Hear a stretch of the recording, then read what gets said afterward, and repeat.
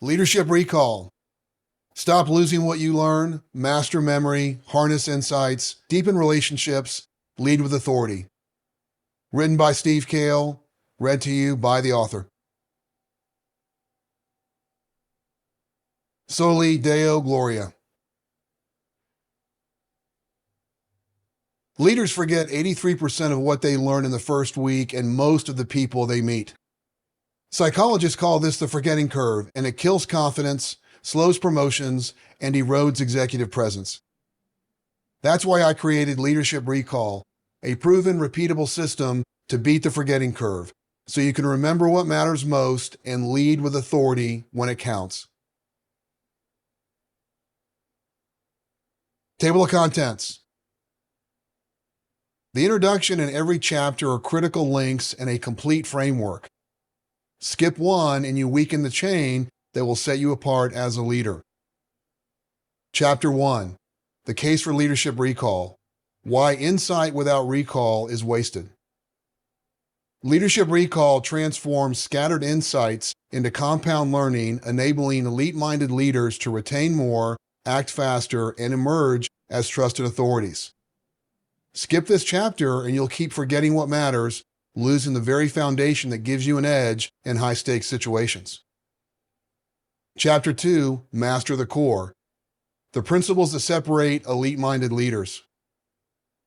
Leadership Recall isn't just a system, it's a mindset built on operating principles that sharpens your edge and prevents the slow drift into career decline.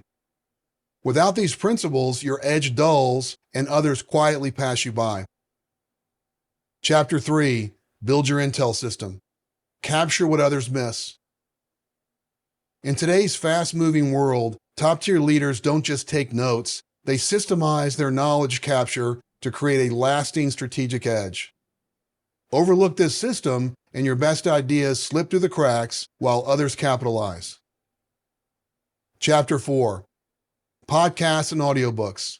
Turn daily rhythms into a learning advantage. Elite-minded leaders tune their audio learning rhythms to uncover a stream of actionable insights. Miss this approach and hours of listening slip away without anything that sticks. Chapter 5. Videos and webinars. Turn screen time into a strategic edge.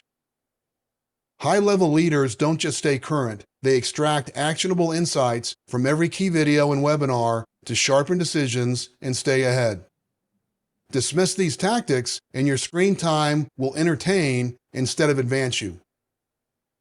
Chapter 6. Really Simple Syndication, RSS. Build an automated high-signal system. High-performing leaders avoid noise. They engineer automated content feeds that surface what matters before it goes mainstream.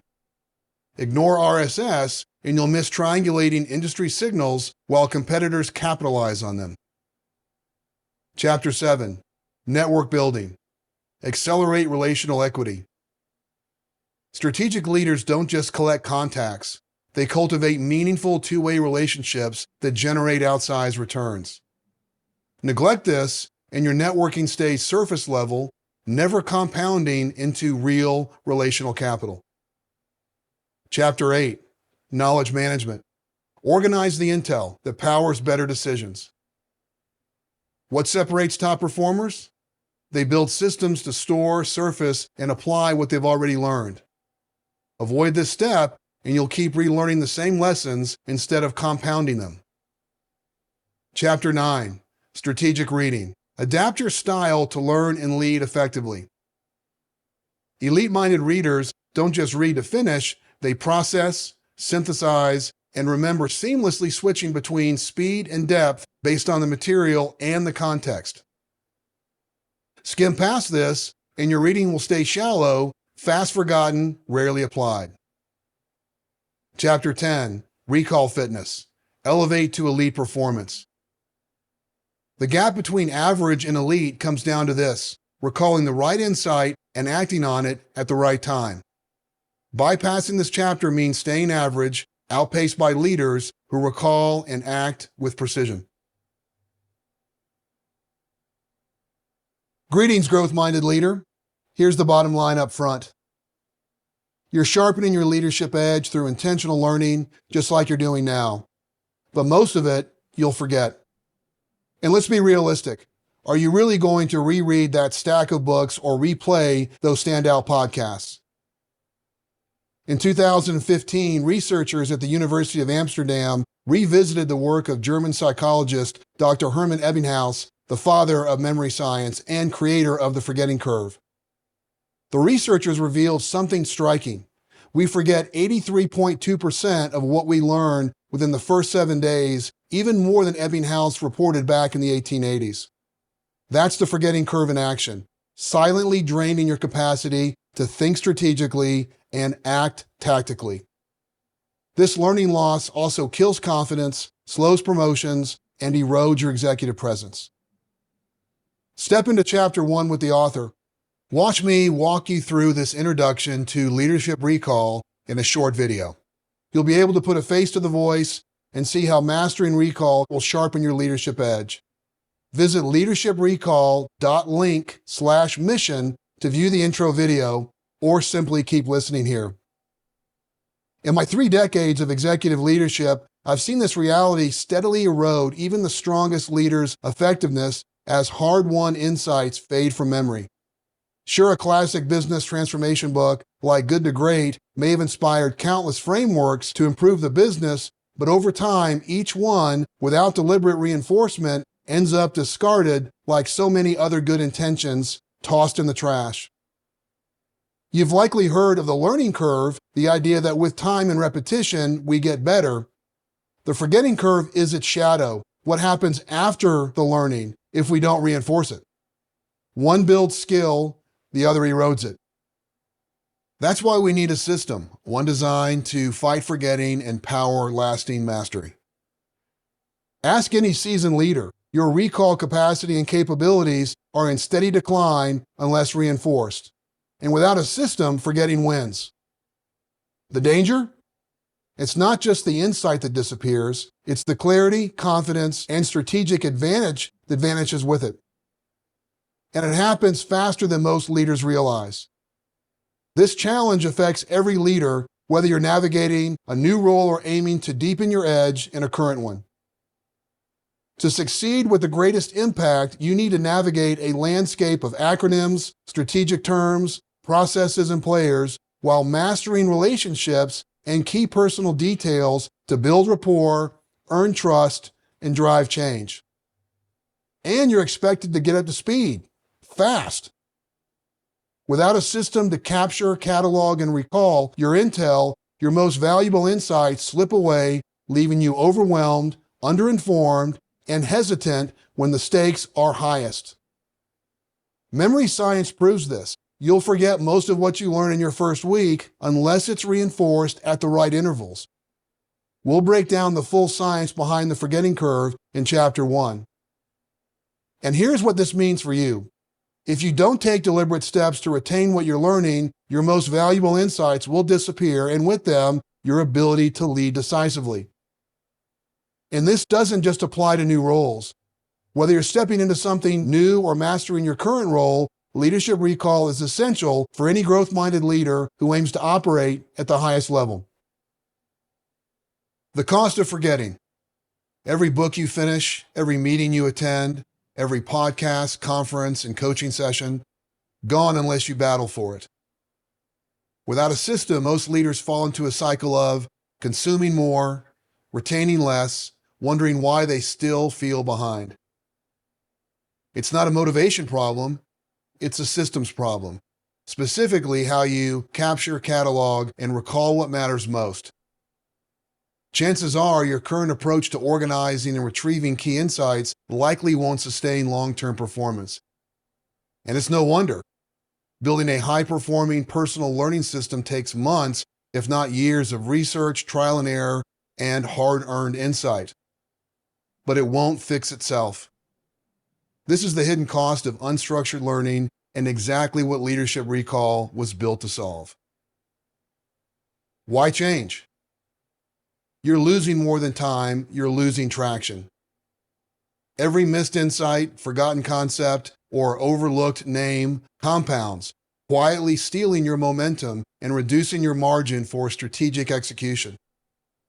If you're a leader who values growth, mastery, and competitive advantage, there's only one move: seal the leak. Why change now? The longer you wait, the more growth you lose. The faster you act, the faster you accelerate and pull ahead. Leadership Recall helps you install a system to retain, recall, and act on what matters most. That's where Leadership Recall begins. A few key actions designed to lock in, compound, and change the way you lead. Why Leadership Recall? Leadership Recall is a system for retaining high-value learning and applying it with speed, clarity, and tactical precision. It equips you to capture key insights from real-world experiences and continual learning. Catalog them in a structured, searchable way. Recall them when it counts so they convert into action. Reallocation over addition. Leadership Recall isn't always about carving out massive new blocks of time. It's about reallocating how your existing learning time is invested. For some, total learning time may need to increase to reach new heights, but for many, the breakthrough comes from being just a little more intentional and a little more disciplined. Small, targeted shifts yield outsized results. Now, this is your mission, should you choose to accept it. Master a system that protects your ability to learn, retain, and lead at the highest level. Influential leaders love to learn, but without a strategy, even the best learners get ambushed by the forgetting curve. That ends here. The adventure ahead. This book uses a proven 8-part system to structure its content, one that will focus your thinking, deepen your recall, and elevate your leadership if you put it into practice. But this isn't just a book. It's a performance engine for your mind, one you build, refine, and rely on to deliver clarity, speed, and impact long after you turn the last page. It follows a logical, step-by-step process that's simple to start, easy to follow, and built to deliver results quickly. You don't need to master it all at once, just take the next step forward. While the system is accessible by design, it's built for those who want more. If you're wired for excellence, you'll discover advanced concepts, proven mental models, and both strategic and tactical guidance. Along with hand-picked tools, these elements combine to reward the top-tier leader willing to go further. The system is designed to flex. Whether you're a minimalist who wants to master just the essentials, or an optimizer ready to stack layers of strategic nuance, you'll be able to customize it to fit your learning style, pace, and professional context.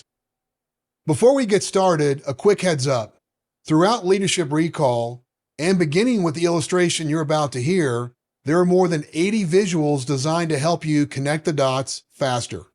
You can access all of them anytime in the companion PDF at leadershiprecall.link/resources. Here's the Leadership Recall Roadmap illustration with the first foundational milestone: understand the why. Each step builds momentum. Each chapter includes frameworks, tactics, and workflows backed by real-world application and years of refinement. We'll go deeper into the system's origin and purpose in Chapter 1, the case for Leadership Recall. Who it's really for. Before we dive into the system, let's be clear on something else. Who this is really for. Not every leader is ready to build a system like this, and that's okay. But if you're wired for growth, driven by impact, and serious about sharpening your edge, keep reading. The Leadership Recall system is for the leader who refuses to fall behind, the one who shows up with purpose, knowing that continual learning is the real edge. Does this resonate? Today, I will outperform others by outlearning them, by mastering the ability to gather intel and synthesize knowledge to become a more effective leader. If that resonates, I wrote this book for you. Whether you lead a team, run a company, serve in a fractional role, or simply want to grow in your impact, Leadership Recall gives you a durable, repeatable system to sharpen your mind and multiply your influence. What you can't expect.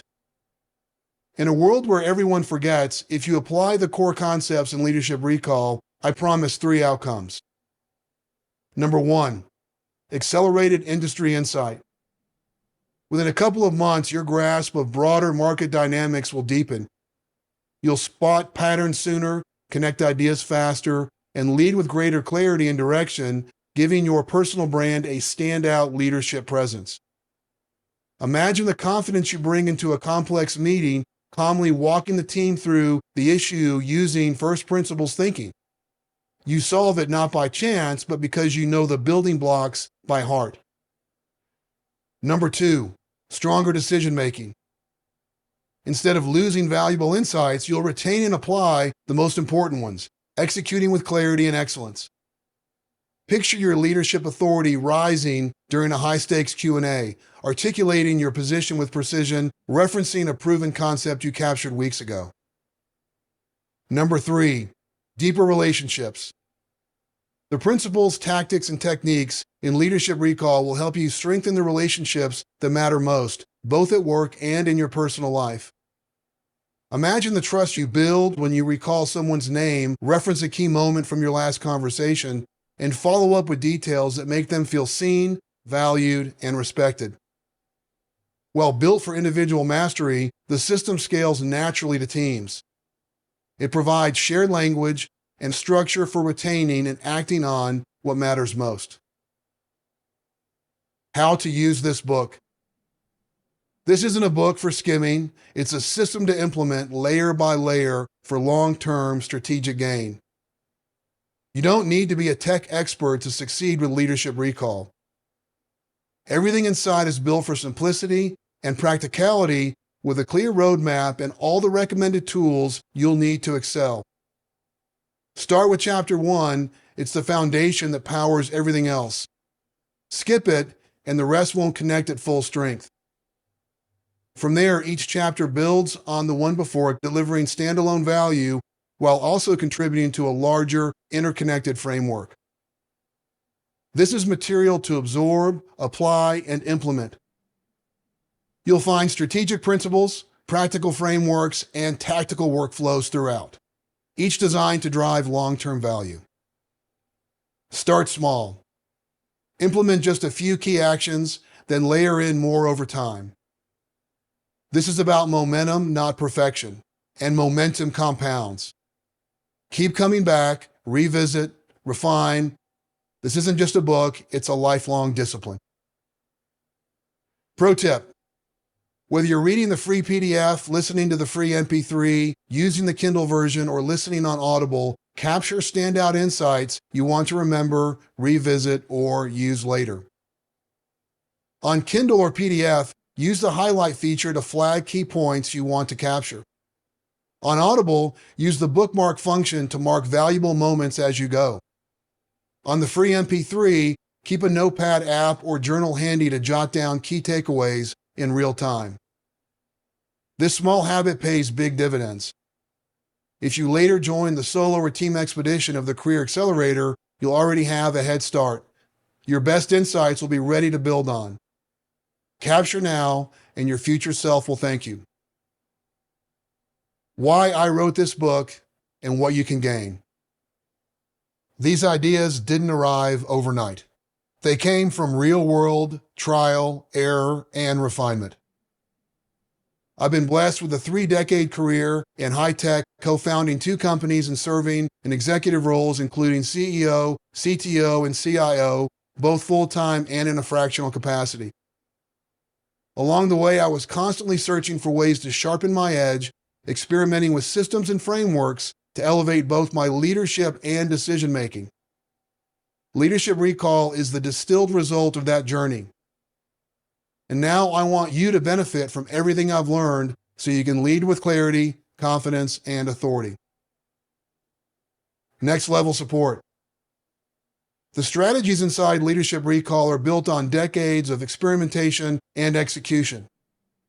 Inside this book, you'll find 80+ visual illustrations, template examples you can model, recommended free tools to help you implement what you're learning. Want to go further faster? There's a deeper learning experience available whether you prefer self-paced training, guided office hours, or live cohort intensives. If you're an aspiring leader who values structure, accountability, and acceleration, these next steps are waiting when you're ready. And when the time comes, the next level of leadership excellence is within reach. Final encouragement. I'm honored to be part of your journey, and I look forward to being a trusted resource as you bring Leadership Recall to life, capturing, cataloging, and recalling the intel that sharpens your leadership. Your Leadership Recall journey starts now because high-performing leaders don't wait for the future. We earn the right to lead with authority, one intentional step at a time. Let's get started. A note on authorship and recommendations. While I used AI tools to help tighten phrasing and polish drafts, I developed all the core ideas, stories, and frameworks in this book from hands-on experience. Throughout these pages, you'll find references to both free and paid tools, each one selected because it delivers standout value for world-class leaders. I only recommend what I use or would confidently stand behind. If it's included, it earned its place in the high-performance workflows you'll learn inside Leadership Recall. All the tools I mention are free or very affordable, well within reach for anyone serious about growth. Some of these links may be affiliate links, which means I may earn a small commission if you choose to purchase them at no additional cost to you. That said, my approach is simple. If I recommend something, it's because I believe it will help you lead better and move faster. Speaking of links, you'll hear me mention a lot of them throughout Leadership Recall. Every link is handpicked and uses the leadershiprecall.link domain, so instead of .com, it's .link. After that, just add a / and the keyword I mentioned, and you're there. For example, leadershiprecall.link/resources is where you can grab the no-cost Leadership Recall bonus materials. Finally, do you have an idea to improve this book? I'd be grateful to hear it. Also, if Leadership Recall helps you lead better, learn faster, or think more clearly, I'd love to hear your story. It may shape a future edition or encourage someone else to begin their journey. Send your thoughts to steve@leadershiprecall.com. Disclaimer. The tools, services, and links mentioned in this book are provided for your convenience as recommendations only. I make no guarantees and assume no liability for their use. Please perform your own due diligence and comply with your organization's policies. Now let's dive into the case for Leadership Recall and why it's mission critical for those aiming to lead from the front. Chapter 1, the case for Leadership Recall. Why insight without recall is wasted. Leadership Recall transforms scattered insights into compound learning, empowering elite-minded leaders to retain more, act faster, and emerge as trusted authorities. 3 reasons to fully dive into this chapter. Number 1, commit to the pursuit of elite. True leadership excellence isn't just about hitting milestones, it's about pushing beyond what's measurable to chase that next ridgeline. Without small, consistent improvements and the building of strategic knowledge systems, you risk stalling while others pull ahead. Number 2, unlock the competitive edge of knowledge capture. Discover how systematic learning and retention create compounding value that sets you apart, while most leaders by default slowly lose hard-won insights, stalling their career progression. Number 3, leverage the network multiplier effect. See how purposeful tracking of personal details transforms casual connections into meaningful relationships. Skip this, and you'll watch opportunities slip away to leaders who manage relational intelligence better. Let's frame up our learning journey. Step by step, we're embarking on a learning adventure, unlocking 8 key milestones along the way. Before we dive in, a quick note. Throughout Leadership Recall, and starting again with this roadmap illustration, You'll hear references to more than 80 visuals designed to help you connect the dots faster. Every one of them is included in the companion PDF at leadershiprecall.link/resources. As noted in the Leadership Recall Roadmap illustration, our journey begins with milestone number 1, understand the why. This pivotal first step builds a sound foundation, offering clarity and purpose to support a transformative shift in your career. What is the mindset behind Leadership Recall? The introduction to the book lays the groundwork for this pursuit. If you haven't read it yet, I encourage you to go back. It's packed with essential insights that will amplify what you gain from this chapter. Ready? Let's change your career trajectory. As we begin this adventure and look ahead to the roadmap shaped by over 385 hours of focused writing, know this: it has been a joy to create this book for you. I hope it brings lasting value to both your professional edge and personal growth. Let's take our first step with a foundational question. Why is Leadership Recall essential for a growth-minded leader, and what mindset does it require? Here in Austin, Texas, I had the privilege of hearing former Navy Special Warfare Officer and CEO of TRG Ventures, Clint Bruce, speak at my church, Austin Ridge Bible Church. One of his insights stuck with me. He described a simple but powerful framework. In any endeavor, you can be one of 5 things: bad, average, good, excellent, or elite. For some reason that hit me. I was immediately drawn to elite. Bruce elaborated. I prefer a life that bounces somewhere between excellent and elite. You can measure excellence, you can quantify it, you can reach certain milestones, hit a certain speed, but elite? Elite is this kind of mythical Camelot, just that next ridgeline. Most of us naturally strive for excellence, but what about elite? Are you willing to push beyond what's measurable and chase that next ridgeline? Here's why this matters. Understanding why recall is essential is only half the battle. To make that why meaningful, it must fuel action. Action aimed at becoming more than just good. That's where the pursuit of elite comes in. Leadership Recall doesn't just help you retain information, it equips you with the mindset and system to transform that information into the kind of insight-driven performance that sets elite leaders apart. Elite-minded leaders are the ones who out-innovate and outperform everyone else because they fly at a higher altitude, seeing what others don't and moving before others do. This is where Leadership Recall begins, equipping you with the mindset and system to reach your next level in leadership. Your path to elite. Some choices shape the trajectory of our careers, and this is one of those pivotal moments. Becoming elite isn't about perfection, it's about being just a little more intentional, a little more disciplined than the rest. It starts with a mindset, a commitment to getting 1% better every day. Through the power of personal compounding, a 1% daily improvement will place you among the top performers. As Sean Aker highlights in The Happiness Advantage, the ancient Greeks defined happiness as the joy you feel moving towards your potential. That's the heart of elite leadership, not just achievement, but the satisfaction found in steady, focused progress. In that light, with Leadership Recall, you'll learn how to delight your future self, turning today's disciplined, intentional actions into tomorrow's breakthroughs. The key?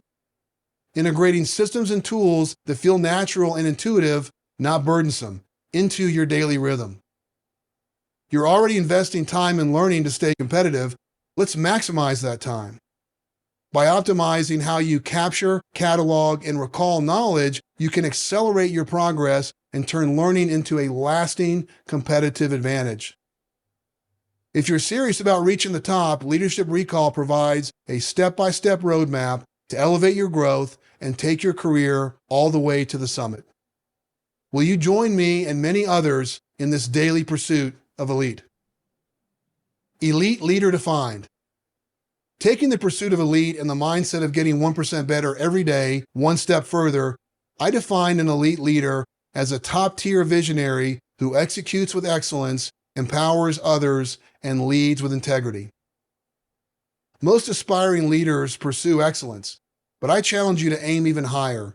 Strive for elite, the pursuit of becoming world-class in your field. While breakthroughs happen, true mastery comes from consistent, incremental improvements, refining your craft systematically. Over time, this quiet momentum compounds, creating a lasting career impact and setting you apart as a top-tier leader. Where do you see yourself in the journey? Maybe you're in the early stages of your career looking for proven ways to stand out, or perhaps you're a seasoned leader ready to reach the next level. Wherever you are in your journey, it would be an honor to be part of your success. So who is Leadership Recall really for? In summary, Leadership Recall is for high achievers in pursuit of elite, those determined to break through barriers and lead at the highest level. Are you ready to elevate and execute at a higher level? If so, let's get to work. The why behind Leadership Recall. Which of these two physicians would you choose, both with 17 years of experience? Option 1, a physician who mainly learns from their practice with little external learning-based growth over 17 years. Option 2, a physician who has grown and learned each of the 17 years, drawing from their practice and regularly from the wisdom and knowledge of the global medical community. I believe most would choose option 2. After all, for our health, we want a physician who stays current with medical advancements and discoveries that could benefit us. In order to compound our growth each year, we need to study and tune how we learn and how to best capture and harvest our insights. Being an avid learner isn't just a nice to have, it's a leadership necessity. In a world of constant change, those who love to learn consistently lead the pack. To avoid getting left behind, this process will allow us to thrive and break away from the competition. As leaders in full pursuit of elite, certain mindset shifts are required for executing with excellence. Next mindset shift, learning as a privilege. In the last section, we explored what it means to adopt an elite mindset, pushing beyond excellence to reach that next ridgeline. Now, let's add another layer. How do you perceive learning? Is it something you look forward to? What if we began seeing learning in a different light? From special warfare to key insights. My oldest son spent over 2 years battling his way into the special warfare community. He joined the 1% of the 1%, where only 1% of Americans serve in the military, and of those, just 1% qualify for special warfare. By God's grace and with the help of many, he made it. Today he serves as a Tactical Air Control Party, TACP, specialist in the Air Force, responsible for calling in close air support on the battlefield. Some would say TACPs are the most powerful warriors in combat, trained to bring the full might of the U.S. Air Force into the fight. If you're curious, one of my favorite 1-minute videos about TACPs is here, leadershiprecall.link/TACP. Before earning his black beret, my son knew exactly what he was getting into. He understood that elite physical conditioning was non-negotiable. I have benefited from his fitness knowledge throughout his journey and even now. He constantly shares valuable training insights, but one particular lesson created a complete mindset shift for me. This stopped me in my tracks. Do you want to know what it was? My son found an online coach, Greg Doucette, whose insights he respected. One video in particular changed his perspective. Doucette challenged viewers to stop seeing exercise as punishment and start recognizing it as a privilege. When he shared the video with me, the message hit instantly. I didn't view exercise as punishment, but I sure saw it as a chore. Yet that simple shift in perspective, the idea that exercise is a privilege, changed how I approached my fitness routine. Learning, chore or privilege? Now let's take the same insight and apply it to learning. How do you perceive learning? Is it a burden, a chore? What if we saw learning as a privilege instead?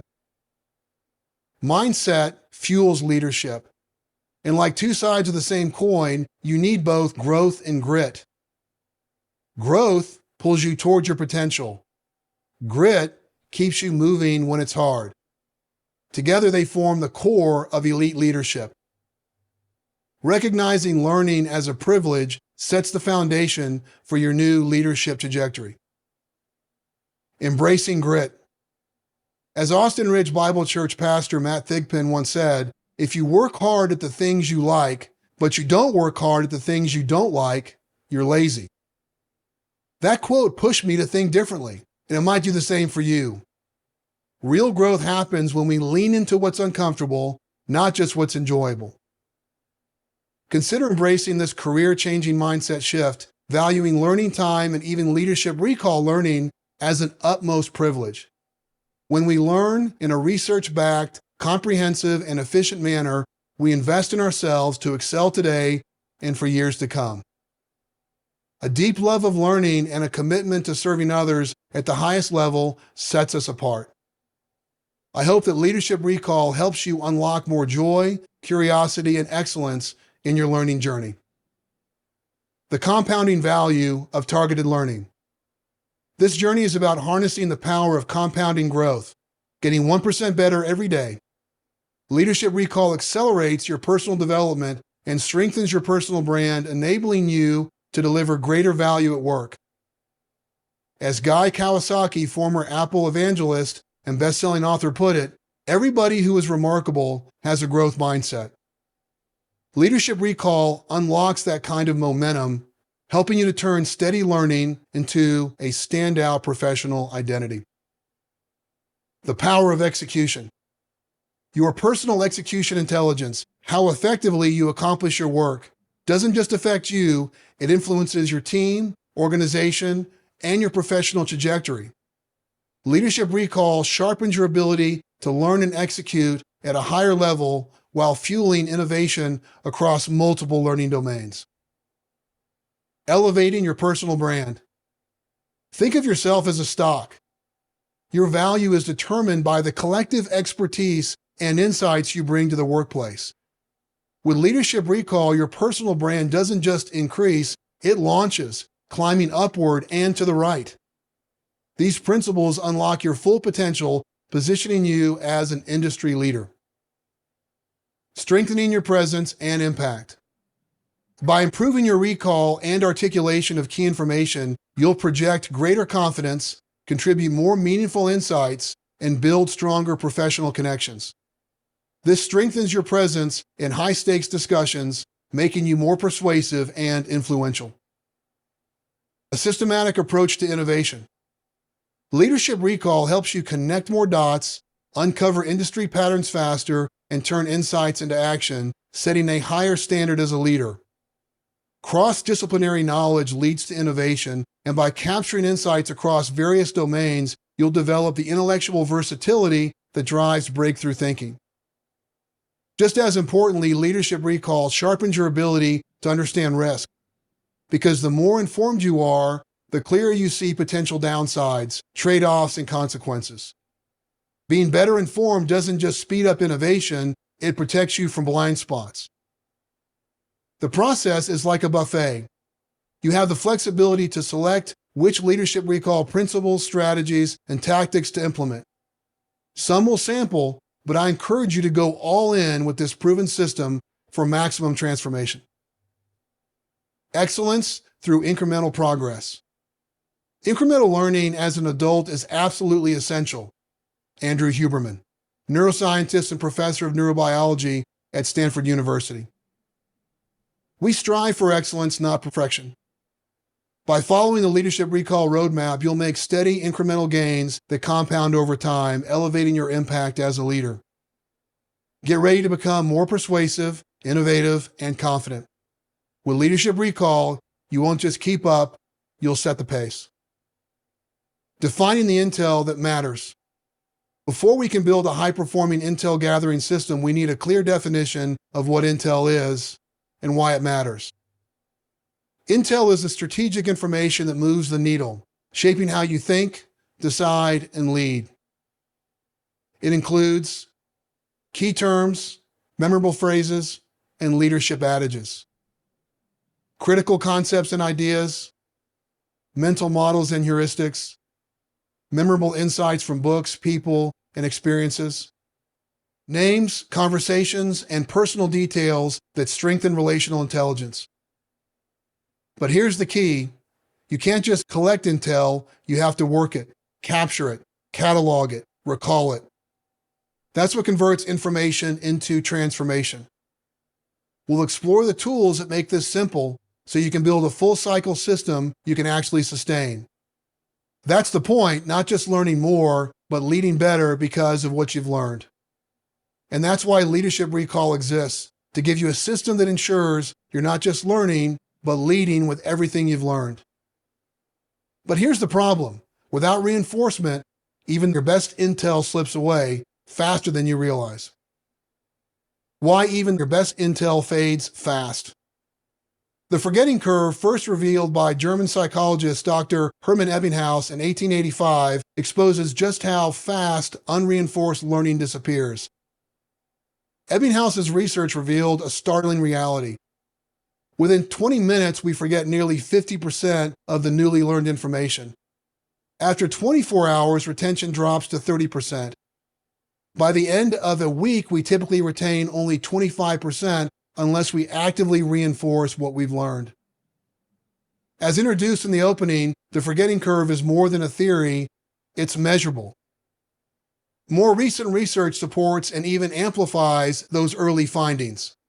As this research confirmed, we lose 83.2% of new knowledge within 1 week. The key takeaway?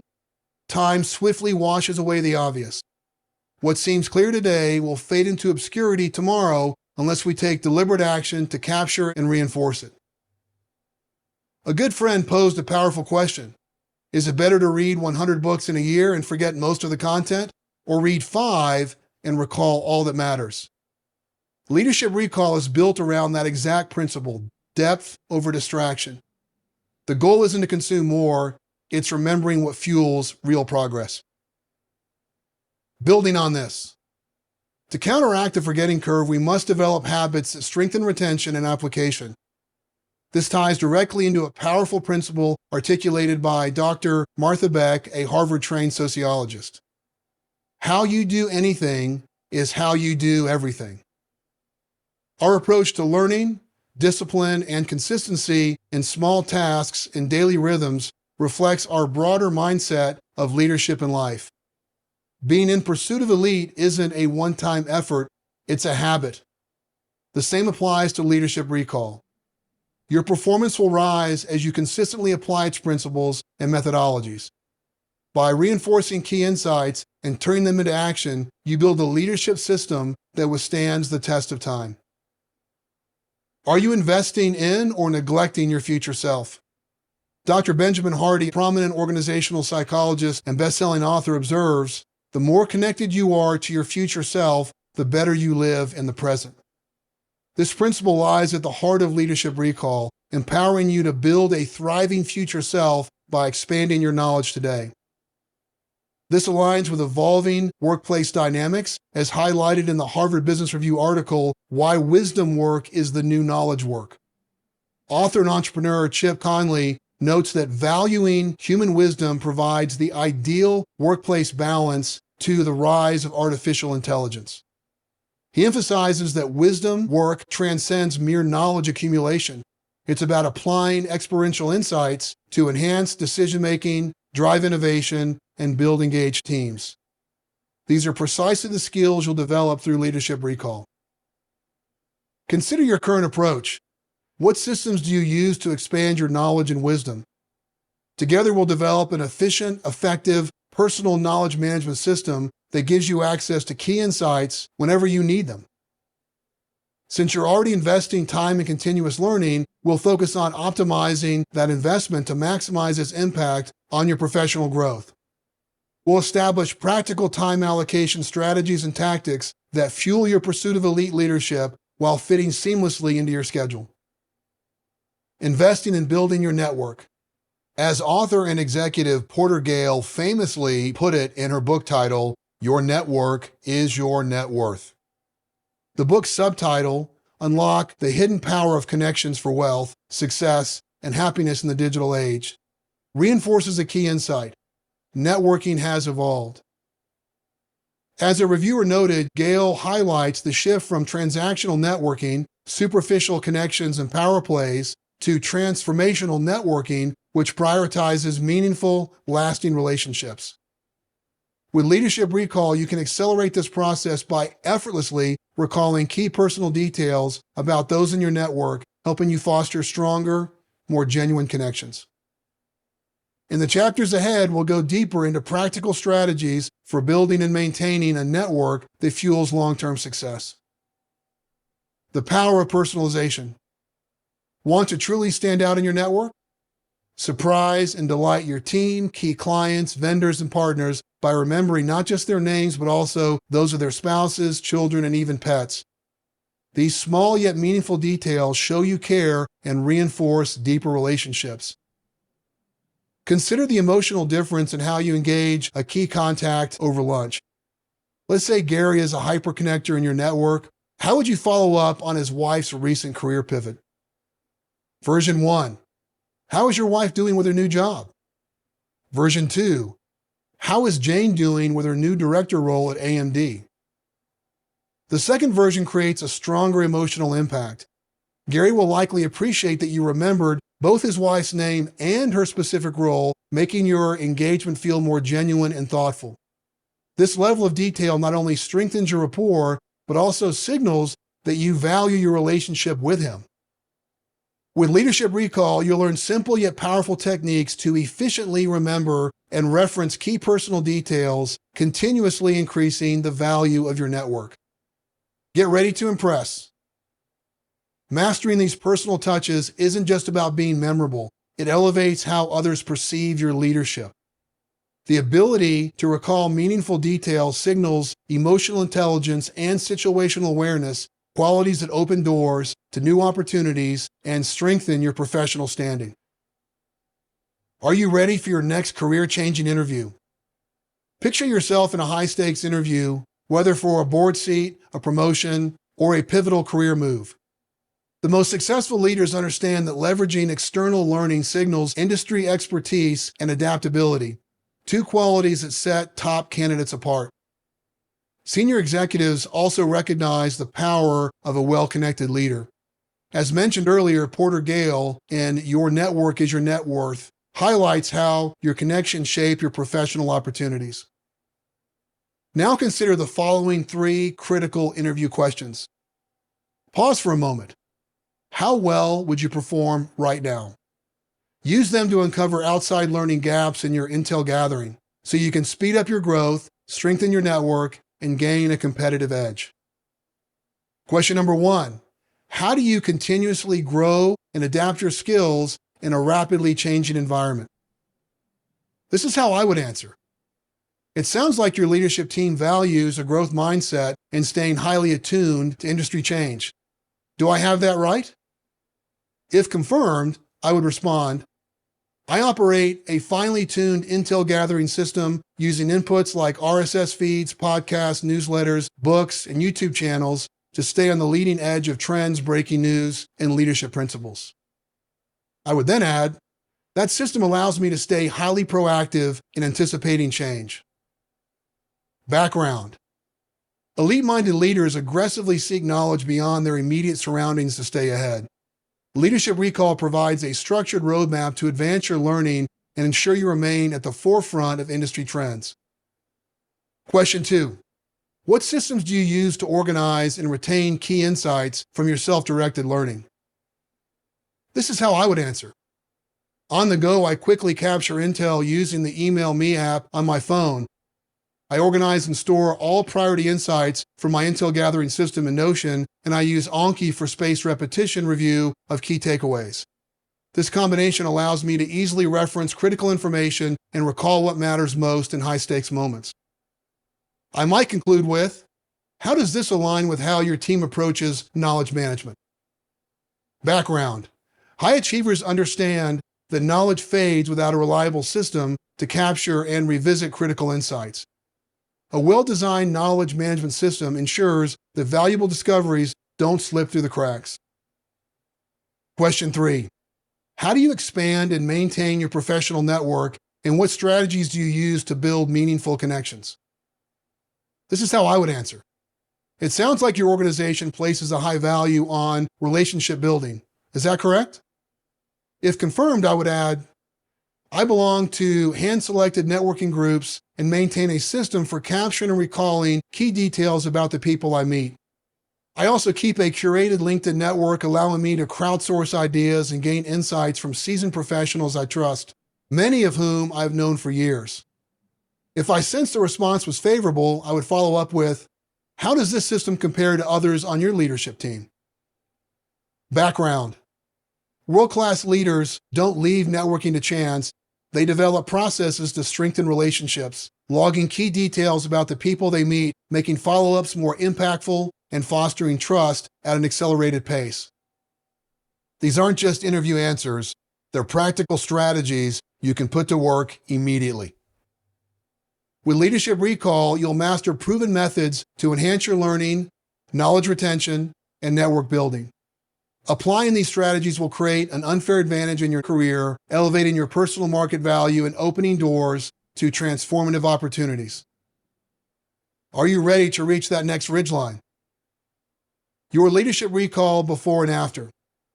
Next, let's explore 3 key attributes that shape the Leadership Recall experience. These elements equip you for high-stakes discussions, ensuring you enter with confidence, credibility, and the ability to lead effectively. Visualizing your before and after state. Now regarding the before and after illustration, visualize a transformation, moving from your before state, marked as 1, where recall is inconsistent, to your after state, marked as 2, where you effortlessly retrieve critical insights, names, and innovations exactly when you need them. Industry trends, facts, and figures.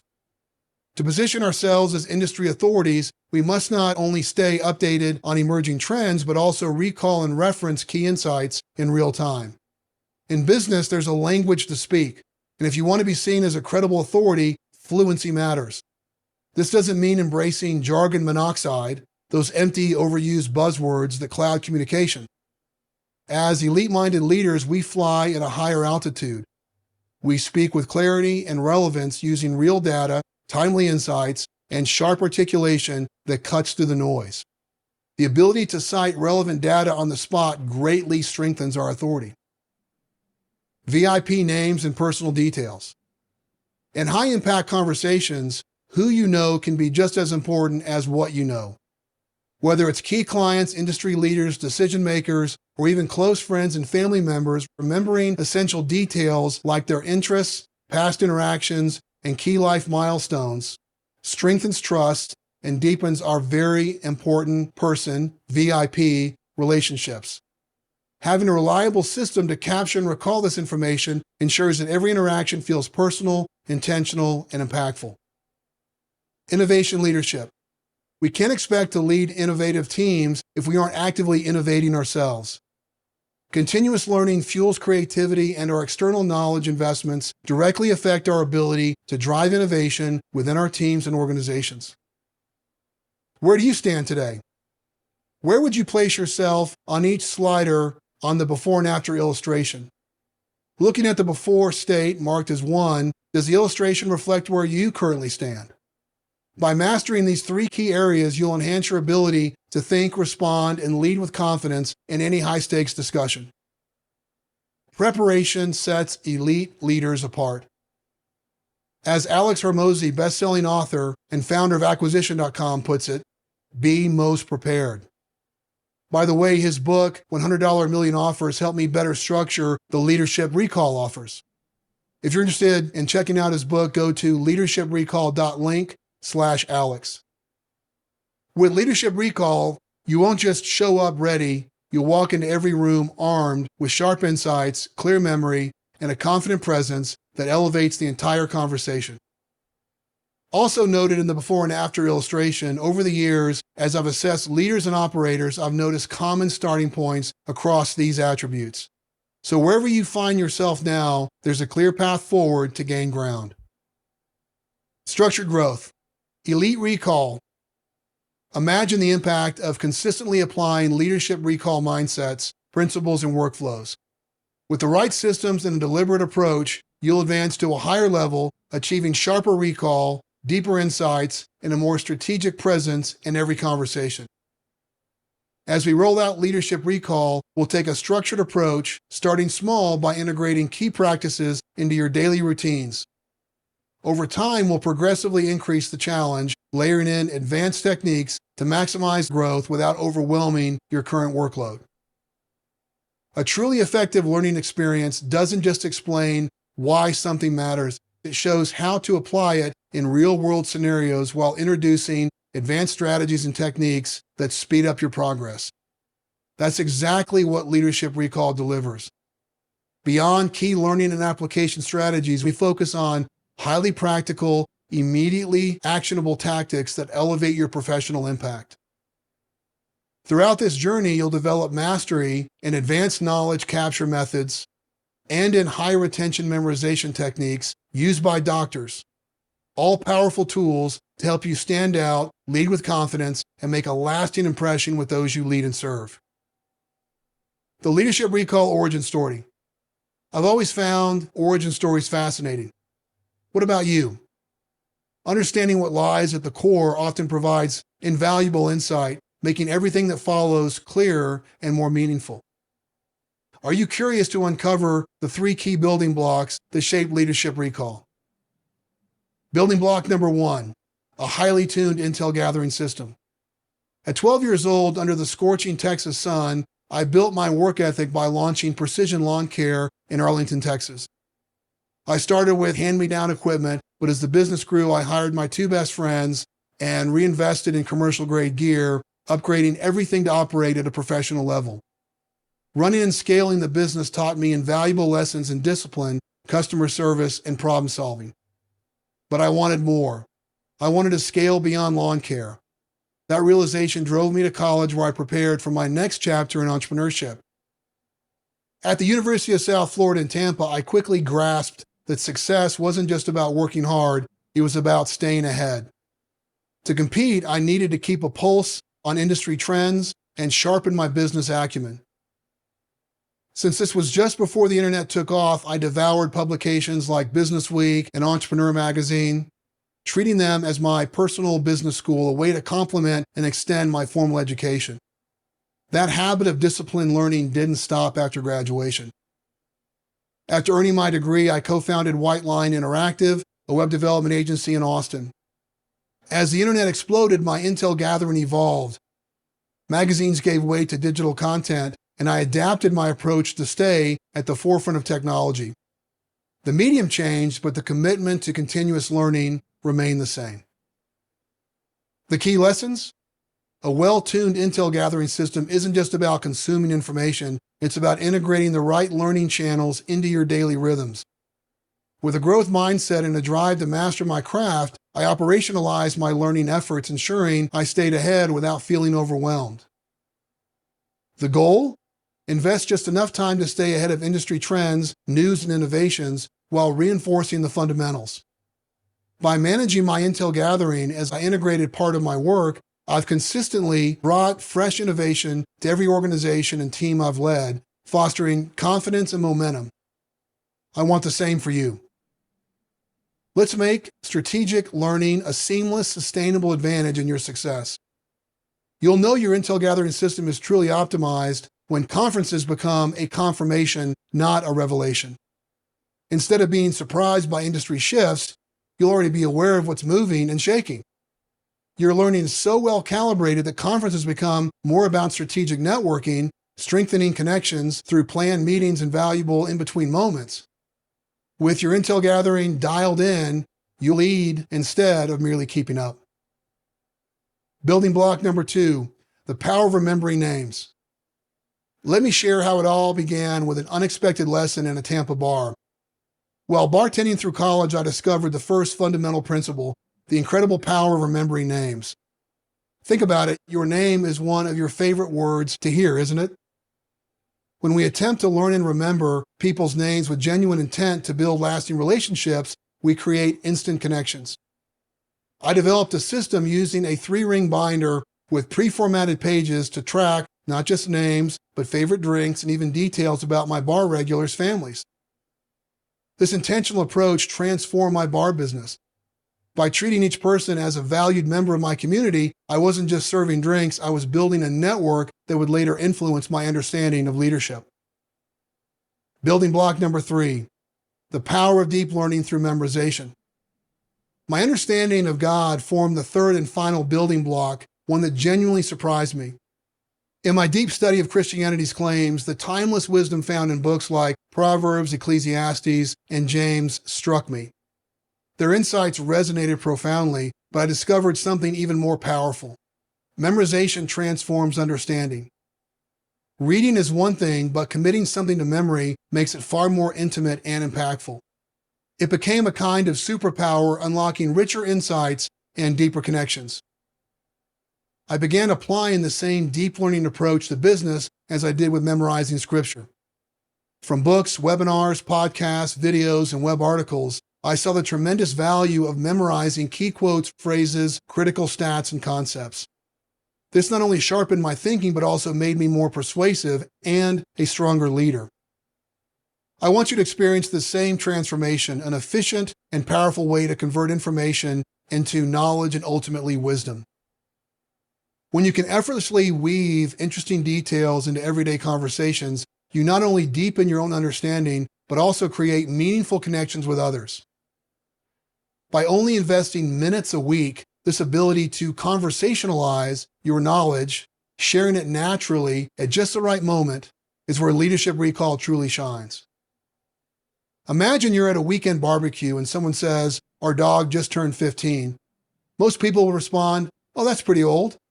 But with leadership recall, you lean in and say, "That's getting up there in years. I'm a dog lover myself, so this one stuck with me." The longest verified lifespan of a dog is Bluey, an Australian cattle dog from Australia who lived 29 years. She spent most of her life as a working farm dog, reportedly eating simple farm food rather than the processed dog food we use today. Stories like that can spark conversations about how environment, lifestyle, and nutrition influence longevity. That moment, when you weave in a surprising, well-remembered fact, is exactly what leadership recall is about, turning everyday exchanges into meaningful connections. This precise recall transforms a passing comment into a memorable conversation about longevity, nutrition, and pet care practices around the world. This is leadership recall in action, turning everyday interactions into opportunities for meaningful connection while naturally establishing yourself as someone who pays attention to interesting details. Leadership recall put to the test. I presented leadership recall principles to an international group of sales leaders. When asked what motivates me, I shared 2 key drivers. Number 1, I refuse to become a dinosaur in the workplace or be outflanked by younger, forward-thinking, and ambitious colleagues and peers. Number 2, I'm fully committed to driving a higher level of excellence by combining my years of experience with focused learning. Simply put, I'm in pursuit of elite, committing to getting 1% better every day. How about you? I want you to benefit from the countless hours that went into designing and building this program. This system will help you progress faster, leapfrogging ahead of your competition. I invite you to join me in this pursuit of elite. Now, to help you better understand leadership recall, let me share a challenge in my career that pushed me to put these principles into action. Out of thin air. Years ago, during a casual coffee networking meeting, I heard about a simple prayer from a senior pastor that went something like this: "Lord, will you please just drop things in my lap? I am not smart or wise enough. Today I'm going to rely on you to illuminate my path." I embraced this prayer wholeheartedly, and over time I've witnessed blessings that seem to appear out of nowhere. While skeptics might attribute this to coincidence, my journey walking closely with God and enjoying His presence has convinced me that nothing happens by chance. Yet there's a counterbalance to material blessing. As a wise brother in Christ once told me, the blessing is often found in suffering, as that's when we draw closest to God and experience His power, which is made perfect in our weakness. Ultimately, the true measure of blessing isn't always immediately clear. In this fulfilling chapter of my career, I provide fractional, part-time, C-level technology consulting. For those who don't know, C-level refers to executive leadership roles like Chief Technology Officer, CTO, or Chief Information Officer, CIO, focused on high-level strategy and decision-making. Unlike traditional project-based consulting, which is typically short-term and goal-specific, fractional roles involve an ongoing, longer-term commitment where you become an embedded part of the team, providing strategic leadership without the full-time requirement. This approach allows me to make a meaningful impact while maintaining the flexibility to pursue my special projects, most notably Leadership Recall, a key component of my Elite Operators offering. My love for the intersection of people, productivity, and technology explains my work, which is summed up on a billboard stating human-centered, technology-enabled, operational excellence. Not too long ago, just as I wrapped up 2 projects, 2 fresh opportunities appeared unexpectedly and simultaneously. Both roles came with a twist, a stretch assignment as a fractional CIO, Chief Information Officer, for 2 highly respected organizations. To zoom out over the past 2.5 decades, my journey, ranging from co-founding and leading 2 companies as CEO to delivering fractional services, has always centered on technology and operational leadership anchored by a robust IT foundation. Embracing the blessing of these new fractional CIO challenges meant I had to deepen my mastery of cybersecurity and IT governance. I set out to build a dynamic intel gathering system that would keep me at the forefront of IT. I had to put Leadership Recall into action. Before diving in, I fine-tuned my intel gathering. I scoured top IT sources across multiple channels, RSS feeds, podcasts, and YouTube to create a strong learning foundation and stay ahead. To quickly grasp new IT terms and concepts each week, I also bolstered my memory system since IT has its own language. The result? Guided by the principles of Leadership Recall, I am committed to delivering ever greater value through both strategic and tactical thinking. By staying ahead of emerging threats and technology trends, especially amid AI's rapid evolution, I strive to continually earn the trust of clients who depend on my expertise. With these key moves, Leadership Recall provides you with a step-by-step playbook to strengthen and elevate your personal brand to take on whatever challenge is in front of you right now. Let's see it in action. Before we dive into strategies and tactics, let's look at how I applied Leadership Recall principles in my 2 new fractional CIO roles.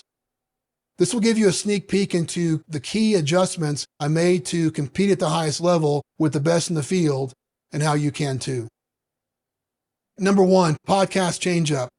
Since I dedicate a significant portion of my outside learning time to podcasts, I immediately sought the top IT podcasts, carefully listening for hosts and interviewees, recommending other high-value shows. If you're building a curated list in a specific area, start with major AI platforms like ChatGPT, Gemini, Claude, and Perplexity. Perplexity, for example, shows its sources while the others allow you to request citations. Evaluating the credibility of these sources helps you gauge the strength of the recommendations. Ask for a prioritized top 10 podcast list in your field of interest. Then compare the results, identify common recommendations, and start experimenting from there. By filtering out the mediocre, I quickly built a balanced foundation of trusted podcast sources that keep me sharp, alert to the latest threats and breaking news, while deepening my understanding of new trends and best practices. This continual knowledge flow directly strengthens my client security postures. For example, additions to my podcast lineup include CyberWire Daily, offers a comprehensive snapshot of emerging security threats. Security Now dives deep into vulnerabilities, breaches, and best practices. Threat Vector delivers thought leadership and analysis on today's most pressing threats. These and other curated podcast sources help me stay ahead of the curve while actively distilling key insights. I share these takeaways with clients and peers, fostering collective wisdom and helping prioritize critical initiatives. In the upcoming chapters, we'll go deep into podcast tactics that will help you advance your executive presence. Number 2, RSS additions. Really simple syndication RSS is a powerful web feed format that lets you create a customized online magazine. Instead of manually visiting multiple sites, RSS automatically pulls the latest content into a single, convenient feed available on your schedule. To deliver top-tier insights to my new CIO clients, I expanded my RSS feeds to include both security-focused and general IT sources. In Leadership Recall, you'll discover how RSS can be a game changer, helping you stay sharp, informed, and ahead of the curve so you're never caught off guard. We'll go much deeper into building an automated high-signal RSS system in Chapter 6 so you can fully integrate it into your intel gathering strategy.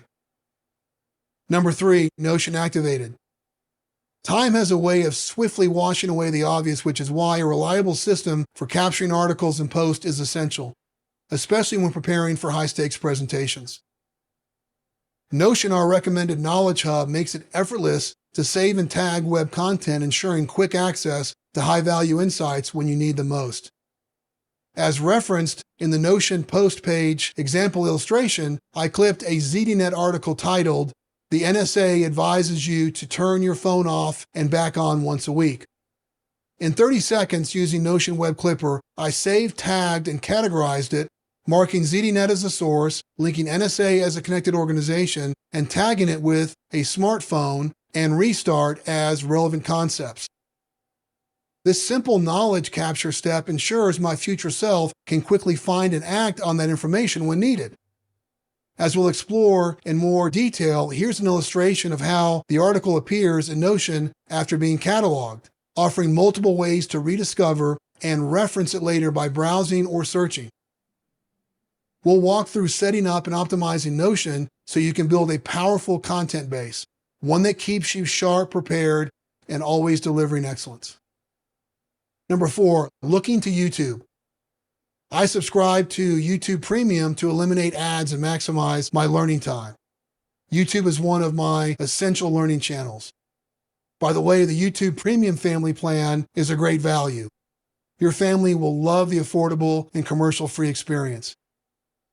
Using AI platforms like Perplexity, ChatGPT, Claude, and Gemini to recommend leading resources, I immediately subscribed, through RSS, to top IT-focused YouTube resources such as Josh Summers' All Things Secure channel to keep my IT awareness sharp.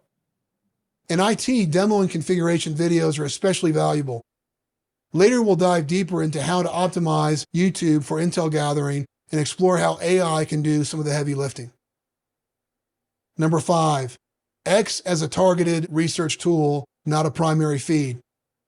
When it comes to social media, X, formerly Twitter, can be a useful tool for targeted research, especially when tracing expert commentary or monitoring breaking developments in real time. While many professionals still value using X to track trends, I found its algorithm noisy and less reliable for servicing focused technical content. That's why I treat X as a reference tool, not a primary feed. I use it strategically, searching for specific threats or expert takes when researching a particular topic. For consistent, high-signal updates, I lean on podcasts in my RSS setup using Feedly, which pulls from trusted YouTube channels and other vetted sources. We'll explore how to use Feedly later in the book. This provides a tighter, algorithm-free pulse on what's emerging across the cybersecurity and IT landscape. Number 6, Recall Fitness.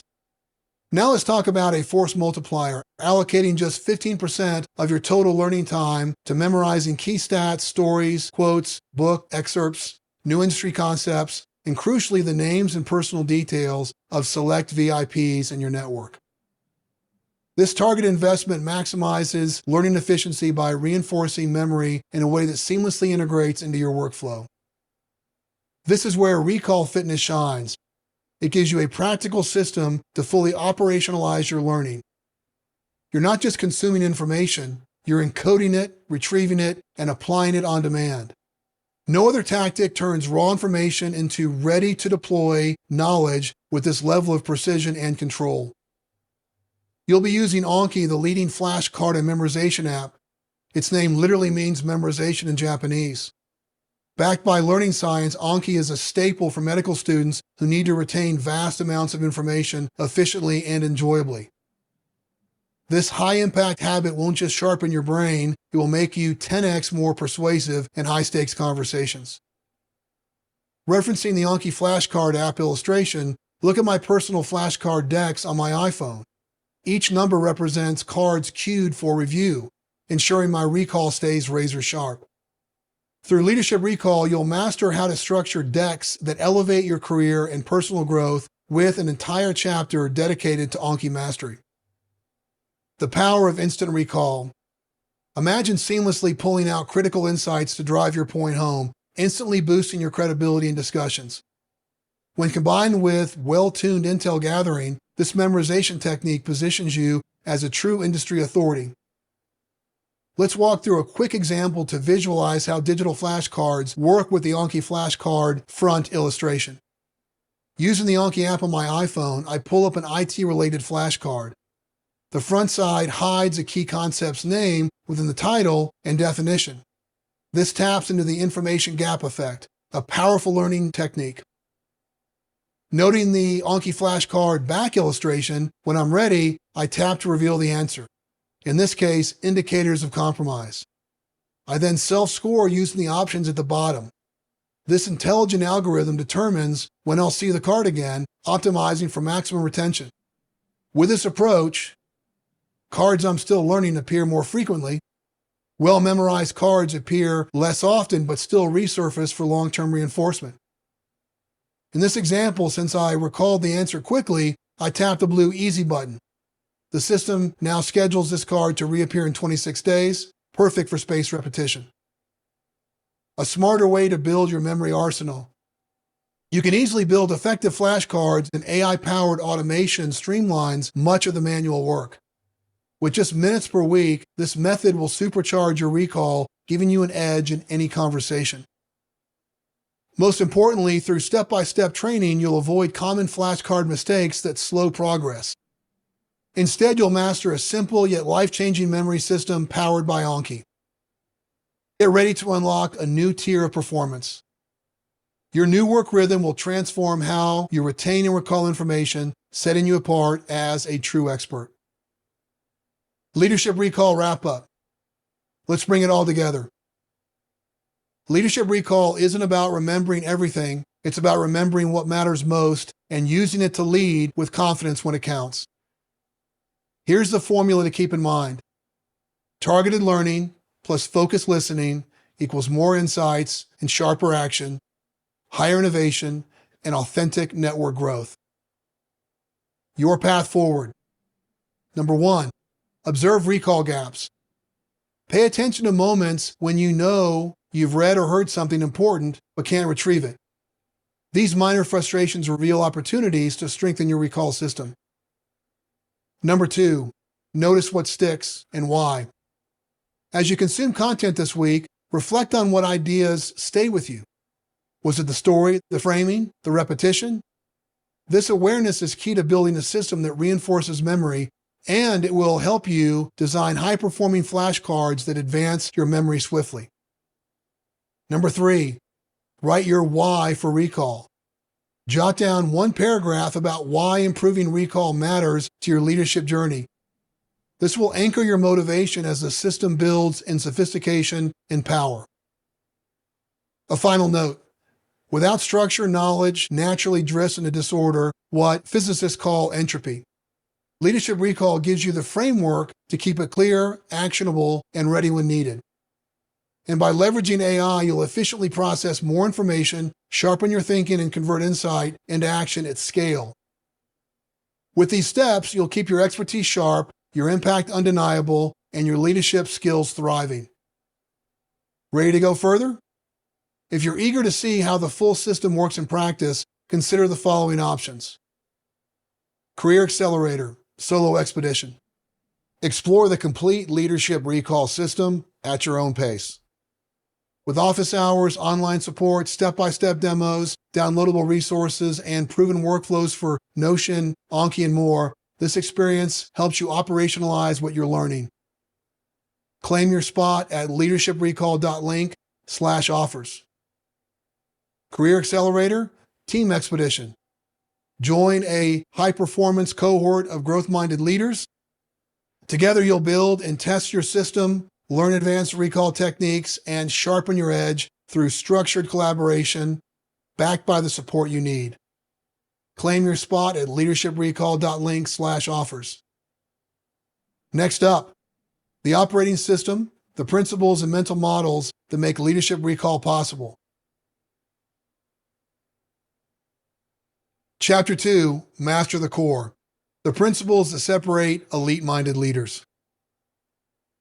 Leadership recall isn't just a system, it's a set of operating principles that sharpen your edge and prevent the slow drift into career decline. Why you should go all in on this chapter. Number 1, develop building block thinking. Use first principles thinking to break complex concepts into foundational elements. This approach is at the core of your intel gathering design, giving you a competitive edge in decision-making and accelerating your career trajectory. Ignore it, and you'll stay stuck recycling surface-level thinking that limits your growth. Number 2, integrate learning into daily life. Discover how to transform everyday rhythms into powerful learning opportunities through the SIF, Sustainable, Incremental, and Flexible Habit Design Framework, ensuring sustainable growth that compounds without wrecking your calendar or requiring radical lifestyle changes. Miss this and your learning will stay sporadic, leaving you overcommitted yet underdeveloped.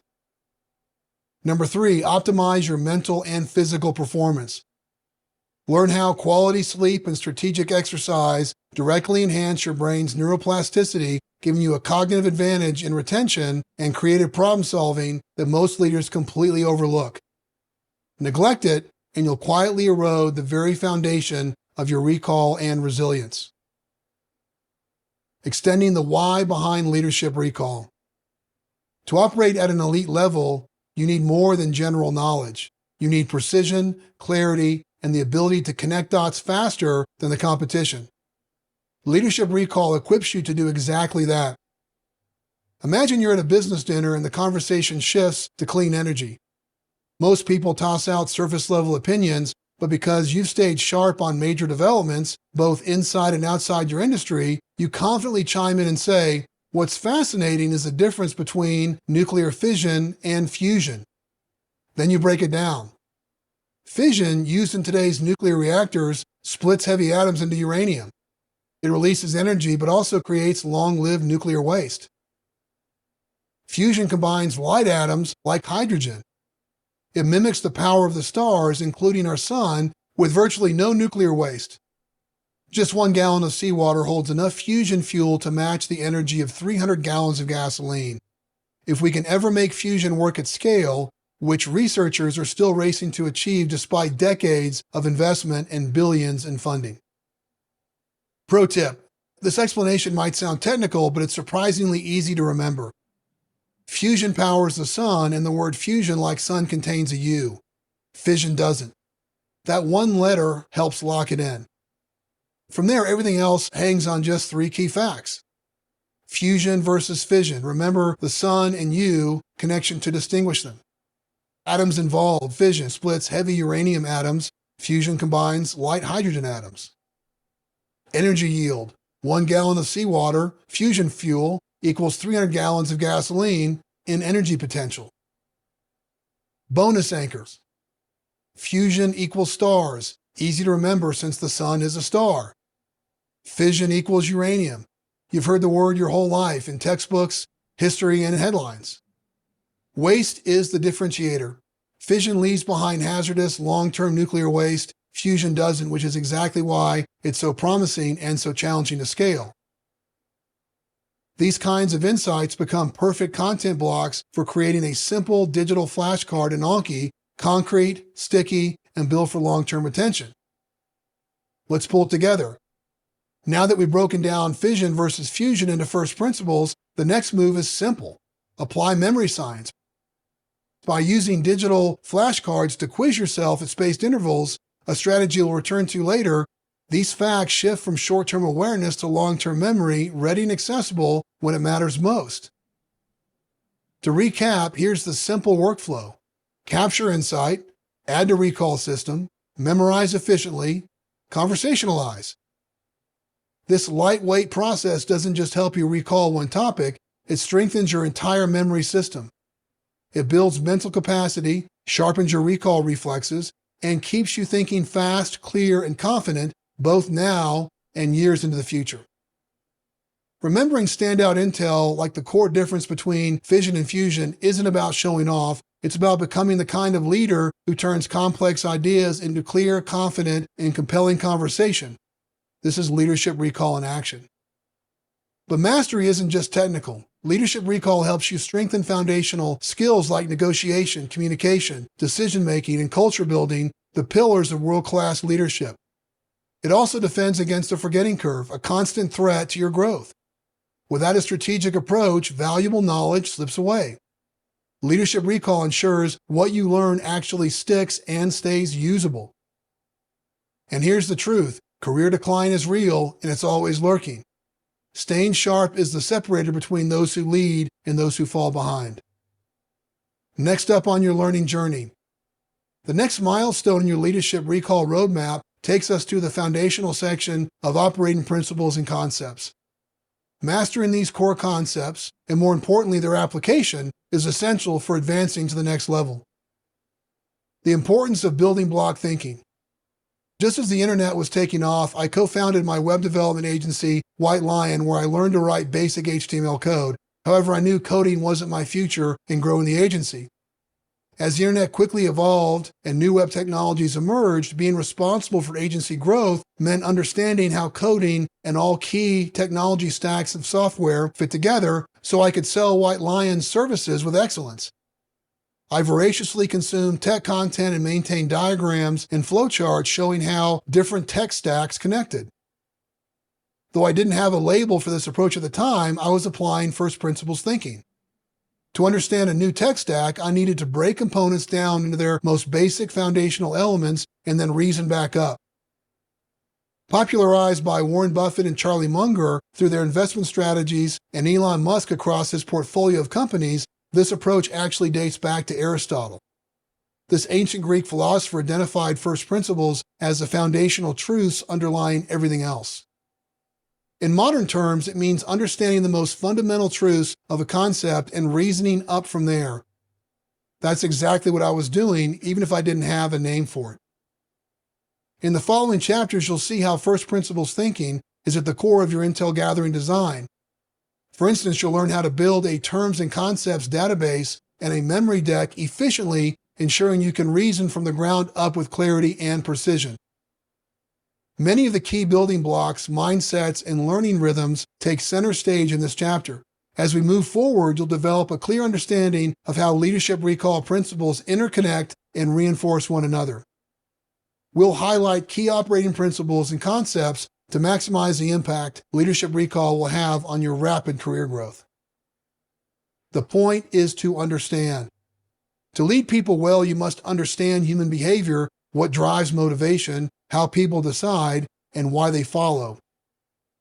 To speak with impact, you must understand what makes a story unforgettable: structure, emotion, and resonance. To write persuasively, you must understand what captures attention and moves someone to action. Knowledge alone isn't enough. As Einstein put it, any fool can know, the point is to understand. That's the heartbeat of leadership recall. To lead with authority, we must seek understanding. Seeking what's new, connecting dots to see the bigger picture, building a concrete, retrievable base of insight, harvesting what matters and applying it at the moment, and outthinking the noise to innovate consistently beyond the competition. Leadership isn't just about what you know, it's about how well you understand and what you do with it. The leadership recall learning mindset. To lead from the front, we must stay immersed in industry developments, anticipating emerging trends before they fully take shape. Each week, we dedicate time to expanding our knowledge, meticulously documenting insights, internalizing key concepts, and memorizing essential takeaways. We also cultivate a strong network with intention, capturing, referencing, and remembering personal details that deepen relationships. To embed intel gathering into your daily life, focus on these three critical habit-building strategies. Number 1, leverage existing habits. Build on what's already working. For example, if you have a habit of listening to podcasts during morning dog walks, layer in a new habit. Spend 3 minutes reviewing and memorizing key takeaways immediately afterward, at least 5 days a week. Number 2, anchor to daily rhythms. Use established routines as launch points. If you regularly watch Netflix after dinner, set a target. 5 days a week, watch at least 15 minutes of learning-based YouTube content before starting your show. Number 3, create new habits. Introduce intentional learning opportunities. Dedicate long drives or select flights to audiobooks, making steady progress on your reading list without disrupting your schedule. By embedded learning into your daily flow, you create a sustainable system for continuous growth. Habit hacking. To speed up your progress, let's tap into the proven power of the SIF habit design framework. S is for sustainable. The best fitness program is the one you stick with, and the same applies to habits. The rhythms you establish with Leadership Recall must be sustainable to ensure long-term success. I is for incremental. Start with a habit target that's easy to maintain. This approach sets you up to gradually stack weight or increase effort over time, making your progress incremental and manageable. F is for flexible. Life happens, so your habits need built-in flexibility. Instead of aiming for perfection, set a target, like 4 out of 5 days, so that even if you miss a day or two, you're still winning. Start by anchoring your new desired habit into a habit chain, a simple way to connect learning behaviors to habits you already follow. If you have a daily commute or a morning exercise routine, layer in a micro habit like getting in 3 minutes of Recall Fitness using your digital flashcards, listening to a podcast, or watching a short YouTube video. This chaining effect taps into a cue action pattern your brain already trusts, making the new habit easier to adopt and easier to sustain. Here's where the SIF habit design framework comes in. Use the sustainable, incremental, and flexible principles as your framework for building these chains. Start with habits that are simple and realistic to maintain, sustainable, increasing the weight, like gradually adding more review time, incremental, and give yourself breathing room for the curveballs of life by aiming for 4 out of 5 days instead of a rigid 5 or 7 day target, flexible. For example, pair your morning coffee with a quick Anki review session before opening email, or use the first minutes after a podcast walk to capture at least one key insight in your knowledge system. These small, consistent actions create a reliable bridge between everyday habits and elite-level recall. By keeping your habits sustainable, incremental, and flexible, and integrating them into habit chains, you'll create lasting momentum, maintain progress, and set yourself up for long-term success. Learning is directly connected with sleep. Let's borrow a few key insights from my Power Band Energy Masterclass to explore the direct link between high-performance sleep and our ability to excel at work. Both REM and deep sleep cycles are essential for processing and consolidating memories, making sense of day's events, and strengthening cognitive connections.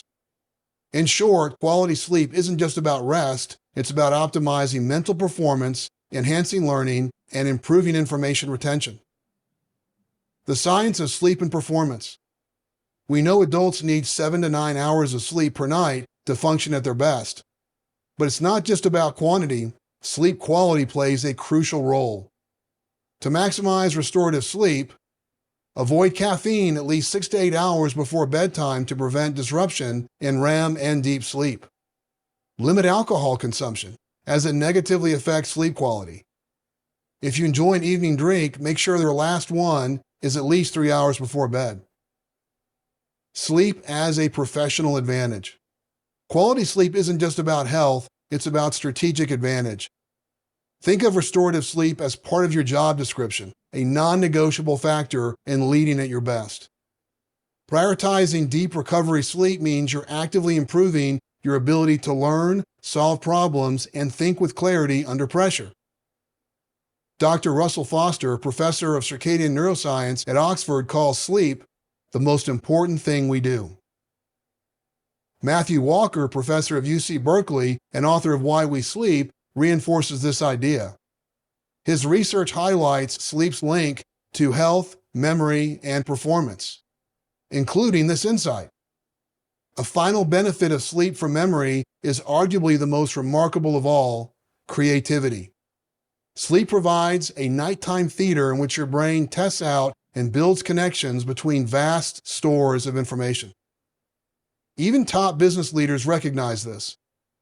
Founder and Amazon executive chairman Jeff Bezos prioritizes 8 hours of sleep, explaining, "As a senior executive, you get paid to make a small number of high-quality decisions. As high-performing leaders, we need both focused learning time and restorative sleep. One sharpens insight, the other locks it in." When you treat quality sleep as a strategic asset, you're not just recharging, you're sharpening your ability to lead, learn, and perform. Exercise, learning, and memory are connected. There's a powerful connection between exercise, learning, and memory. Dr. John Ratey, a leading neuropsychiatrist and author of Spark, the revolutionary new science of exercise in the brain, puts it simply: exercise is the single best thing you can do for your brain in terms of mood, memory, and learning. But why is that? Exercise enhances neuroplasticity. Physical activity promotes the growth of new brain cells and strengthens neural connections, making it easier to absorb and retain information. It boosts brain-derived neurotrophic factor, BDNF, often called miracle grow for your brain.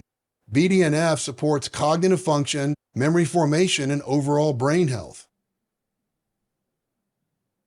Improved blood flow equals better focus. Movement increases oxygen and nutrient delivery to the brain, leading to sharper concentration and mental clarity. Less stress, better mood. Lower stress levels create an optimal learning environment, while endorphins boost motivation and engagement. 2 essential leadership mindset shifts. Number 1, exercise is a privilege, not a punishment. Instead of seeing exercise as something you have to do, reframe it as something you get to do, a life-giving activity that fuels your success. Number 2, exercise isn't optional. It's part of the job. Peak mental performance requires a strong physical foundation. Investing in strength, cardio, and mobility fitness isn't optional. It's how you lead, learn, and perform at the top of your game. The takeaway? If you want to maximize learning and memory, make exercise a non-negotiable part of your leadership routine. The key learning strategy. What is the 5-hour rule? The 5-hour rule is a simple yet powerful principle. Dedicate at least 1 hour per workday to intentional learning. High achievers like Warren Buffett, Bill Gates, and even Ben Franklin embrace this elite-level learning habit. Your learning time is one of the most valuable aspects of your job. The effort you put into outside learning directly enhances your ability to make informed decisions, fuel innovation, and communicate persuasively. By consistently investing in learning, you gain a broader market perspective, identify more opportunities, and elevate your professional influence. Setting clear learning targets is essential. This is a foundational leadership recall concept to guide your learning journey. If 5 hours per week sounds daunting, don't worry, you can ease into it. The key is integrating learning into your daily rhythms. Look for natural pockets of time, such as commutes, workouts, dog walks, lunch breaks, early mornings or before bed. Even an extra 5-minute learning block each day can make a difference. Experiment to find what works best for you. Small, consistent efforts will compound, propelling your growth. Start simple and stack weight over time. A flexible approach to the 5-hour rule. You don't have to hit 5 hours immediately. Start with 2 to 3 hours per week and build up gradually. What matters is establishing a habit of consistent, structured learning with the right mindset. As you approach the weekly 5-hour mark, an optimal breakdown helps you get the most from your time. You'll see this visually in the 5-hour rule illustration. 75%, which breaks down to 3 hours, 45 minutes, or 45 minutes per workday on learning. Absorb new information through reading, online content, or high-value conversations. 10%, which breaks down to 30 minutes or about 6 minutes per workday, on cataloging. Capture and organize key ideas in your knowledge system for fast retrieval and future application. 15%, which breaks down to 45 minutes or about 10 minutes per workday, on memorization. Commit essential concepts to memory so they're available when it matters most.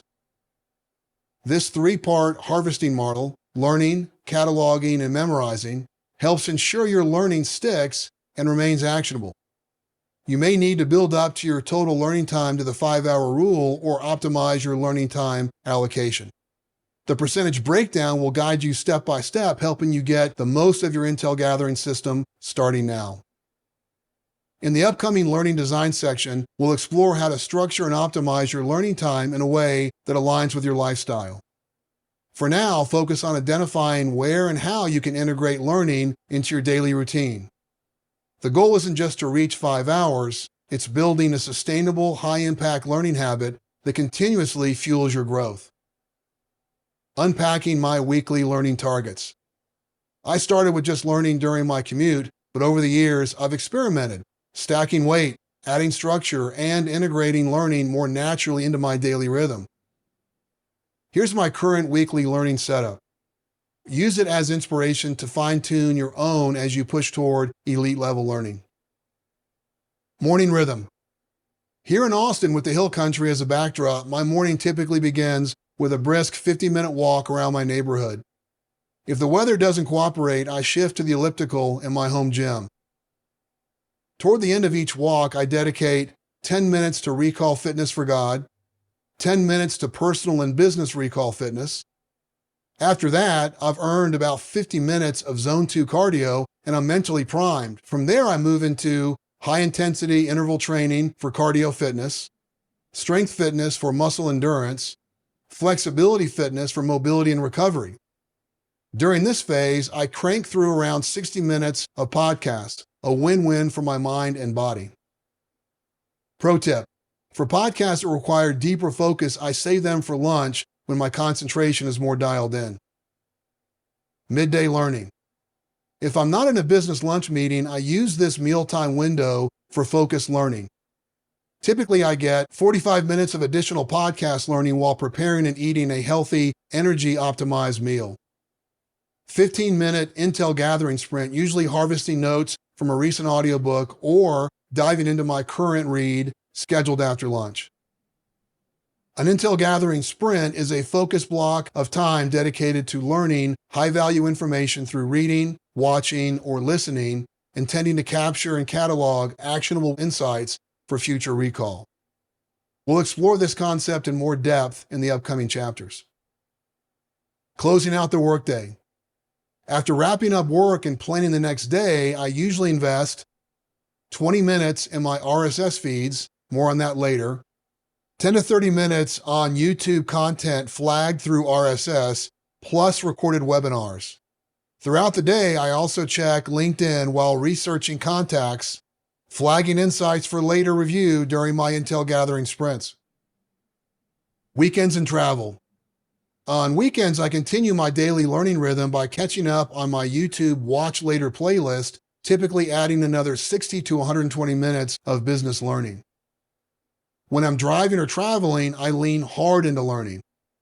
Podcasts during commutes and errands to keep momentum going, audiobooks on long drives and flights, maximizing time and retention. On flights, I take notes on my phone while listening to business books, far more productive than battling to craft a slide deck or polish a proposal midair. Striving for elite performance. I average 11 learning hours per week, more than double the 5-hour rule. I didn't jump to this level overnight. I gradually stacked weight over time, layering in more learning during my existing routines, like pairing audiobooks and podcasts with workouts and walks. This natural integration helped me steadily expand my learning hours without overhauling my schedule, exactly how the incremental part of the SIF habit design framework works in practice, adding weight slowly so habits stick and growth compounds. Why does this matter? because a sustainable approach keeps you learning at a high level without burning out. With intentional daily rhythms, this level of commitment feels natural and achievable. For most professionals developing their learning rhythms and disciplines, I recommend starting with 2 to 3 focused hours per week and gradually increasing to the 5-hour rule. Even a few well-structured hours can put you ahead in your field.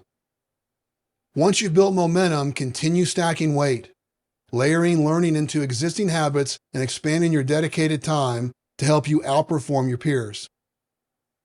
The more you invest in your intel gathering, the greater your edge. Finally, balance structuring your learning with protecting time to think deeply, free from noise and media.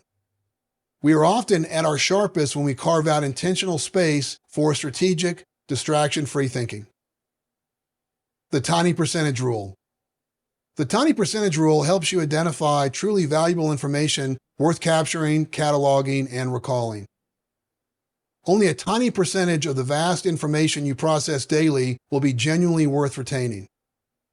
When filtering through learning content, ask yourself, will this insight benefit my future self? Similarly, when reviewing emails, texts, or chats from your VIPs, consider, will this personal detail help me better connect with this person in the future? If the answer is yes, capture and catalog that information in your knowledge management system, making it easily referenceable. You should also add the most valuable insights to your recall system. Consistently applying the tiny percentage rule allows you to build your personal brand value incrementally and intentionally, expand your strategic knowledge base with high signal inputs, strengthen your professional network through meaningful recall. Think of it this way: when you learn something new, your brain, with its approximately 86 billion neurons, forms connections between neurons through synapses. The tiny percentage rule helps ensure you're forming the most valuable connections. Clips, the 5 leadership recall content filters. Let's put the tiny percentage rule into practice. Use this quick check framework, CLIPS, to decide what's worth capturing, sharing, or committing to memory. CLIPS is an acronym where the C stands for capture-worthy, the L stands for leverage for others, the I stands for insight upgrade, the P stands for presentation value, and the S stands for strategy and action. Think of CLIPS as your decision criteria for what makes the cut. When evaluating any article, video, or podcast, run it through these 5 filters. C, capture-worthy. Should I clip and capture this content in Notion for instant access and potentially convert key components into flashcards for long-term recall? L, leverage for others. Is any part of this worth sharing with other leaders to spark deeper collaboration or action? I, insight upgrade. Does this challenge or upgrade how I think about a key principle, mental model, or concept? P, presentation value. Will I likely need to reference this for a future presentation or discussion? S, strategy and action. Is there a specific tactic, strategy, or framework I can immediately test or implement? Using CLIPS questions will keep your intel gathering efforts dialed in. Sharpening recall through proven techniques. Memory techniques. Your brain is a powerhouse of connections. Each neuron can link to 10,000 others, forming an intricate network for storing, processing, and retrieving information. To tap into this potential, let's explore 3 proven memory techniques. But first, here's the key principle behind all of them: chunking. Chunking is grouping information into meaningful units or chunks so your brain can remember more with less effort. Instead of trying to memorize 10 individual items, you compress them into one organized structure. These techniques work because they transform scattered bits of information into cohesive mental packages, making recall faster, easier, and more reliable. Now let's look at how this plays out in practice. Number 1, acronyms. Acronyms condense information by using the first letters of a series, like FOMO for fear of missing out, or CLIPS, the leadership recall content filters introduced above. This technique is especially useful when creating digital flashcards for faster recall. More on that soon. Number 2, acrostics. Acrostics turn lists into easy-to-remember sentences. Take this classic example. My very educated mother just served us nachos. Each word represents a planet in the order from the sun outward. Mercury, Venus, Earth, Mars, Jupiter, Saturn, Uranus, and Neptune. Number 3, the memory palace. The memory palace technique leverages visualization and spatial memory. Picture placing items in a familiar location, for instance, your home. To remember a grocery list, imagine milk floating in your doorway, bread on your couch, and eggs on your bed. The stronger the imagery, the better your recall. For leadership recall, our primary focus will be on acronyms. Leadership recall wrap-up. Elevating content curation isn't about consuming more, it's about focusing your attention where it creates the greatest return. When you intentionally filter high-signal sources and cut the noise, you create space for deeper thinking, sharper recall, and faster decision-making. This milestone ensures your attention fuels progress rather than drains energy, compounding into an edge few leaders ever build. Building momentum in your journey. You don't need to wait to apply what you've learned. Here are a few no-cost ways to take action today. Explore first principles thinking. Watch YouTube videos on how Elon Musk and other top thinkers use this powerful mental model to break down complex problems. Here's one of my top picks, clocking in at just 9 minutes at leadershiprecall.link/FP. Build towards the 5-hour rule. Identify one natural pocket of time in your day, like commutes, workouts, or lunch breaks, to dedicate to structured learning. Experiment with habit chains. As introduced earlier, habit chains help you anchor new behaviors to habits you already follow. Choose one existing habit, for example, morning coffee, evening walk, and layer a small learning habit before or after that sequence, such as reviewing notes or listening to a podcast. This simple pairing increases follow-through and makes the new behavior easier to sustain. Apply clips, the 5 leadership recall content filters. Listed earlier, utilize the CLIPS 5-question framework to evaluate whether an article, video, or podcast is worth capturing, sharing, or reviewing later. Ready to go further? If you're ready to take your leadership recall mastery to the next level, Career Accelerator, Solo Expedition. Your self-paced journey to master intel gathering, optimize recall fitness, and implement elite retention strategies. Featuring expert instruction and a collection of high-quality demo videos created and delivered by the author Steve Kale, showcasing real-world demonstrations drawn from practical leadership scenarios. A secure, easy-to-use online platform provides all of this. Move at your own pace, with 90 days of support included. Claim your spot at leadershiprecall.link/offers. Career Accelerator, Team Expedition. Accelerate your results inside a high-caliber cohort of elite-minded leaders. Guided by a certified leadership recall instructor, you'll apply all core leadership recall strategies and techniques in real time and gain rapid feedback. Sharpen your intel gathering and recall fitness through real-world application and collaborative learning, either alongside a diverse group of growth-minded leaders or with your own leadership team as a dedicated cohort. Advance from foundational understanding to real-world mastery and earn your designation with a Leadership Recall certificate. The program features live tactical sessions and online office hours support and is based in a secure private online community designed to foster clarity, accountability, and shared momentum. Claim your spot at leadershiprecall.link/offers. Next up, now that your foundation is in place, it's time to gather the inputs that fuel it, starting with high-value intel that sharpens your edge. Chapter 3, Build Your Intel System. Capture what others miss. In today's fast-moving world, top-tier leaders don't just take notes, they systemize their knowledge capture to create a lasting strategic edge. 3 reasons this chapter deserves your full attention. Number 1, Architect your two-track leadership recall system. Master a structured workflow that turns passive learning into actionable wisdom, positioning you as the go-to authority who can retrieve critical insights exactly when they matter. Skip this, and you'll keep drowning in scattered notes that never translate into decisive action. Number 2, curate a cross-disciplinary knowledge ecosystem. Build a balanced learning portfolio across key domains, breaking free from outdated mental models. This approach empowers you to reason from first principles and uncover innovative solutions others miss. Ignore it, and you'll stay trapped in narrow thinking, repeating patterns while competitors innovate. Number 3, leverage AI as your learning accelerator.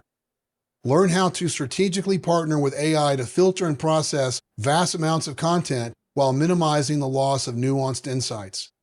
This approach ensures you retain the depth and context needed to maintain your edge in high-stakes business situations. Neglect it, and you'll either get buried in noise or let AI flatten your thinking into shallow summaries. Where you are in the Leadership Recall Roadmap. Welcome to Milestone 3, Master Intel Gathering. As shown in the Leadership Recall Roadmap illustration, you've already laid the foundation by understanding why this system matters and learning the core principles that drive it. Now it's time to shift from strategy to sourcing, building your ability to collect, filter, and act on the information that fuels leadership advantage. This chapter will help you master the front end of the leadership recall system, gathering high-quality intel efficiently so you never miss what matters. The right learning mindset. When I co-founded White Lion, my web development company, as the internet was just taking off, I knew I was stepping into unfamiliar territory. But what I didn't expect was just how much of a learning adventure it would become. Thrust into the IT world, I quickly realized something was different. Sitting across the conference room table from IT professionals, I noticed they spoke an entirely unfamiliar language, full of technical nuances and jargon. I also observed a pattern. Most IT professionals would subtly test your competency to see if you could speak their dialect. Rather than being intimidated, I took this as a challenge. I immersed myself in their language, studying and memorizing the terms and phrases they used. I earned the respect of IT professionals by meeting them where they were, communicating in a way they understood. This helped me ask better questions, gain deeper insights into their concerns, and ultimately close more web development projects. A growth mindset popularized by Stanford psychologist professor Dr. Carol Dweck is essential for elite-level leaders. Here's how she defines it. In a growth mindset, people believe that their most basic abilities can be developed through dedication and hard work. Brains and talent are just the starting point. This view creates a love of learning and a resilience that is essential for great accomplishment. Let's keep this important concept in mind throughout our time together. Now let's discuss a key principle and how I recommend you approach the body of knowledge you'll be curating. A leader's pursuit of truth. The phrase strong opinions loosely held, often attributed to technology forecaster Paul Sappho and frequently quoted by Jeff Bezos, captures a critical leadership mindset. As we engage with others, we should be confident and bold in our understanding of concepts, yet willing to change our minds quickly as new information emerges. This approach mirrors the nature of science itself. Our current understanding of the natural world is always evolving with new discoveries. To be exceptional leaders, we must also be exceptional communicators. Combining this principle with a growth mindset makes you unstoppable in presenting, persuading, and taking decisive action. Truth is objective, but our understanding of it deepens when we examine it from multiple perspectives. The power of differing perspectives. Applying strong opinions, loosely held, extends beyond leadership. It's essential for navigating today's complex political and business landscapes. Avoiding echo chambers, especially on social media, is crucial to gaining a well-rounded perspective. A well-designed intel gathering system should intentionally include opposing viewpoints, allowing you to weigh different perspectives and make more informed decisions. For instance, I make a conscious effort to seek out differing perspectives on emerging technologies like quantum computing. One of the fastest ways to understand the real implications of a complex topic is to watch or read a discussion where an expert is challenged by individuals with a different lens, whether that's from academia, government, or the business world. You'll often see key assumptions and blind spots exposed, bringing clarity to the conversation far faster than a one-sided or purely technical deep dive ever could. I take the same approach when filtering news. So much of today's news cycle has direct implications for business, strategy, and long-term decision-making. By intentionally exposing myself to multiple viewpoints, I can spot patterns faster, challenge my own assumptions, and extract the insight that matters most. Panel discussions also offer tremendous learning value. Unlike a single viewpoint, panels force participants to defend, refine, or reframe their ideas in real time. This live contrast of perspectives is one of the most effective ways to speed up understanding and uncover nuances others miss. There's also unique value in hearing directly from top leaders, CEOs, founders, policymakers, or seasoned operators. These individuals often have access to privileged information, firsthand experience, or high-level data that's not yet filtered through media or commentary. Their interviews, panels, and long-form talks provide intel others simply don't have. Prioritizing firsthand leadership insights sharpens your lens and deepens your comprehension of complex issues. The key? Curate your learning feeds to expose yourself to contrasting ideas and avoid the trap of one-sided thinking. From knowledge to wisdom. Many leaders overlook the power of the wisdom loop in their external learning efforts, missing a crucial opportunity to transform knowledge into wisdom. The wisdom loop centers on your learning and experience, which form the foundation for growth and mastery. Surrounding it, a continuous cycle of relearning, rethinking, and reinforcing ensures that knowledge evolves into wisdom. Deep, applied, and adaptable understanding, guided by first principles thinking and shaped by real-world experiences. Relearning. Revisiting and deepening your understanding of foundational concepts as new experiences provide fresh context. Rethinking. Challenging assumptions, breaking down complex ideas into their core truths, integrating new perspectives gained through lived experiences, and embrace teachings that reveal unexplored angles and viewpoints to expand understanding. Reinforcing. Solidifying knowledge by applying it in real-life situations, ensuring that learning isn't just repeated but refined through first principles thinking. Each stage flows into the next, creating a self-sustaining loop that transforms information into actionable wisdom, not just learned, but lived and reasoned from the ground up. By coupling the learning cycles with life experiences and first principles thinking, your tuned intel gathering system and growth mindset ensures that knowledge isn't just accumulated, it's continuously deconstructed, rebuilt, and optimized for sharper decision-making, executing work with precision, and career-defining interactions. Leadership Recall Power Tracks. Leadership Recall follows a simple yet powerful two-track design, used together to supercharge your executive presence.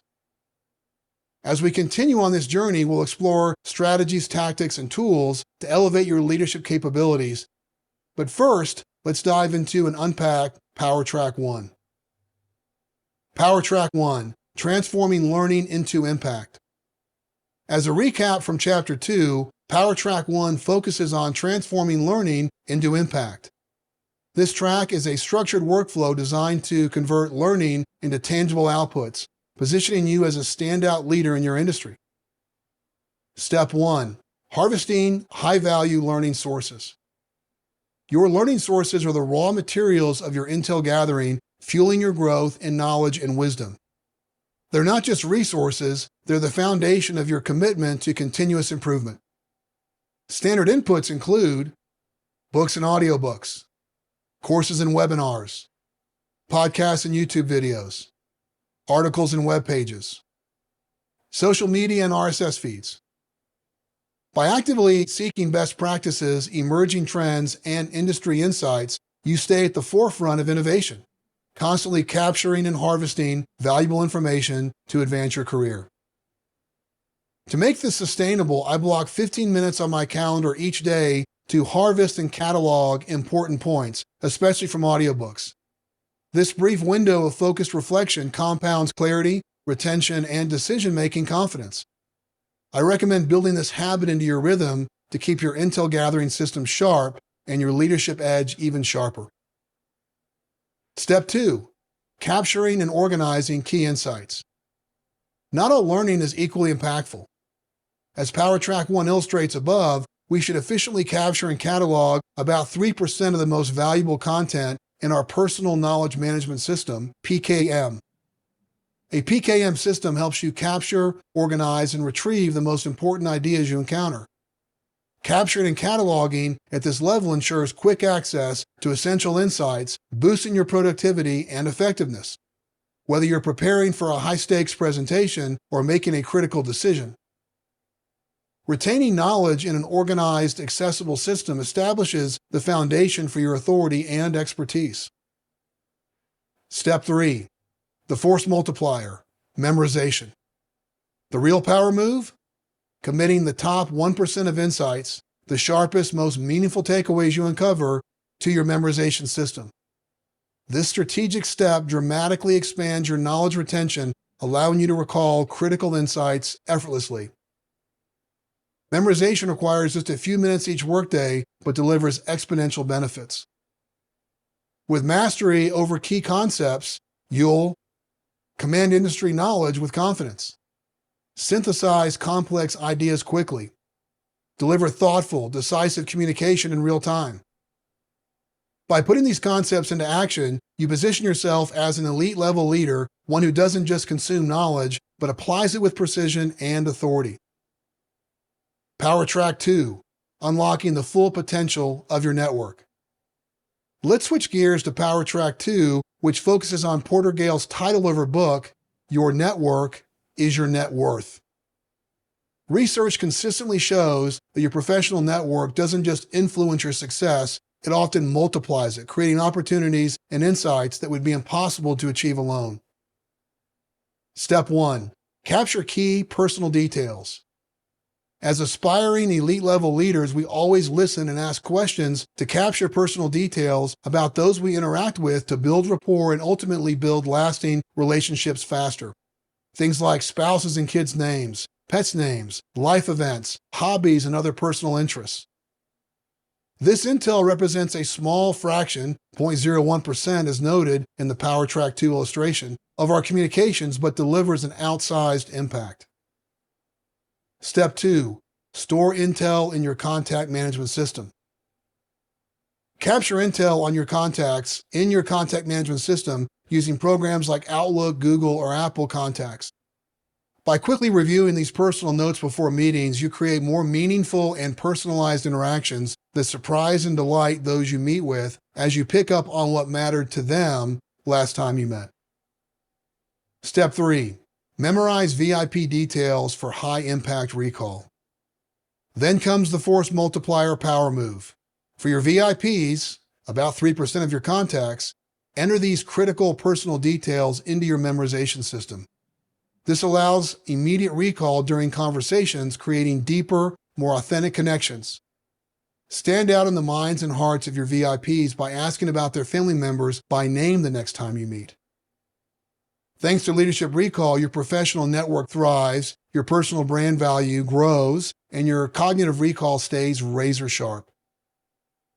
Here is the 3-part summary of using the tiny percentage framework to guide your overall intel gathering. Number 1, 3%, capture.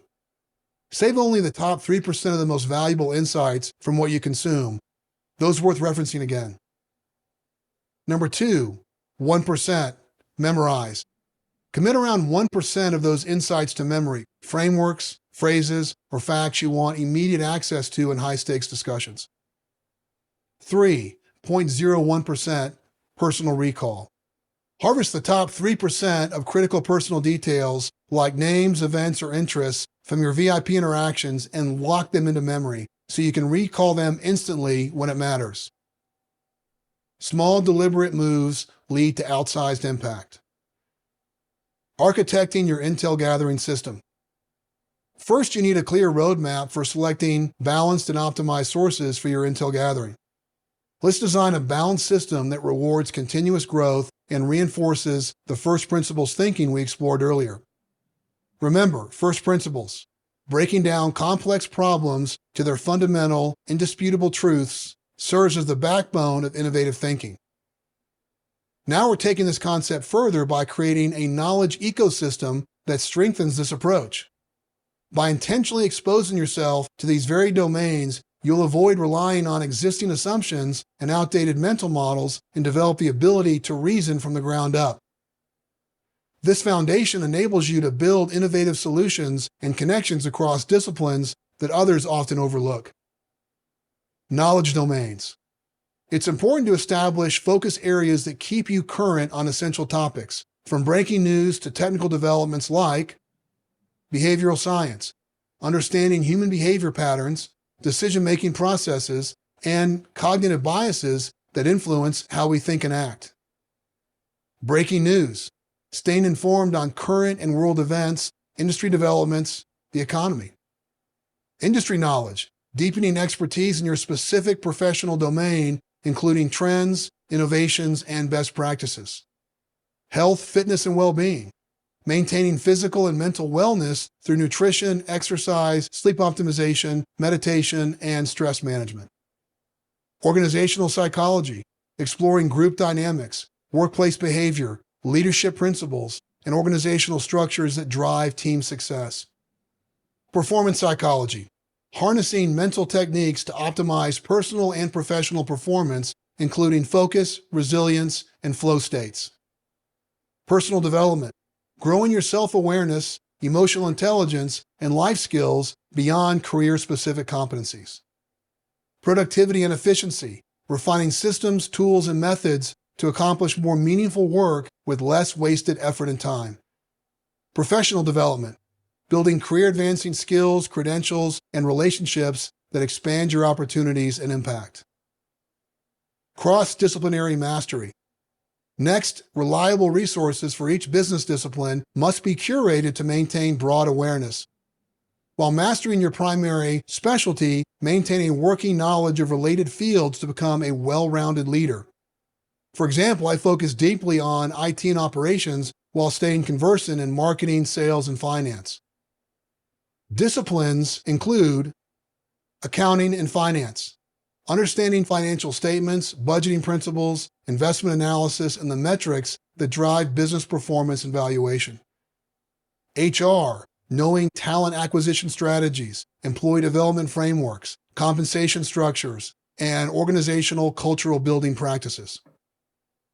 IT, grasping technology infrastructure, software development processes, cybersecurity protocols, and digital transformation principles.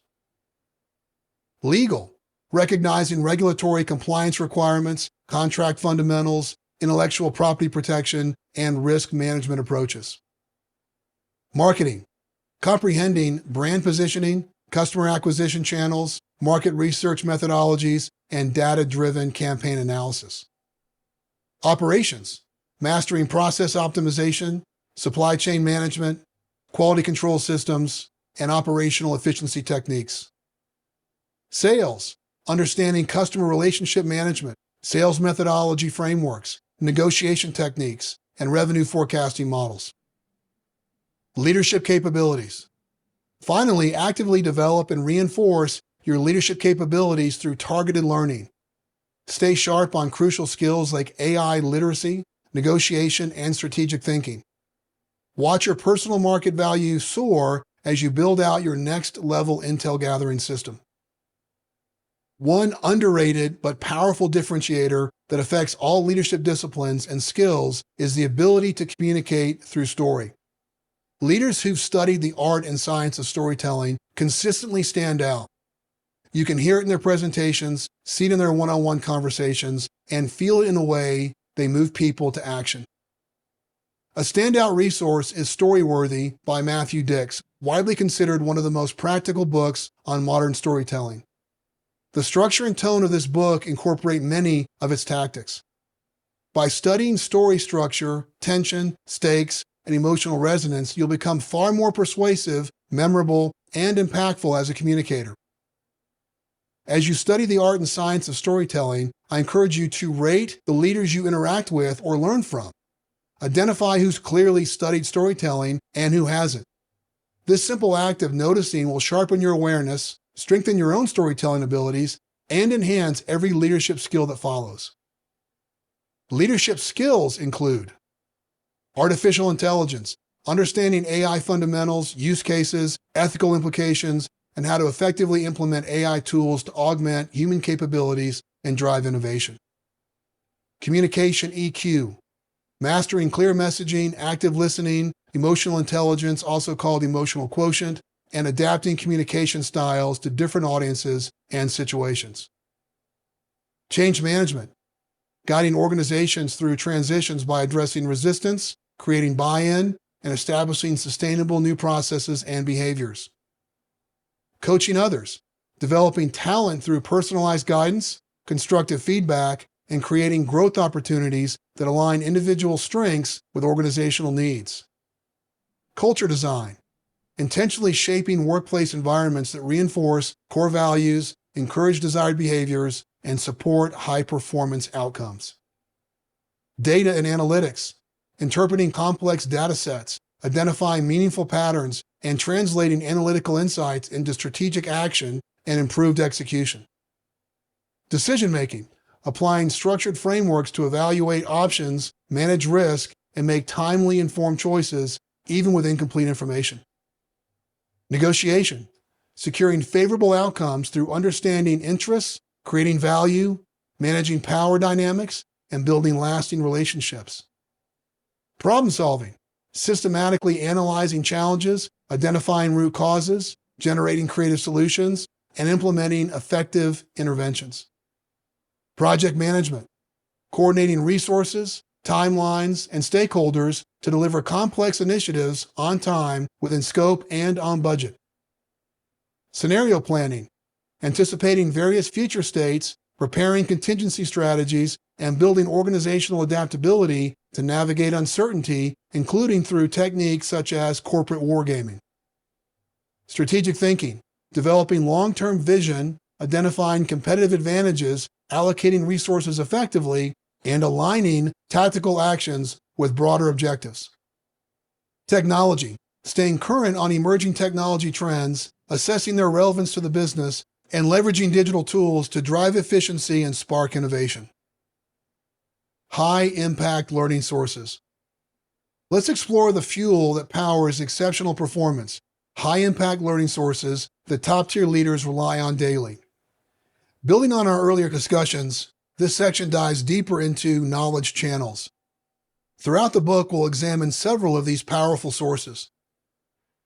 This strategic overview provides a focused snapshot of options to help you fine-tune your intel gathering for maximum results. Intel redundancy principle. A high-functioning intel gathering system isn't just about finding the best sources, it's about building in lean strategic redundancy to ensure you never miss critical signals. That means curating multiple overlapping sources across different platforms, disciplines, and voices. You're not just aiming for more inputs, you're aiming for diversity in thought. That includes learning from people of different ages and life stages. Younger voices often spot emerging patterns, cultural shifts, and new tools early. Older voices bring seasoned judgment, historical framing, and time-tested practices. Including both sharpens your lens and strengthens your ability to separate signal from distraction. Redundancy isn't noise, it's strategic overlap that accelerates clarity. It ensures resilience when one source fails and helps you triangulate insights with greater speed and confidence. With that foundation, the question becomes, where should you actually gather intel? The reality is you don't need dozens of scattered sources, you need a disciplined mix of channels that complement each other. Think of it as building your own diversified learning portfolio where each input plays a distinct role in sharpening your edge. Before exploring the following list, don't overthink this. You've probably already built out some of these channels. This section simply gives you a full view of the learning channels landscape. You're not expected to master or fully build out every channel right away. Just get familiar with the major categories and how they fit together. We'll build and refine your intel gathering system step by step throughout this journey at a sustainable pace. Next, let's dive into the key groupings. Daily knowledge resources. Podcasts. High-impact audio content consumed multiple times throughout the week. YouTube channels. A daily visual window into the world blending news, industry developments, and expert insights with talks and tutorials. Really simple syndication, RSS. Like crafting your own personal web content magazine from blogs, articles, and newsletters. Webinars. Both live and recorded, when efficiently cataloged and harvested for knowledge. Social and community learning. Social media platforms, X and LinkedIn, are best for business and news-focused content, while many also use Facebook, Instagram, and TikTok. Online communities, Reddit, Quora, LinkedIn groups, and Facebook groups make it easy to crowdsource knowledge and test your understanding. Local networking events, great for staying current in your industry, identifying trends, and expanding your professional network. Deep learning resources. Books still reign as a top-shelf learning channel, especially when digitized for efficiency. For maximum learning impact, pair them with a simple workflow. Digital books workflow. Listen to Audible audiobooks using bookmarks, then purchase the Kindle version to extract key points into your personal knowledge management system. Standout insights go into your recall system. We'll cover these workflows in detail later. Digital courses. Effective learning opportunities through platforms like Udemy, Coursera, and LinkedIn Learning to explore new skills or concepts. Curated and personal learning. Newsletters. Provide concentrated expertise and targeted insights when properly managed. Apply the one-in, one-out rule to prevent oversubscription, a principle valuable for all learning sources. When adding any new learning resource, first identify one to remove that no longer provides high value. When possible, this disciplined approach keeps your entire knowledge pipeline focused, relevant, and manageable. RSS tools. Platforms like Feedly effectively aggregate newsletter content, freeing up your inbox. Conferences and workshops. Valuable for both structured learning and networking when approached strategically. Mentorships and coaching. Deliver strong ROI by helping you stand on the shoulders of those who've gone before you. Professional associations. Fast-track knowledge acquisition in specialized industry domains. These organizations provide curated expertise and vetted resources unavailable elsewhere. Beyond learning, they create natural opportunities to build strategic relationships with industry peers. Most associations offer member-only events, publications, and forums that deliver concentrated value to keep you ahead. Remember that learning is a privilege, and investing the right amount of time each week is foundational for the leader in pursuit of elite. Small, consistent efforts compound. Experiment until you find what fits your rhythm. This way, your brand value will continue to soar and your innovation cycles will accelerate. Learning tools. This section summarizes essential learning tools, setting the foundation for deeper dives later. Later sections will explore many of these tools in greater detail, showcasing advanced techniques to maximize their impact. As a trailblazing leader, you need a sophisticated yet intuitive learning stack designed to fuel your growth and development. These tools will help you capture, catalog, and recall knowledge, giving you a strategic advantage. Content consumption tools. Feedly, smarter content discovery. Time is valuable. Instead of manually searching for relevant content, Feedly helps you manage RSS, really simple syndication, feeds, ensuring the right information comes to you effortlessly. Otter.ai, AI-powered summaries. Otter.ai, a leading AI transcription tool, allows quick summarizations and extraction of key learning points and action items from conversations, meetings, and presentations, helping you easily retain and reference critical insights. Overcast, enhanced podcast learning. Rather than default podcast players, Overcast provides more control over the listening experience with features like Smart Speed and Voice Boost to help you consume audio content efficiently. YouTube playback speed, accelerated learning. For video-based learning, we'll cover browser extensions like YouTube playback speed, which allows you to speed up playback, helping you absorb more information in less time without losing comprehension. Capture and reference tools. Capturing and organizing insights is just as important as consuming them. Here's how to build a high-efficiency knowledge capture system. Email Me. Capture insights on the go. When inspiration strikes, Email Me helps you instantly send ideas to your inbox so nothing slips through the cracks. Capture thoughts without disrupting your workflow and process them later at your convenience. No more lost ideas, and we'll explore how to use it in more detail later. Notion Web Clipper. Save high-value content.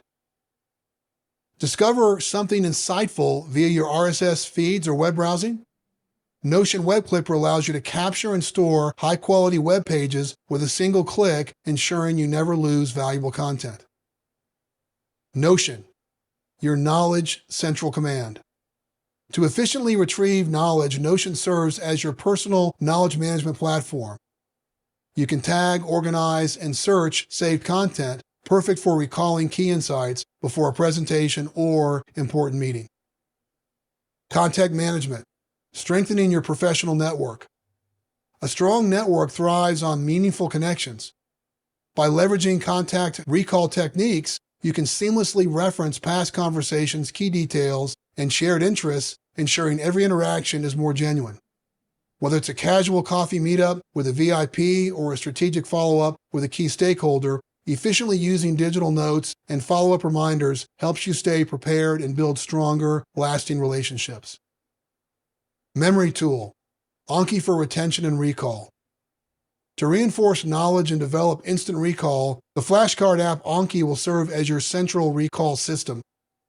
With just a few minutes of daily practice, you'll significantly enhance recall and apply knowledge effectively, giving you a powerful advantage. AI as a collaboration partner. A while back, I took my hands off the keyboard and paused, marveling at the sheer horsepower AI brings to summarizing dense content in seconds. With a voracious hunger for learning and improving, I saw a greater opportunity to lead from the front. Long-form content, like lengthy YouTube or podcast interviews that I would have normally skipped, is now processed in moments, allowing us to extract valuable intel with ease. Generative AI has transformed leadership learning by accelerating the ability to summarize videos, podcasts, web pages, and PDFs. AI can distill vast amounts of content and even answer specific questions with remarkable accuracy. In other words, we can now have a full conversation with AI about any piece of content, a highly useful and truly delightful capability. However, AI-generated summaries aren't perfect. They often miss key nuances, such as insightful quotes, uniquely framed ideas, or critical takeaways that shape our understanding. Another challenge is hallucination, where AI generates inaccurate or misleading information. There's a constant trade-off between convenience and depth, making it essential to stay vigilant and manage this balance carefully. A discerning leader must choose which content to consume firsthand, hunting for nuances and insights, and which to let AI summarize. This balance preserves critical takeaways while harnessing AI speed and efficiency. Intel filtering workflow. When to summarize versus deep dive. With limited time for outside learning, we need a structured approach to decide whether to fully consume content or first test its value using AI. The two learning buckets illustration helps us optimize our learning process. Bucket 1, AI summarization for initial filtering. When unsure about the content's value, we use AI to summarize and assess its quality. If it proves useful, we move it to bucket 2 for deeper exploration. Bucket 2, full consumption for rich insights. If we already know the content is high value, we consume it fully to capture deeper insights that AI might miss. This includes standout intel like nuanced phrasing, original perspectives, and contextual depth, the background, intent, or situational factors that elevate our understanding. Applying this workflow, we efficiently leverage AI to filter content while ensuring we prioritize and thoroughly examine what truly matters. You'll see this AI-assisted approach in action, so stay tuned. Leadership Recall Wrap-Up. Elite-minded leaders don't just gather information, they systemize, capture, diversify their knowledge resources, and leverage AI to stay sharp and recall critical insights when it counts. Leaning into your intel gathering. Here are 3 no-cost or low-cost steps to enhance your intel gathering. Audit your learning sources. Assess your current learning content and determine which sources deliver real value versus those that drain time. Unsubscribe from at least 3 low-value newsletters to free up space for more meaningful insights. Add high-value sources. Explore different domains and disciplines to find 3 new content sources that align with your learning rhythm. Set up a quick capture system. Use leadershiprecall.link/email-me on iPhone or leadershiprecall.link/Android for Android to capture insights quickly on the go. Install, set up, and test the app so it's ready when inspiration strikes. More on this tool in the next chapter. Ready to go further? If you're ready to deepen your mastery and operationalize everything you've just learned, here are 2 options. Career Accelerator, Solo Expedition.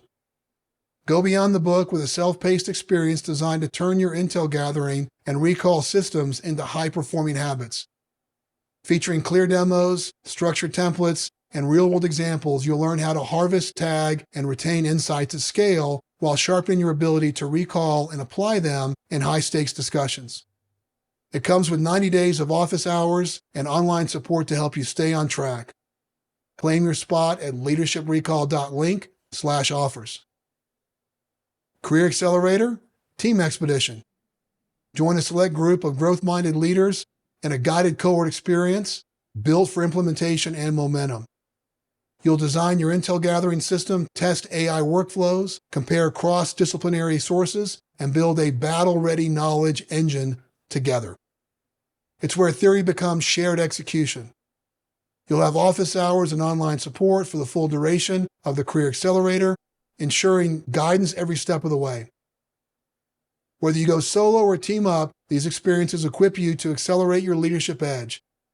This is how you forge a recall-driven identity, where recall fitness becomes second nature, strategic insight shows up when it counts, and you trade imposter syndrome for earned confidence. Claim your spot at leadershiprecall.link/offers. Leaders in pursuit of elite don't just listen to stay informed, they convert podcasts and audiobooks into high-value intel they can act on. In the next chapter, we'll show you exactly how. Next up, how top-tier leaders take audio learning to the next level. Chapter 4, Podcasts and Audiobooks. Turn daily rhythms into a learning advantage. Elite-minded leaders don't just listen to stay informed, they convert daily audio learning into actionable insights. 3 valuable insights you'll get by tuning in. Number 1, reclaim passive moments.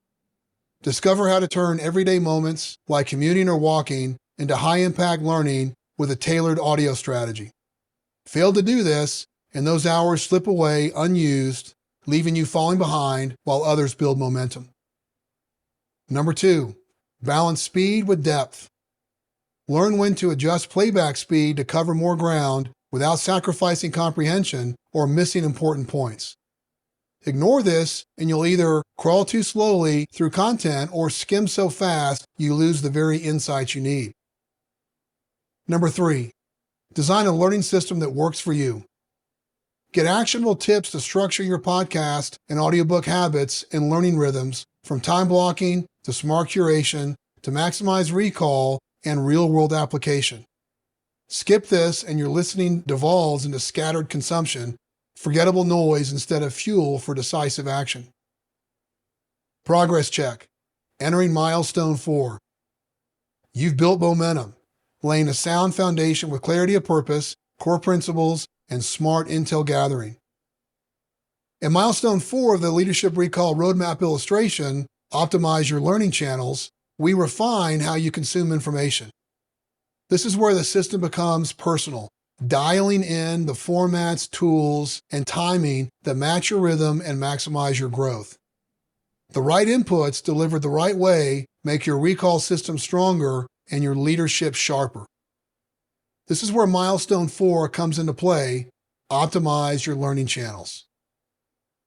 Rewinding to where this all began.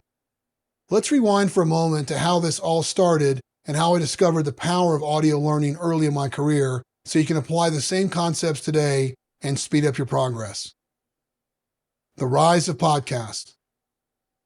Driving in my car, listening to another insightful podcast from my feed, I can't help but be thankful.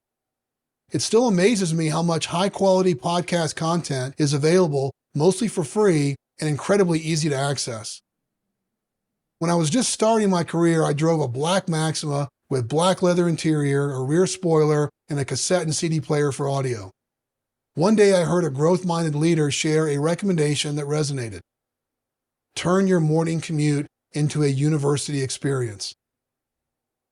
That idea clicked instantly. I was hungry for growth, and I went all in. I operationalized my commute into career advancing time. With an operator mindset, I calculated the impact at about 30 minutes each way. My daily commute offered a significant window for ongoing learning. During this stage of my career, mobile learning was shifting from cassette tapes to CDs. I started purchasing learning content. When audiobooks became available on CD, it was life-changing.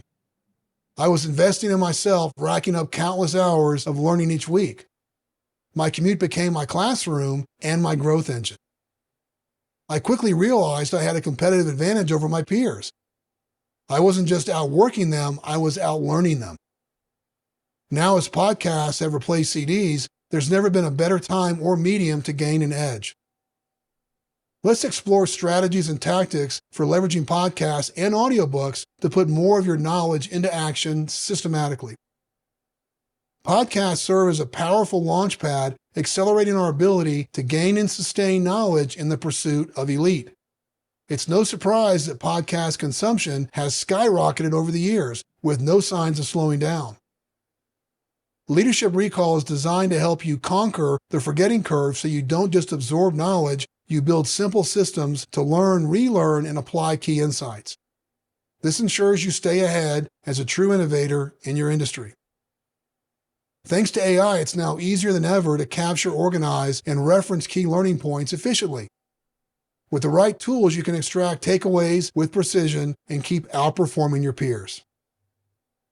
Podcasts, the workhorse of your intel gathering system. Podcasts should be a core pillar of your intel gathering. They're on-demand, portable, and perfect for workouts, commutes, flights, walks, runs, or hikes. For me, podcast learning now represents the lion's share of my weekly learning investment. In my personal system, I invest about 10.5 hours per week in total intel gathering. As shown in the continual learning investment illustration, podcasts make up 45% of that, roughly 5 hours each week. The percentage breakdown in the continual learning investment illustration reflects the spirit of the 5-hour rule introduced in Chapter 2. It's about intentionally investing the right amount of time across each learning channel. If you're starting out, aim for 2 to 3 hours per week across all channels and increase over time as your system gains momentum. While your total hours may vary, keeping your percentage mix intentional helps ensure you're investing where it counts. The right podcast lineup sharpens your thinking and execution, accelerating your growth and helping you think more strategically. That's why I design my lineup intentionally and weave it into the rhythm of my day. I look for creative ways to fit in more learning without adding friction to my daily routine. For example, I often keep my earbuds in when transitioning between activities, whether I'm getting ready in the morning or heading into or out of a workout. These micro windows create a meaningful lift in my total learning time each week, and I encourage you to find your own. At the same time, I'm just as intentional about protecting white space, quiet moments with no input, so I can reflect, meditate on what I've learned, or simply be still before God. That rhythm of active input and intentional silence keeps me grounded, clear-minded, and focused. Most leaders only experience this clarity on vacation when their brains can finally shift into neutral, but those who embed white space into their daily routines gain breakthroughs weekly, a real workplace advantage. This balance helps me consistently hit my weekly learning targets without compromising mental clarity or presence. As a technology leader, I cap my cross-disciplinary podcast subscriptions at around 30 or fewer. Here are 7 standout examples and why I keep their subscriptions active. CyberWire Daily, best daily source for cybersecurity news available at leadershiprecall.link/CD. HBR IdeaCast, flagship insights from Harvard Business Review available at leadershiprecall.link/HBR. Marketing Against the Grain, high-level AI-focused marketing strategy and execution available at leadershiprecall.link/grain. People and Projects Podcast, strategic and actionable insights on leadership, communication, and project management available at leadershiprecall.link/PPP. Richard Ellis Talks, daily Bible teaching with practical application available at leadershiprecall.link/Richard. Security Now, in-depth breakdown of cybersecurity threats available at leadershiprecall.link/SN. Think Fast, Talk Smart, practical strategies for sharper communication and on-the-spot thinking available at leadershiprecall.link/talk. Pro tip, to keep your knowledge and perspective sharp, balance learning new ideas and trends, relearning and challenging what you already know. Want the full podcast list? These 7 are just the start. I keep a curated feed of cross-disciplinary podcasts I actively subscribe to, covering leadership, technology, communication, and more. It's the same feed I rely on to stay sharp across disciplines, and I update it quarterly. Get instant access at leadershiprecall.link/podcasts. Revisiting and stress testing your existing knowledge is just as critical as exploring new concepts. This aligns with a key learning principle we discussed earlier: strong opinions, loosely held. This cycle of learning, relearning, and reinforcing knowledge propels you towards faster innovation and deeper mastery. Keep refining your approach and you'll stay far ahead of the competition. Podcast platforms and players. Most of you are already familiar with podcasts, but if you're new to the podcast world, getting started is simple.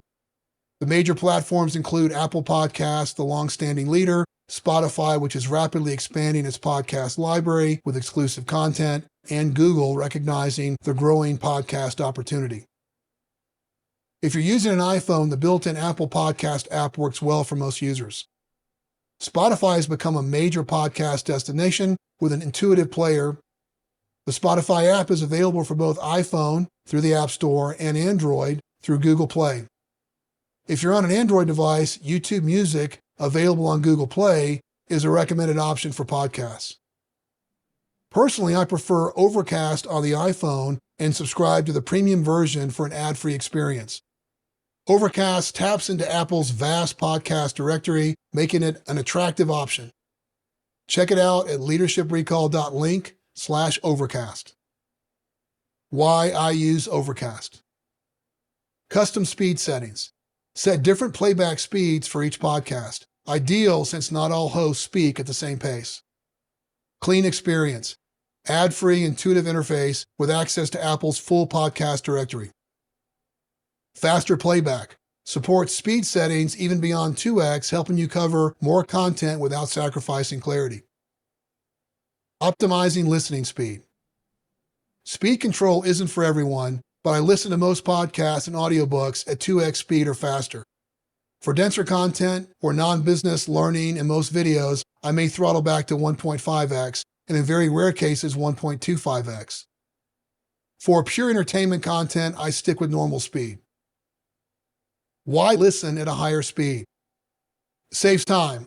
By reducing listening time by up to 50%, you free up valuable time to consume more career-advancing content within your weekly learning schedule. Improves focus. Eliminates speech gaps, keeping your mind engaged and reducing distractions. Enhances retention.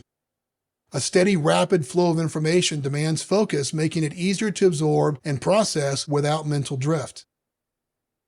However, some content requires slower speeds, especially deep discussions or hosts with complex delivery styles. The key is experimenting to find your sweet spot. If you're new to speed adjustments, start at 1.25x and increase as you get comfortable. Smart playback and AI-assisted summaries. Playback controls are just as important. When I hear a crucial learning point, I often rewind to listen again. If there's an interesting quote, I use AI to extract it after listening. Beyond quotes, I also use AI to summarize important and nuanced points from podcast episodes. Skipping ads and selective listening. Some podcasts depend on ads for revenue, and occasionally they're worth hearing. Cybersecurity podcasts, for instance, often feature sponsors with valuable insights woven into their ads as they highlight their points of differentiation. But most of the time, ads get the fast-forward treatment. I rely on Overcast's 30-second skip button to breeze past them, referenced in the fast-forward illustration. Balancing AI summaries and full-length listening. Generative AI makes it easy to summarize content instantly, and even better, you can interact with those summaries, asking questions, expanding on key points, or requesting direct quotes. So why not just rely on AI and skip listening altogether? Because full-length discussions offer something summaries can't: tone, emphasis, and nuance. The depth of a conversation often provides insights that AI alone can't capture. While AI is great for summarizing lower-value content, high-value episodes often deserve your full attention. You can often spot these episodes by their title, description, or the guest being interviewed. That said, summaries can help you decide which episodes are worth a full listen. If a summary catches my interest, I'll add the full episode to my list. Here's how to optimize your podcast consumption. Number 1, prioritize episodes with strong value signals. Number 2, use AI to summarize lower priority content. Number 3, adjust playback speeds to maximize total learning time and focus. Refining how you engage with podcasts makes learning smarter, faster, and more impactful. Capture it immediately or lose it. A quick capture system is essential for the top-tier leader. One of the most effective tools I use to capture key takeaways on my iPhone, as mentioned earlier, is Email Me, a simple, powerful, and efficient way to ensure standout insights don't slip through the cracks. With it, I quickly send insights to myself, then refine and integrate them into my broader knowledge system later. Check out Email Me at leadershiprecall.link/emailme. For example, when listening to a podcast on the go, I capture key points and memorable quotes alongside the episode link using Email Me. This way I can easily revisit and process the content later for deeper understanding. Android users, if you're on Android, check out Email Me Fast Email to Self, a similar tool to Email Me, available at leadershiprecall.link/Android. How I capture ideas before they disappear. Using Email Me is brilliantly simple. As shown in the Email Me screen illustration, I speak my notes throughout the day directly into the app and route them to the right inbox, personal insights to one of my personal email accounts, and work-related takeaways to the appropriate work account. As time swiftly washes away the obvious, I default to capturing thoughts, ideas, and names of people I just met the moment they come to mind before they disappear. The success habit. Act now or forget forever. Successful people take action immediately. They know that if they don't capture valuable information when it surfaces, that moment will pass, and with it, the opportunity to retain and apply key insights.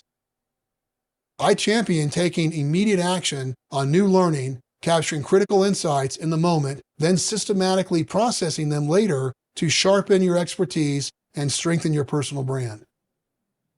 Why Email Me is my most used app. By far, Email Me is the most used app on my iPhone. I rely on it to capture learning takeaways and spontaneous ideas in the moment, then catalog those insights at the right time so each one is documented, organized, and ultimately put into action. Adopt this proven operational thinking. Integrate an immediate capture system into your workflow with Email Me to consistently maximize your learning and impact.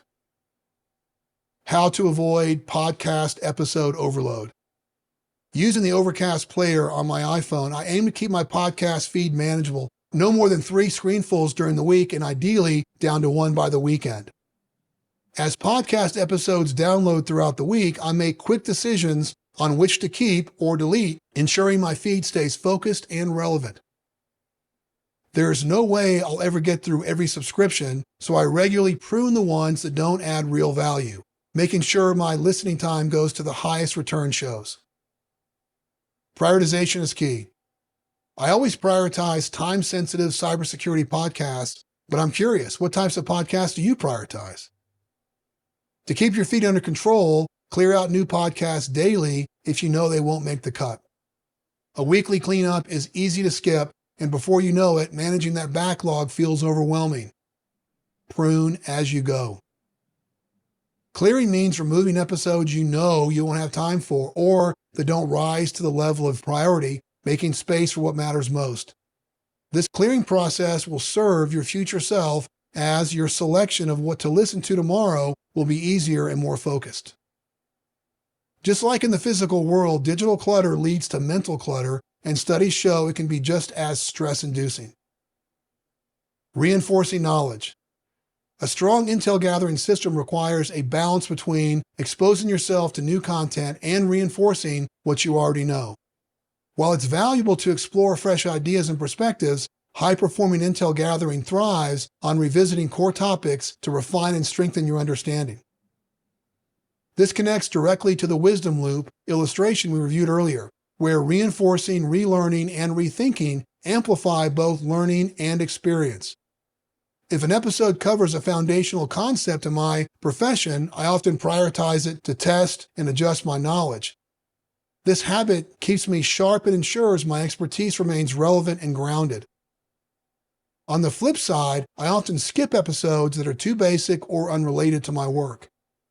If I'm unsure, I give an episode 5 to 7 minutes to prove its value before deciding whether to keep or delete it.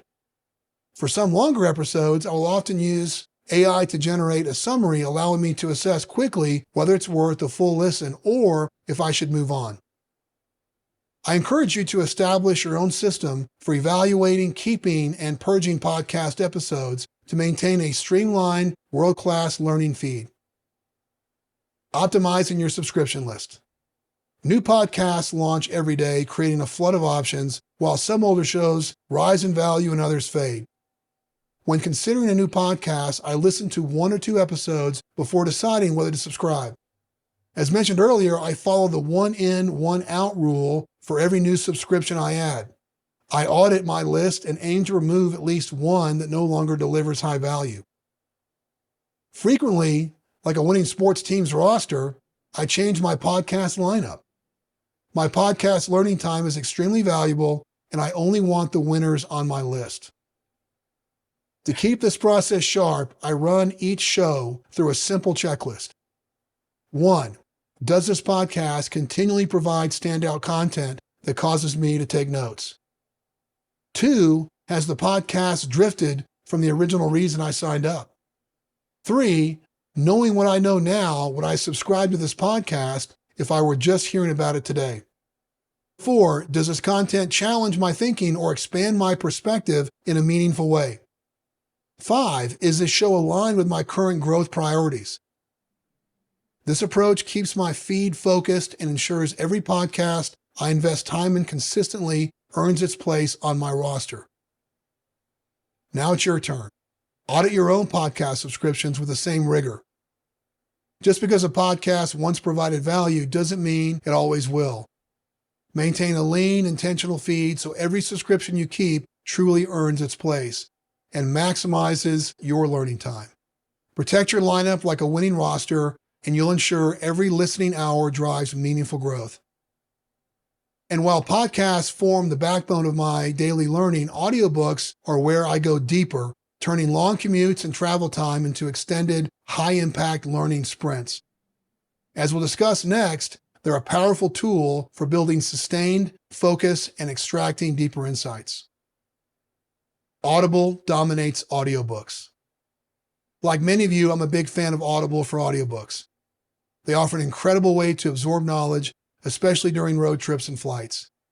These days, nearly all of my book learning happens through audiobooks. For a long drive or flight, my learning strategy shifts.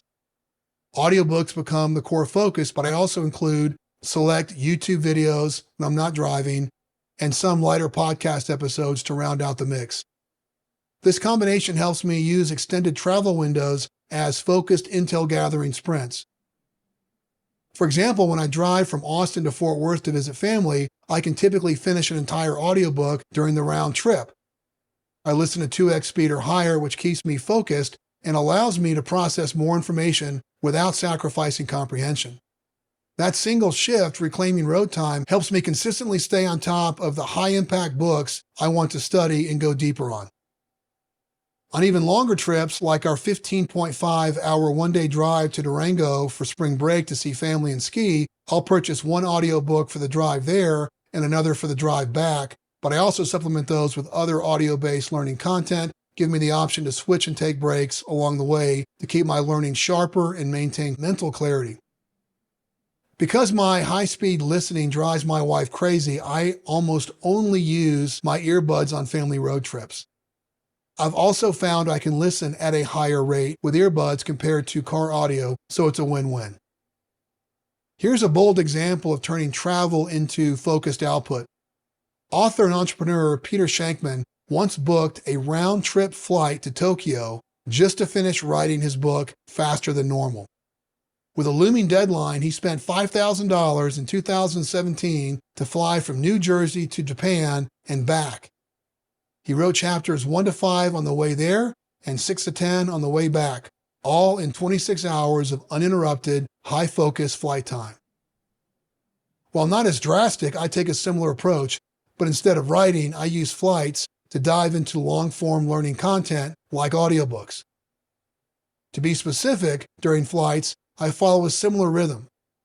Audiobooks remain the core focus, but I also download select long-form YouTube videos, typically between 30 to 120 minutes, such as deep dive sessions from recognized authorities like Andrew Huberman or Peter Attia, MD.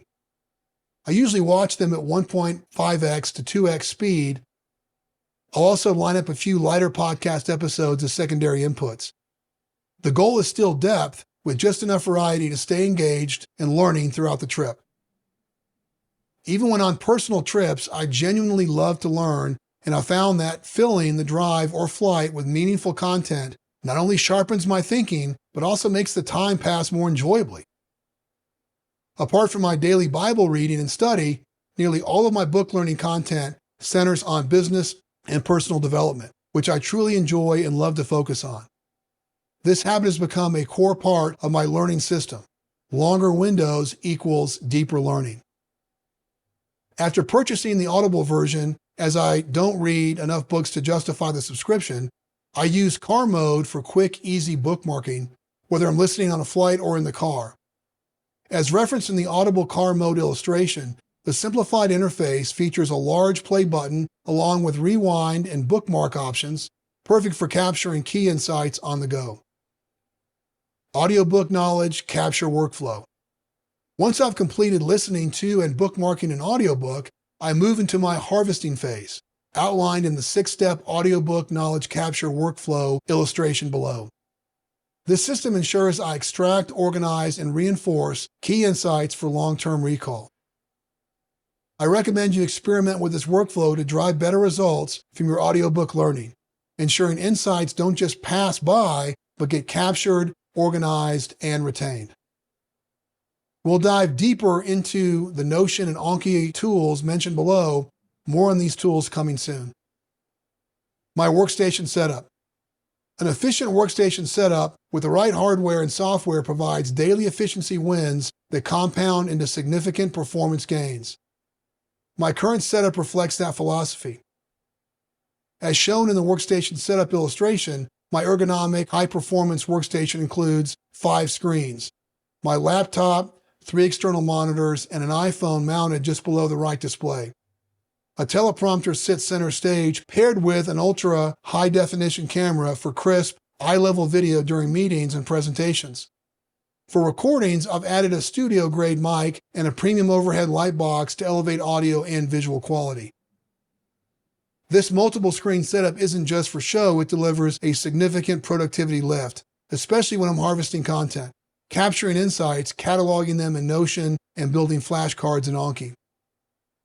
With Audible, Kindle, Notion, and Anki open, without constant tab switching, I can work more fluidly and maintain momentum across screens. It's a small investment with outsized returns in efficiency and learning flow. As a bonus, the teleprompter lets me look straight into the camera and into the people's eyes during Zoom, Teams, or Google Meet meetings, because the camera sits inside the teleprompter while I see the screen.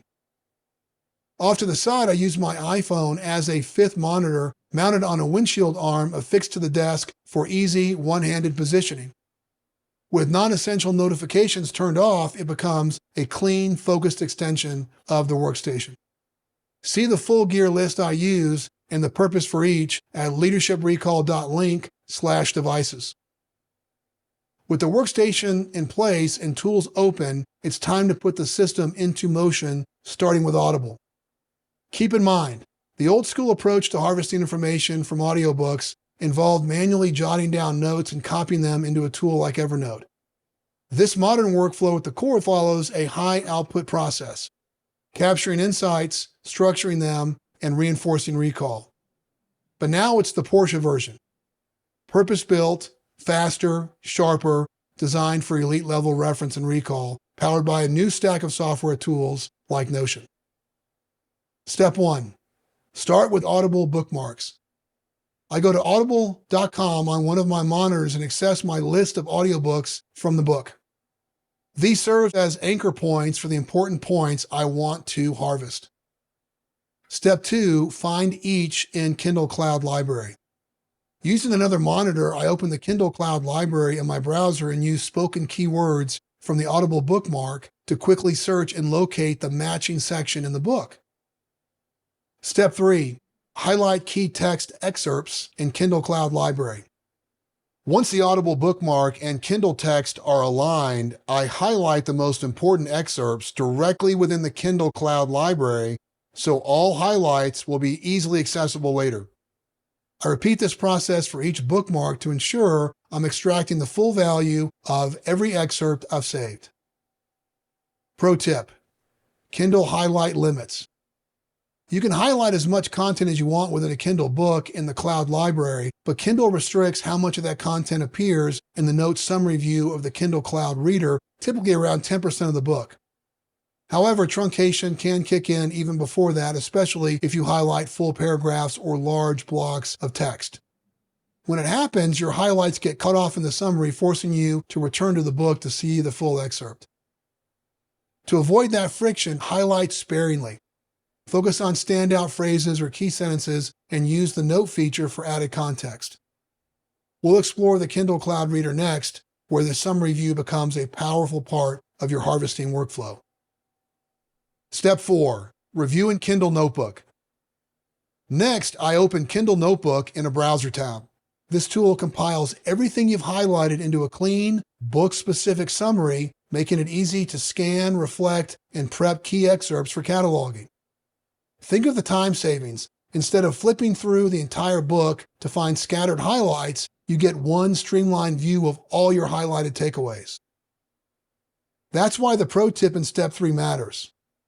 Focused, well-structured highlights make the summary a comprehensive list for efficiently organizing insights into your knowledge system. Step 5. Capture key excerpts in Notion. From Kindle Notebook, I transfer top-tier highlights into the book's dedicated entry in Notion. I tag relevant terms and concepts, include direct quotes, and add commentary when needed. I select and add roughly 80% of the highlights to Notion. All of this content becomes part of a searchable, indexed knowledge base, making it much easier to resurface and apply insights down the road. Step 6. Finalize for recall and Anki.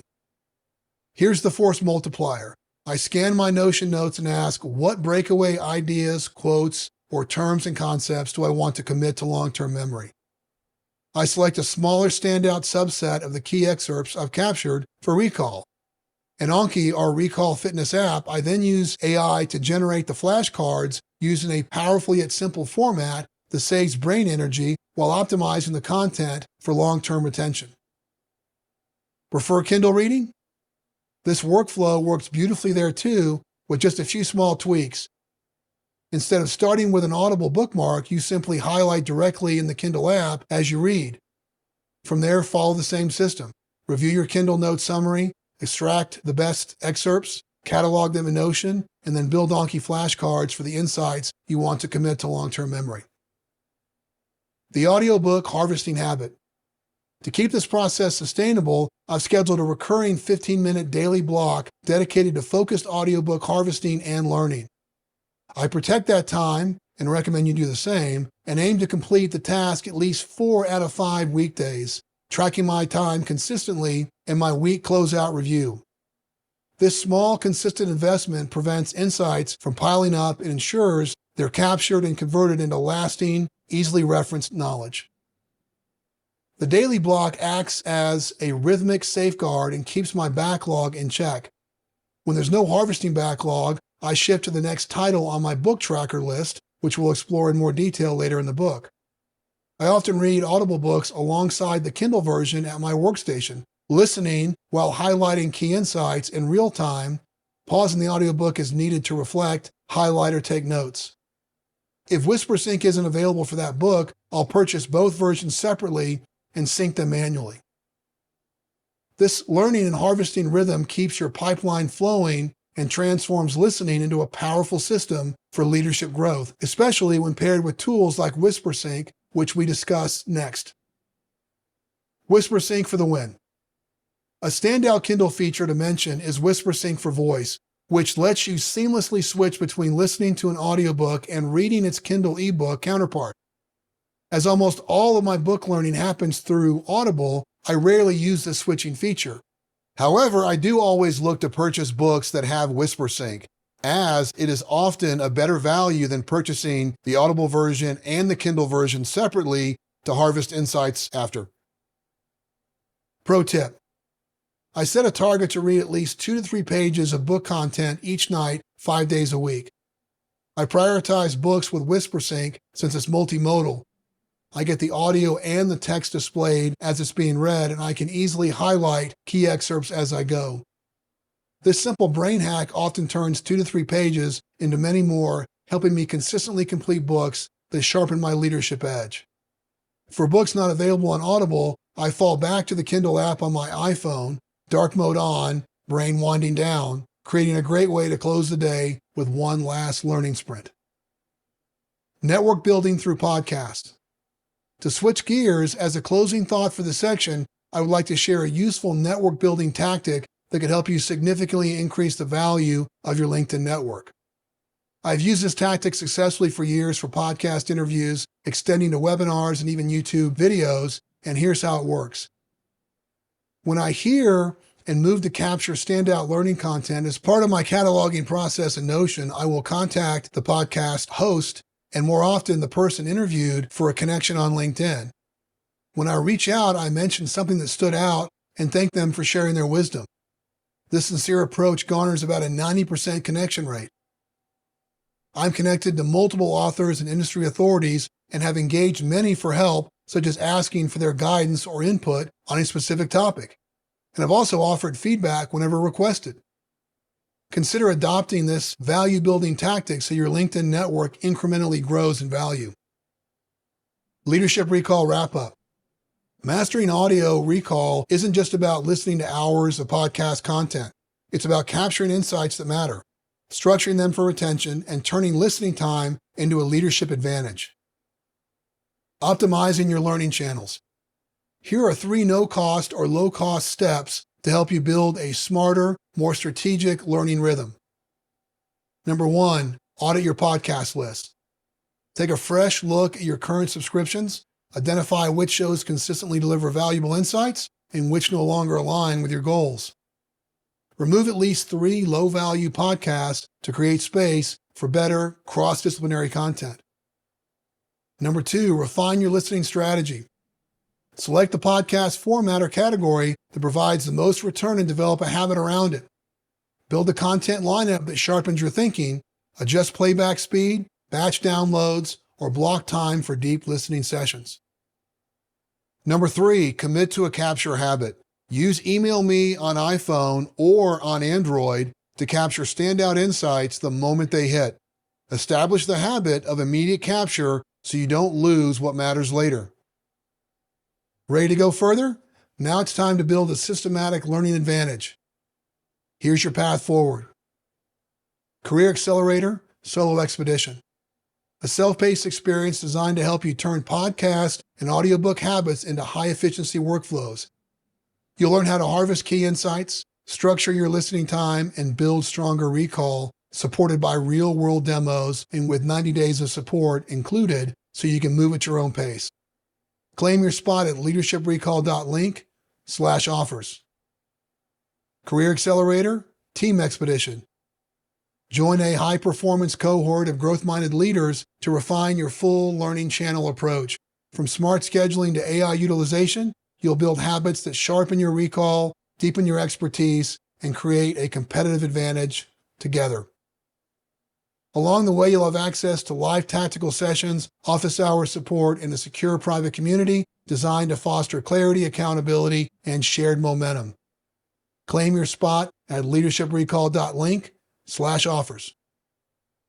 Next up, you've optimized your audio inputs. Next, we'll explore how to capture insights from videos and webinars with the same tactical precision. Chapter 5, Videos and Webinars. Turn screen time into a strategic edge.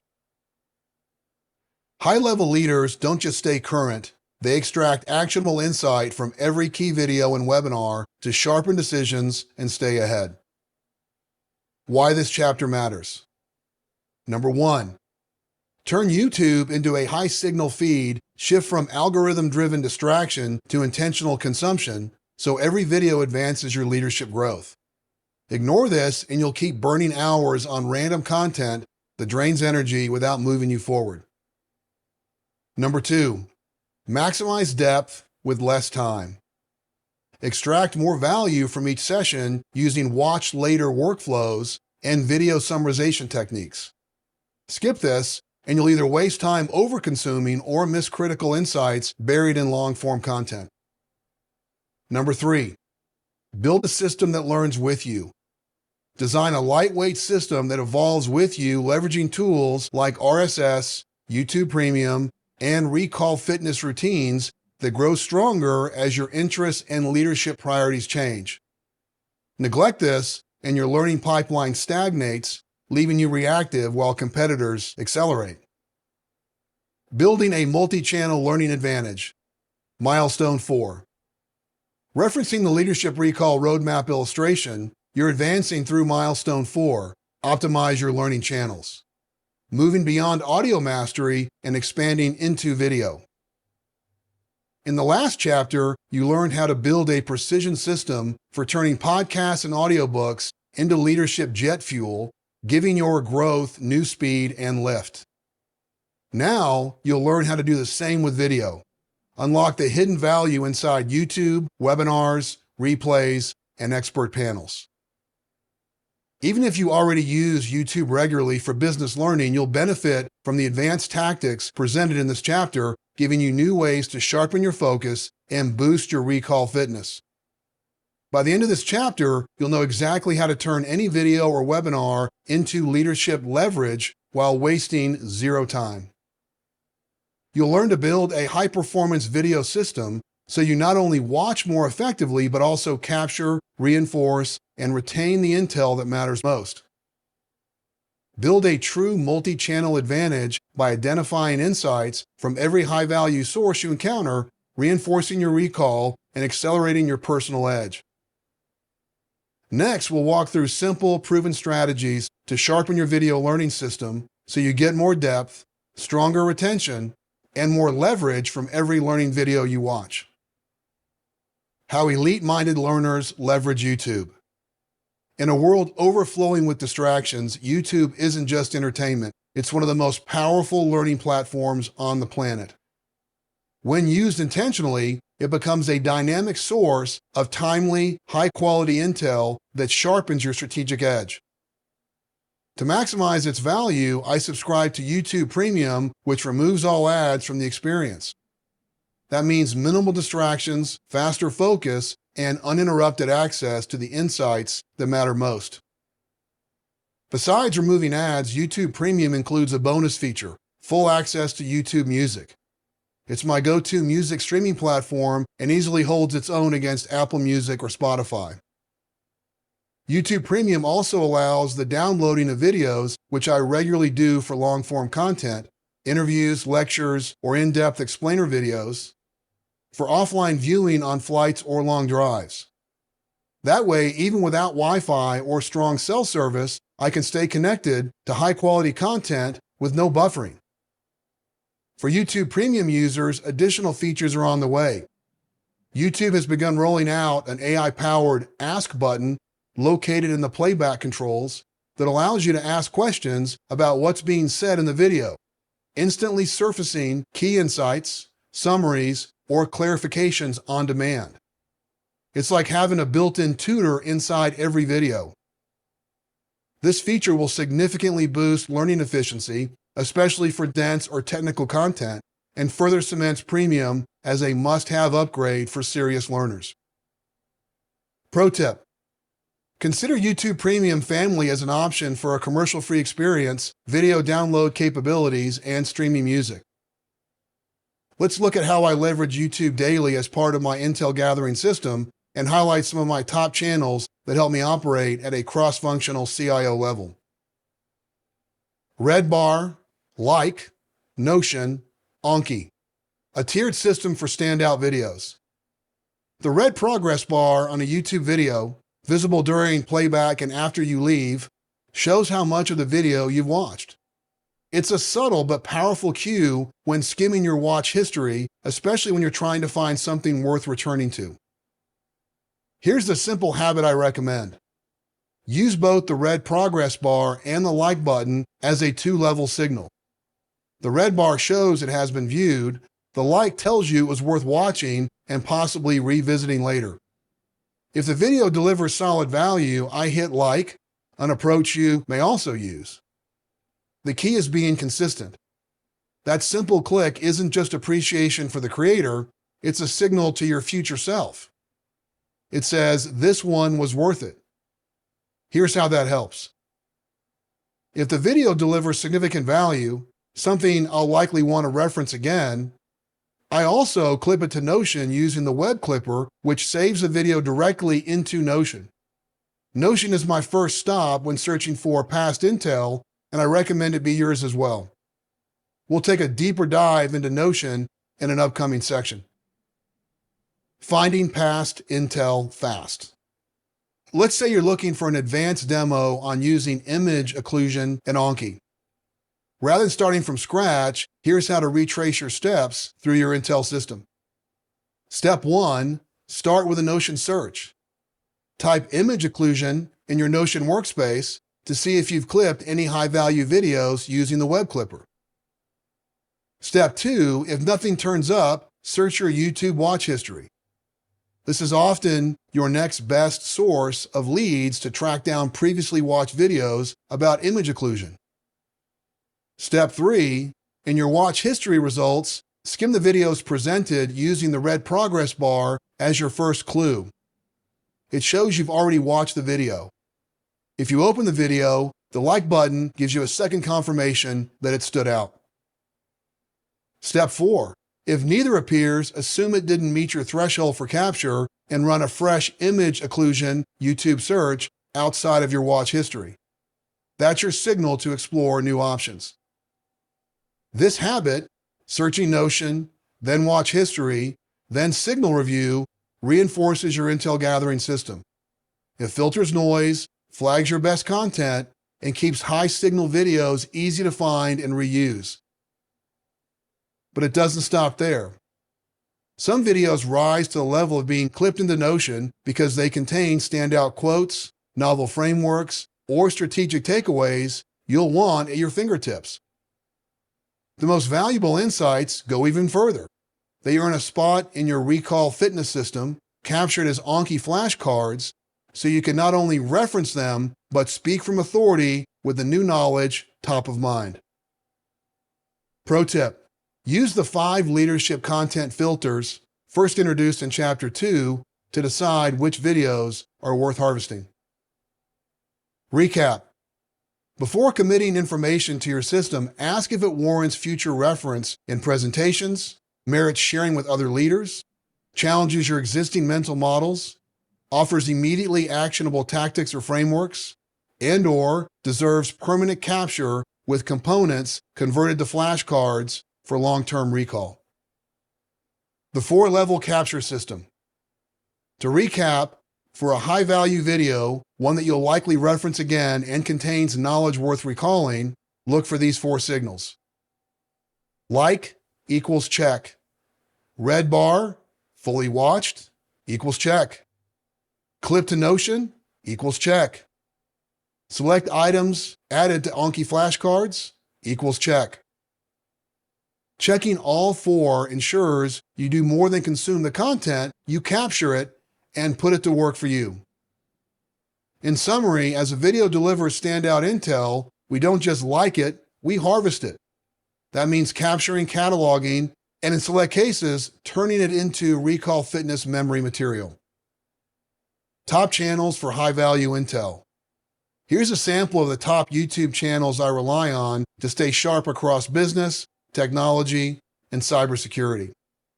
I integrate each into my intel gathering system as they regularly deliver worthwhile content. Number 1, Productivity Game. leadershiprecall.link/PG. This channel distills the biggest ideas from top business books into short, insightful summaries. Before committing to a full audiobook on Audible, I often preview it here. If the core message resonates, I'll often make a deeper investment, like purchasing the audiobook. Number 2, CNET. leadershiprecall.link/CNET. CNET covers emerging tech trends and product demos, but where it really stands out is event coverage. When Microsoft Ignite rolls around, for example, I count on CNET to deliver concise, informative recaps of what actually matters. Number 3, IBM Technology. leadershiprecall.link/IBM. This is one of my go-to sources for cybersecurity awareness and technical clarity. Their explainers and thought leadership help me track the evolving threat landscape. Critical intel for anyone in a CIO or technology leadership role. Strategic channels for broader leadership insight. While the top channels above help me stay sharp across technology and operations, I also follow several others, some of which are listed below to broaden strategic perspective, deepen personal discipline, and stay connected to high-leverage ideas across fields. These aren't algorithmic flukes. They've each earned a spot in my feed through consistent value. I track most of them via RSS and use YouTube's Watch Later feature to review and, if needed, watch the full episode to decide whether it's worth harvesting. Here's a sampling of key channels that consistently deliver standout insights.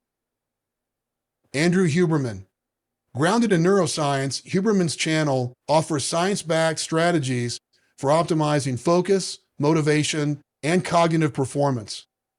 It's a reliable source of practical frameworks for mental and physical discipline, helpful for leaders staying fit across all key areas of life. Big Think. This channel distills ideas from global experts in business, science, and philosophy. I use it to surface unconventional thinking and challenge my default assumptions, especially useful during strategic planning sessions. Lex Friedman, known for deep, long-form conversations with leaders in AI, science, and entrepreneurship, I often harvest key insights from his interviews to expand my mental models, particularly around complex or frontier topics. Boston Consulting Group, BCG, a trusted source for research-backed insight into corporate strategy, digital transformation, and organizational performance. I follow BCG's channel for executive-level trends and case-based perspectives I can bring into high-level meetings. CNBC. While broad in coverage, CNBC consistently publishes leadership interviews, economic insights, and business trends worth scanning. Their content provides access to current thinking from many of today's most influential executives. Consider following a few of these for yourself, or use them as a starting point to curate your own leadership mix.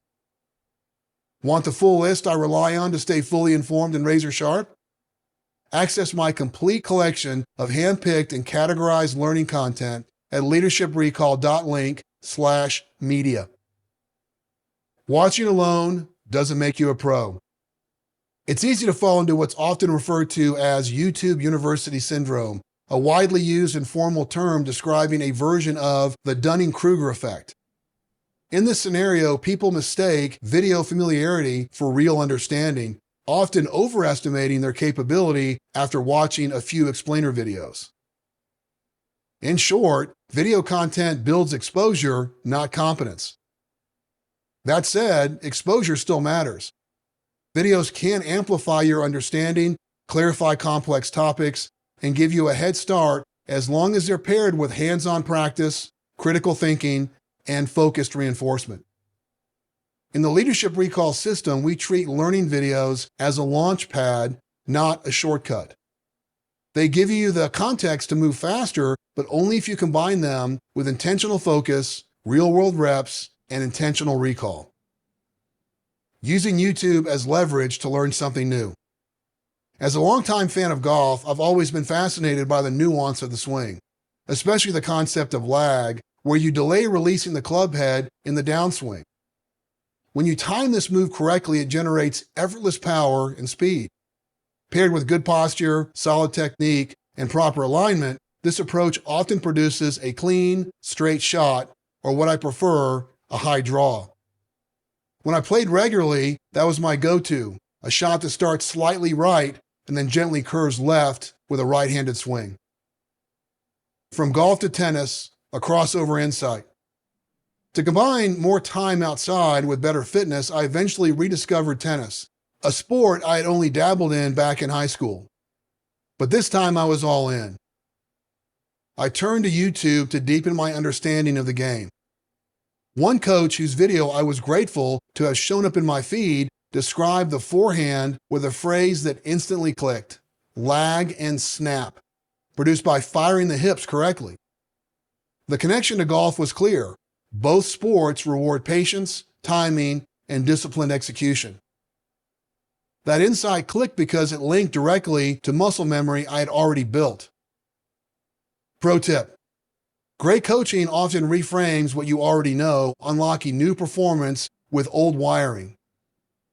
What's powerful about YouTube, when we can identify quality instruction, is that it allows us to crowdsource a wide range of coaching perspectives.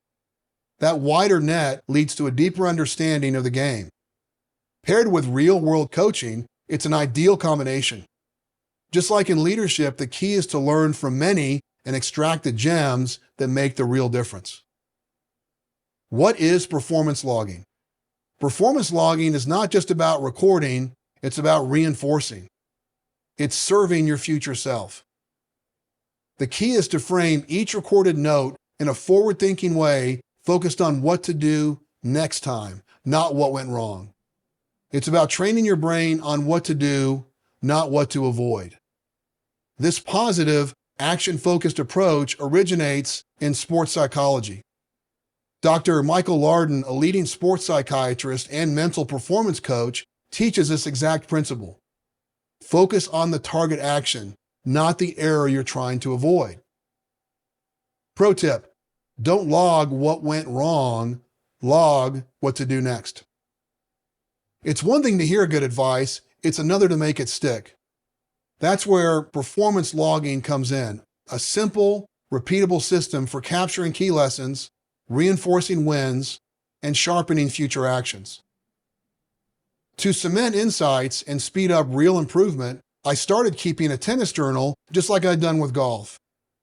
In it, I combine notes from YouTube videos I'm applying, actual coaching tips, and personal reflections, what went well, what to refine. For key techniques or standout gems I pick up, like a specific grip adjustment, a footwork drill, or an insightful mindset adjustment from a coach, I also create simple, bite-sized flashcards, which we'll walk through in detail later. This way, I reinforce what I already know through performance logging and lock in what I still need to remember with spaced repetition using Anki. Together, these tools make sure the learning sticks and compounds over time. You can see an example in the performance logging illustration. For instance, instead of writing, "Don't let the ball get too deep," I'll frame it positively, "Hit a little further out in front." The difference may seem small, but it's the key to solidifying proper technique and building confidence. Performance logging is a small, intentional habit that delivers outsized results across any area you're serious about mastering. Capture insights while they're fresh. Sometimes insights hit me off the court while reflecting later, watching a clip again, or even during unrelated moments. I've learned to capture those too, but I usually make the entry right from my phone, either courtside or shortly after, so the in-game insights are fresh. I access the journal from both my phone and desktop, keeping it simple and synced. 3 rules that make it stick. To make performance logging truly effective, I follow 3 rules consistently, and I recommend you do the same. Number 1, start small. Add at least 1 observation. This small mental trick removes resistance. Writing down 1 thought feels easy, but once I start, I often capture a short cluster of insights. That small shift compounds session after session. Number 2, capture immediately. Record notes before leaving the court. This combats the forgetting curve, which shows how quickly we lose information if it's not reinforced immediately. If I wait, I'll forget, and not just lose the insight, but forget I ever had it. Number 3, prime with purpose. Review before playing. This primes my focus and reminds me of what to build on.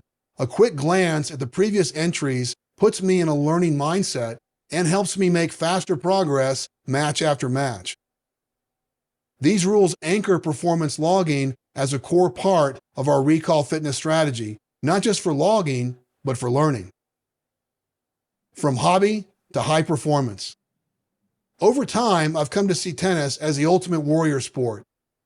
At first, that title might bring to mind football, rugby, or hockey, but in tennis, every point feels like hand-to-hand combat, like a combination of fencing and boxing with some chess thrown in. Hitting a pure drive in golf is always a thrill, but in tennis, that same feeling can happen over and over in a single rally every time you rip a clean ground stroke or hit that perfectly placed drop shot.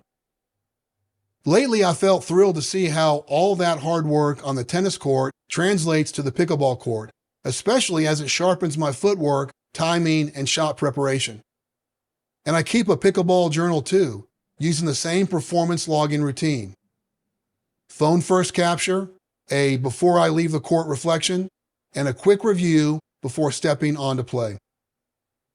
I also continue to add to my Anki pickleball deck. For example, I recently came across a short tip I want to remember and share when coaching others. Shoulder high, let it fly. In other words, if a ball is coming at you shoulder high, there's a good chance it's going out. We'll walk through exactly how to design simple flashcards like this later. If you embrace this life-improving workflow, these simple steps ensure your capture process stays lightweight, easy to accomplish, and always within reach. A tool for growth in any skill. But this extends beyond sports, and that's what gives it its strength. Performance logging isn't just for athletics. It applies to learning any new skill, whether it's a hobby, a physical discipline, or a craft you're serious about. The principle is the same. Capture what happened while it's fresh. Revisit it before the next session, and let each cycle of reflection accelerate your progress. And when you encounter a core technique, phrase, or cue worth memorizing, also build a simple Anki flashcard, whether it's for tennis, a new recipe, or presentation skills. Pairing this with consistent reflection is what turns practice into progress in our pursuit of elite. Whether you're picking up tennis, pickleball, Mediterranean cooking, or sharpening your public speaking, the key is consistent reflection that's lightweight, low on friction, and repeatable, anchored in the same 3 rules you've already seen. Capture immediately, start small, and prime with purpose. This mindset shift, just a little more intentionality and a little more discipline, is often what separates casual learners from those with an elite mindset. Use your phone to capture the moment, keep it positive, simple, and focused, and make it a habit. This minor act of reflection turns experience into momentum and keeps valuable insights from slipping away. From good to elite. Watching videos alone won't make you good, but when paired with performance logging, real expert guidance, and consistent practice, they become a launch pad for elite level growth. That's the heart of Recall Fitness. Learn it, retain it, build on it. Often the edge that separates good from elite is just a little more intentionality, a little more discipline. In this season of life, with higher priorities demanding focus, I'm not chasing elite level tennis or pickleball, but I'm not settling for good either. I still bring an elite mindset every time I train, committed to getting 1% better with each session. I enjoy the challenge. I enjoy the climb. What about you? Where are you aiming higher right now? Is it storytelling, presentation design, or leading more effective meetings? Put performance logging to work in one of those areas, and your growth will become visible, repeatable, and hard to ignore. YouTube plus RSS equals own the news cycle. As a technology leader, I must stay current with domestic and geopolitical issues as events, actions, and policies will affect me, my family, and my clients.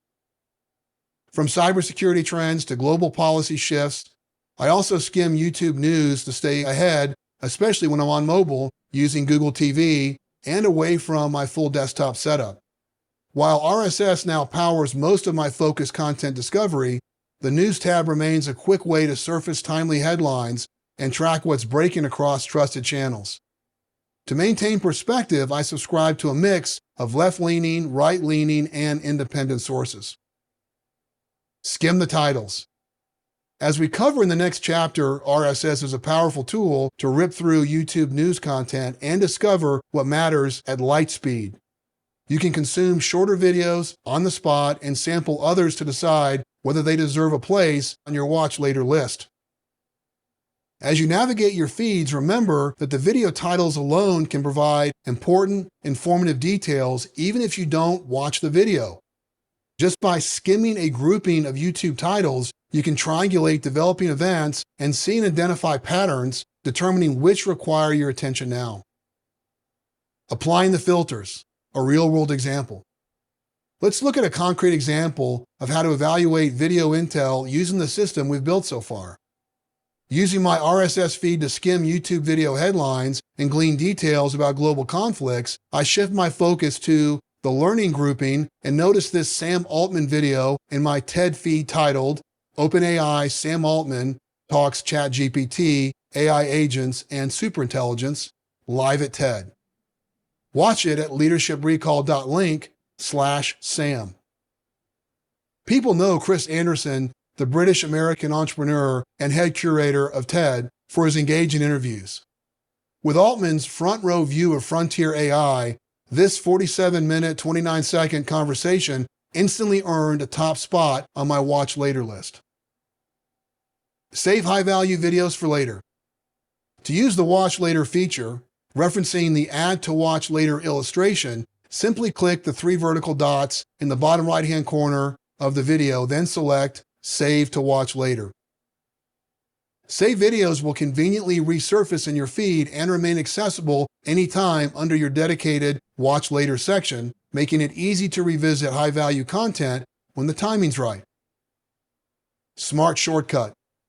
If you're unsure whether a video deserves a spot on your Watch Later list, let Gemini help. Click Share under the video, not the URL bar, copy the shareable link, and drop it into Gemini with this simple prompt: summarize this video. In seconds, Gemini will surface the key insights, helping you quickly decide whether to save or skip. Prefer another Google native option? Notebook LM, short for language model, is another excellent option to explore. It can take a YouTube link, a video transcript, a long-form article, or even a big collection of research notes and break them down into clear summaries and learning highlights.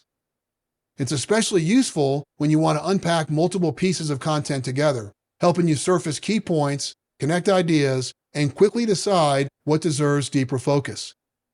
You can also generate a podcast-style audio overview, a conversation between two AI hosts that summarize and discuss your material, making the content easy to consume when you're driving, walking, or working out. And if you want to dig deeper, you can engage with the Notebook's AI chat to ask questions and explore the material more interactively. Notebook LM offers a free version so you can experiment with these features without any upfront cost. Putting it into practice.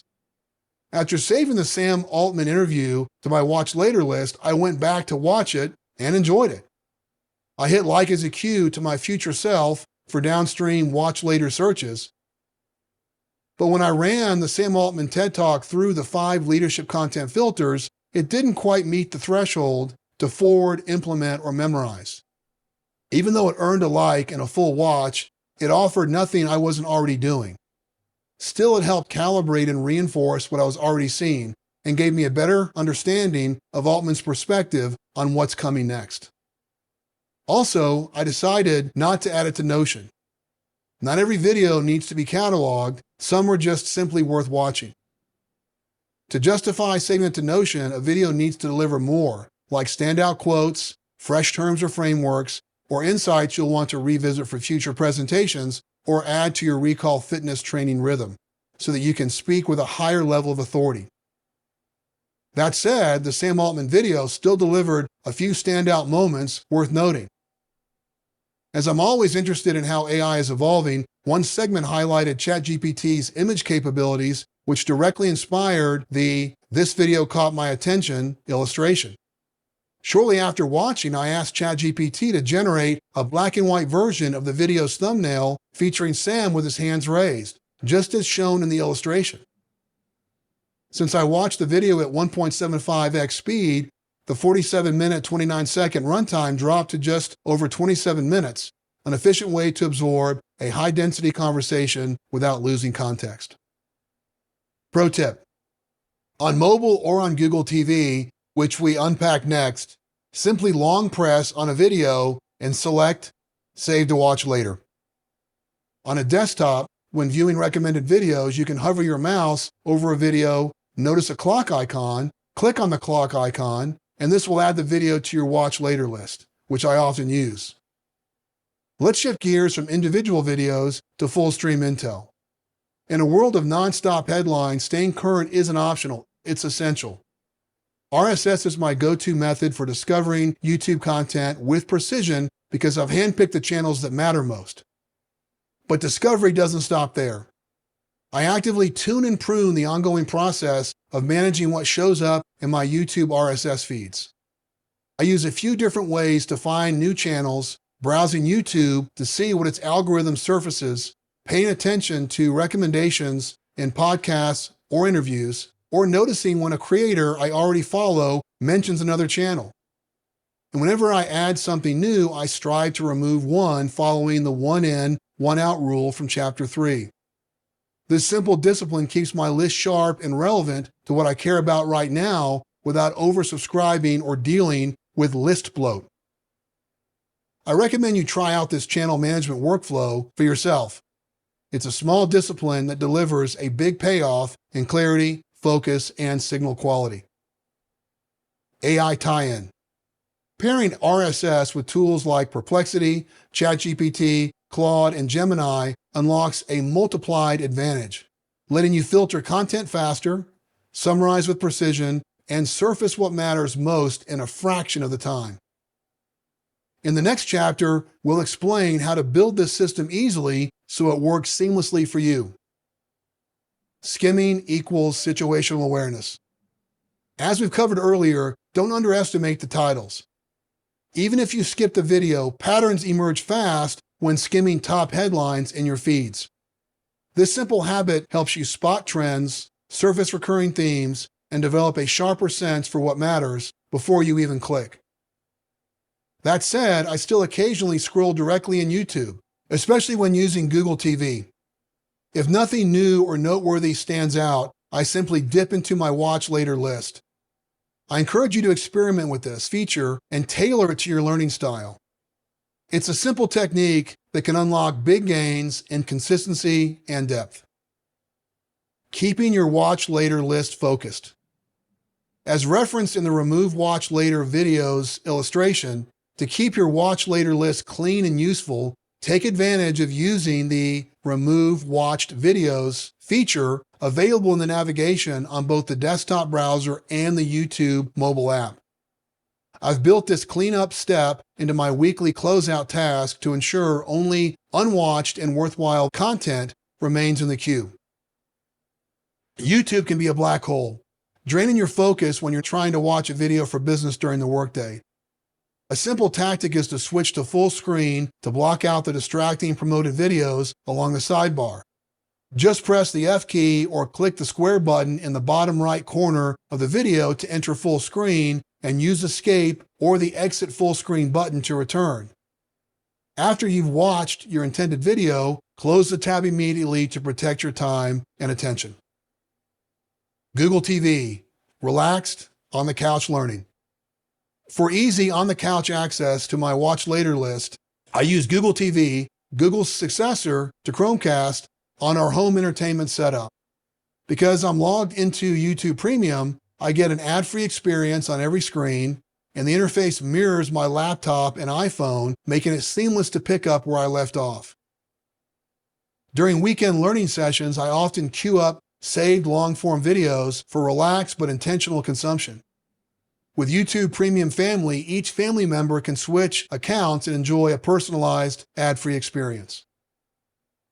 Pro tip: most YouTube videos come with an auto-generated transcript. To access it, expand the video description located just below the video. Scroll to the bottom and you'll see a link labeled Show Transcript. Clicking this reveals the full text, which you can copy and paste into an AI platform for quick summarization. Webinars for the win. Why webinars matter. Videos and webinars are a goldmine for continuous learning, especially when you're after real-world insight, not just theory. In this section, we focus on webinars, one of the most underrated, high-leverage formats available. Webinars often feature live demos, panel discussions, and expert conversations that blend strategy with practical tactics. These group discussions are valuable. They expose you to contrasting perspectives and help pressure test your own thinking. Remember Jeff Safo's advice: strong opinions, loosely held. Skip the session, watch the recording. To save time, I rarely attend webinars live. Instead, I register, propose questions ahead of time if possible, and wait for the replay. That way I can preview the content, assess the quality, and decide whether it's worth a full watch.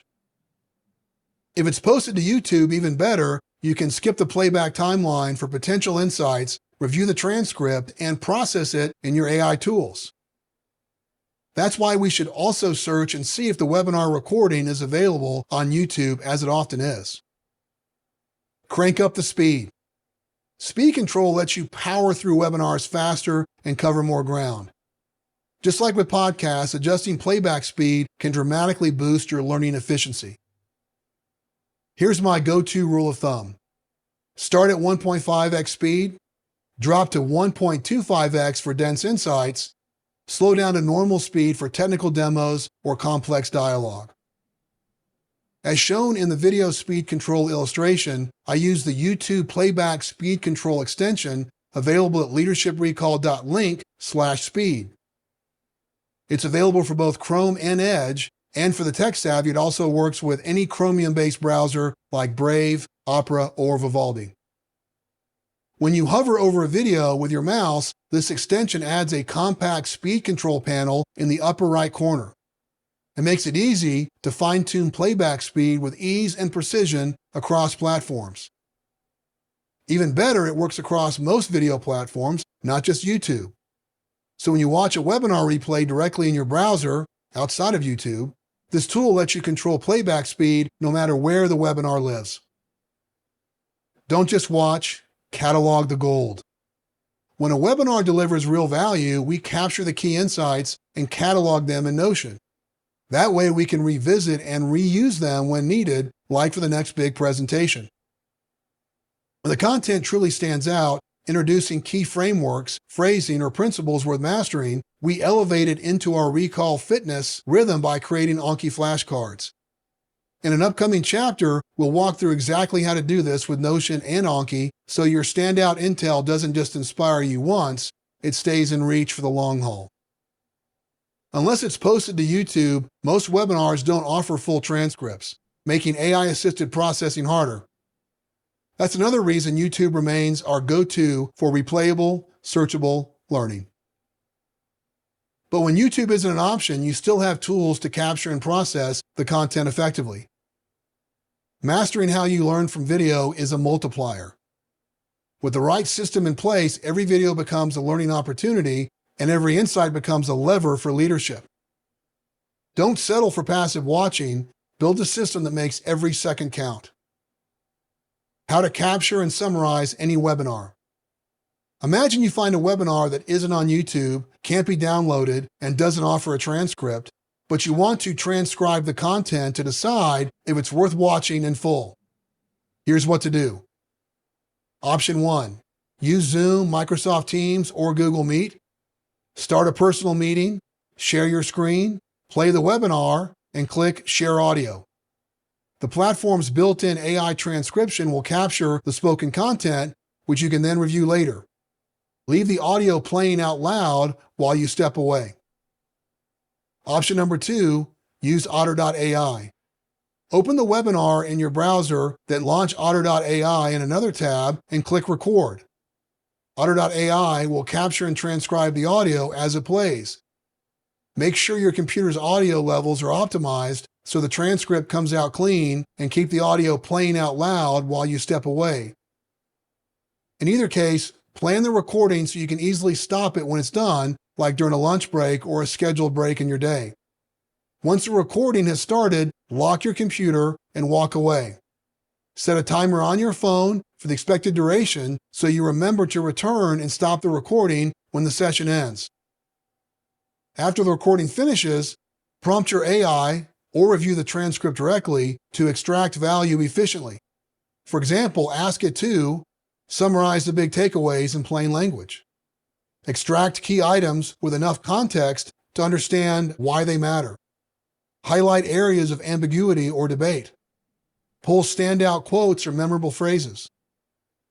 This way, you can quickly scan the distilled insights before deciding whether the full replay deserves your attention.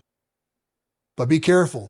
Most webinar platforms copyright their content, and their terms of service may prohibit recording. Always check the terms of use and only use this approach if it's allowed for personal learning. Never share or redistribute the recording or transcript, and consult legal counsel if you're unsure what's permitted. Pro tip. For timing, you can use AI to calculate the adjusted duration based on the playback speed. For example, ask a platform like Perplexity, how long will an 84-minute webinar take at 1.5x speed? You'll see it takes 56 minutes, perfect for your lunch break. Set your phone timer accordingly so you don't forget to return. In my experience, going up to 1.25x or 1.5x speed doesn't reduce transcription quality. This is also a great task to outsource to an assistant or soon to an AI agent to record and prepare the transcript summary for you. Finally, if you arrive a little late to stop the recording, there's no harm or foul. The only downside is using up extra recording and transcription minutes. Case study, turning a webinar into action. Recently, I watched a recorded webinar titled The CISO's Guide to a Strong Security Culture. In it, a chief human risk management strategist emphasized that a whopping 70 to 90% of all successful hacks stem from social engineering, with unpatched systems also playing a major role. His point was clear. Chief Information Security Officers, CISOs, must prioritize security awareness training and fixing core vulnerabilities before chasing flashy tools. Here's how I processed it using Leadership Recall. In Notion, I recorded the webinar name and link, captured the top insights, and filed my notes under the Information Security InfoSec category, tagging them with social engineering and patching for quick retrieval. I tagged the presenting company and the security executive to create a connected record for future reference. An Anki is referenced in the CISO's Guide Anki card illustration. I created a flashcard to internalize the percentage range and the role of unpatched systems, keeping these fundamentals top of mind. I then attributed the source by linking back to the Notion entry with all the supporting notes. The result? That one 60-minute webinar sharpened how I frame upcoming security conversations, anchoring them in fundamentals. And because it's fully browsable and searchable through multiple tags, this resource may also become a valuable reference for future security presentations. Leadership Recall Wrap-Up. Sharpening video recall isn't about collecting more content. It's about operating from clarity and high-stakes moments. The key is a disciplined, tuned intel gathering and learning system, one that filters distractions, captures what matters, and ensures you can retrieve and apply it when it counts. Done right, video becomes more than passive viewing. It becomes a strategic edge you can rely on when leadership pressure is highest. Sharpening your video learning strategy. Here are 3 no-cost or low-cost moves you can make right now to strengthen how you capture and apply learning from videos and webinar content. Number 1, audit your YouTube channel subscriptions. Unsubscribe from channels not aligned with your current leadership goals. Subscribe to 7 high-value channels focused on leadership, technology, and personal growth if starting from scratch. Number 2, refine your watch later workflow and block time on your calendar. Regularly prioritize and clear your watch later list to maintain focus. Schedule 2 to 3 weekly dedicated video intel gathering sprints. Weekends work best for me because they're unscheduled and flexible, but you may find weekday slots more effective. For uninterrupted learning and offline video access, consider YouTube Premium. Number 3, commit to performance logging. First, identify a clear learning target, whether it's public speaking, presenting, or developing a new skill or craft. Immediately apply and record one actionable insight from each learning session. Frame your notes positively. Focus on what you'll do next time, not past mistakes. Start small and stay consistent to build momentum. Ready to take the summit? If you're ready to transform YouTube, webinars, and business learning videos into true leadership advantage, not just passive consumption, there's a proven path forward. Career Accelerator, Solo Expedition. Build your own lightweight, high-performance system for capturing key insights, harvesting standout ideas, and reinforcing recall without getting overwhelmed. Includes real-world video and webinar demos you can apply immediately. Your enrollment also comes with 90 days of support and dedicated office hours so you can get unstuck quickly and keep building momentum. Claim your spot at leadershiprecall.link/offers. Career Accelerator Team Expedition. Join a high-performance cohort of growth-minded leaders. Together, you'll sharpen your video learning systems, apply performance logging strategies, and amplify your recall fitness, building a real competitive edge across your team. This expedition also comes bundled with world-class support, including dedicated office hours and access to a private online community, so you have expert guidance, and your team does too if you choose to bring them. Claim your spot at leadershiprecall.link/offers. Next up, how world-class leaders filter the noise and find high signal intel. In the next chapter, we'll show you how to build a curated stream of insight using really simple syndication, RSS, harnessing its power and simplicity so you can stay ahead effortlessly without getting overwhelmed. Chapter 6, Really Simple Syndication, RSS. Build an automated high-signal system. Top-tier leaders don't chase trends, they build intel streams that surface what matters before it hits the mainstream. How this chapter will give you a lasting advantage. Number 1, avoid information overload. RSS streamlines how you consume content, ensuring you stay ahead of industry trends without drowning in an endless stream of disorganized content. Skip this and you'll keep wasting hours sifting through noise while falling behind sharper competitors. Number 2, boost strategic learning. Organized feeds tailored to your leadership priorities help you efficiently track global news, trends, and standout insights all in one place. Ignore this and you'll miss critical signals, leaving blind spots that erode your authority. Number 3, reclaim your time. With an RSS reader like Feedly, you'll eliminate distractions, declutter your inbox, and maximize learning efficiency, giving you more time for high-stakes decision-making. Neglect this, and your attention gets hijacked, stolen by clutter, interruptions, and endless scrolling. How are we progressing? We continue with the 4th milestone, optimize your learning channels, as seen in the Leadership Recall Roadmap illustration. Really simple syndication, RSS, is essential for staying ahead in your learning journey. Why really simple syndication, RSS? Watching movies from the late 90s often brings back memories of those massive, boxy CRT monitors, each weighing about as much as a boat anchor.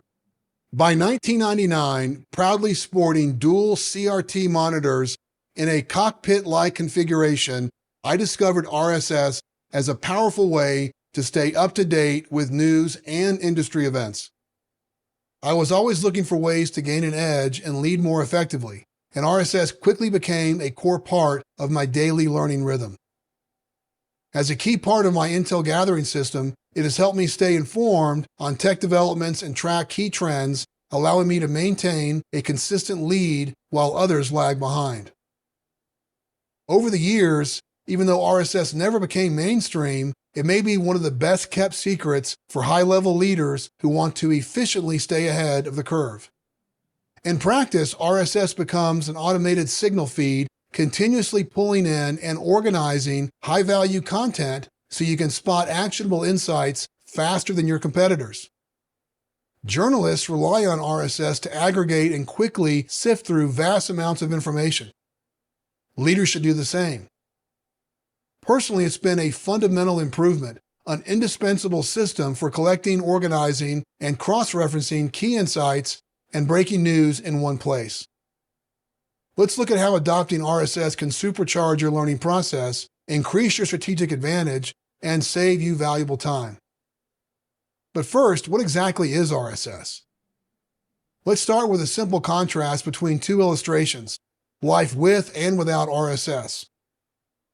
First, as outlined in the Life Without an RSS Reader illustration, you're constantly visiting multiple news sites, websites, and YouTube videos, hunting for relevant information. Meanwhile, your inbox is overflowing with newsletters, making it hard to keep up with essential content. It's a scattered, time-consuming process. Our second Life with an RSS Reader illustration depicts life with RSS using Feedly, which is the top RSS reader we'll explore further. To summarize, RSS organizes web feeds that transform how you consume content online. It delivers a personalized, curated digital digest tailored to your needs, like your own custom magazine assembled automatically. In the following example, you'll see exactly how it works. Instead of juggling multiple websites, RSS technology simplifies your workflow by automatically pulling new content from your favorite sources into a single, easy-to-scan feed that is ready whenever you are. For a quick RSS overview, watch this 3-minute explainer video at leadershiprecall.link/RSS. First introduced in 1999, I embraced RSS early on to stay ahead in the ever-changing tech landscape. RSS remains a powerful tool for aspiring leaders who want to stay informed, prepared, and ahead of the curve. Here are the top 3 reasons RSS remains a cornerstone of my daily learning routine. Number 1, comprehensive coverage. My RSS feeds are tailored to the areas I need to track, from global news and cybersecurity to strategic leadership insights. Number 2, efficient consumption. With an RSS reader, I can quickly scan and digest the most important updates each day, saving time while staying informed. Number 3, newsletter management. Instead of cluttering my inbox, my RSS reader consolidates all my favorite newsletters into one organized space. Feedly, the top choice for RSS users. To harness the power of RSS, you'll need an RSS aggregator, commonly referred to as an RSS reader. My recommendation is Feedly, the industry leader I've trusted for years, available at leadershiprecall.link/Feedly. In contrast, platforms like YouTube operate more like a conveyor belt of recommendations primarily driven by your past viewing behavior. Instead of intentionally organizing diverse insights, YouTube focuses on surfacing one stream of content at a time, making it harder to maintain control over your learning priorities and causing valuable content to be missed. As referenced in the RSS reader example illustration, Feedly neatly organizes everything you follow, news, blogs, YouTube, and newsletters, into one place instead of manually checking multiple sites. This eliminates endless browsing and inbox clutter. With distractions minimized, you stay focused on what truly matters. Think of Feedly as your customizable news dashboard, where you organize content across multiple categories, sources, and interests simultaneously. It's like how a newspaper editor arranges different sections: world news, business, health, technology, and more, all deliberately organized for efficient review and strategic value. That's why elite-minded leaders include Feedly in their intel gathering system. It brings structure by integrating diverse sources, from YouTube channels and newsletters to global and local news, into one streamlined view. Feedly is available both in the browser as a web app and as an iPhone and Android app. I personally rely on the desktop version since my full workstation setup allows me to most efficiently capture and catalog key intel. The importance of a usable interface. What makes Feedly stand out is its intuitive, clean interface paired with robust premium features that enhance the user experience. With Feedly or any RSS reader, you subscribe to RSS feeds from websites across the web. For example, most news organizations publish RSS feeds, allowing you to track their latest content effortlessly. Say you want to keep up with Reuters news. All it takes is 3 simple steps after you set up your Feedly account. Step 1, in Feedly, click on Follow Sources in the upper left corner and do a keyword search for Reuters. Step 2, review the results and select a Reuters feed you want, adding it to your preferred folder. For me, I added this to my news folder. Step 3, Feedly will then automatically track and display every new Reuters article in your news folder, clearly marking what's new so you can focus on fresh intel without wasting time on duplicates. It's that easy. Repeat this process for subscribing to any news site, website, or YouTube channel. Feedly listens, tracks, and organizes all your newly published content in the folders you create, allowing you to skim through effortlessly and focus on the content that matters most to you. Feedly's power sorting feature in action. Feedly also offers a powerful way to prioritize what to review first. If selected, at the top of each folder, Feedly highlights the most popular articles crowdsourced based on reader engagement. Below that, you'll find the latest articles sorted chronologically. When scanning my folders, I first focus on the most popular section to identify the highest signal intel. Then I skim the latest section for any additional updates worth noting. This strategy increases efficiency, helping me review multiple folders daily without missing key developments. The Feedly Popular plus Latest illustration shows a simple example of how this looks in practice. Optimize for speed with title-only view.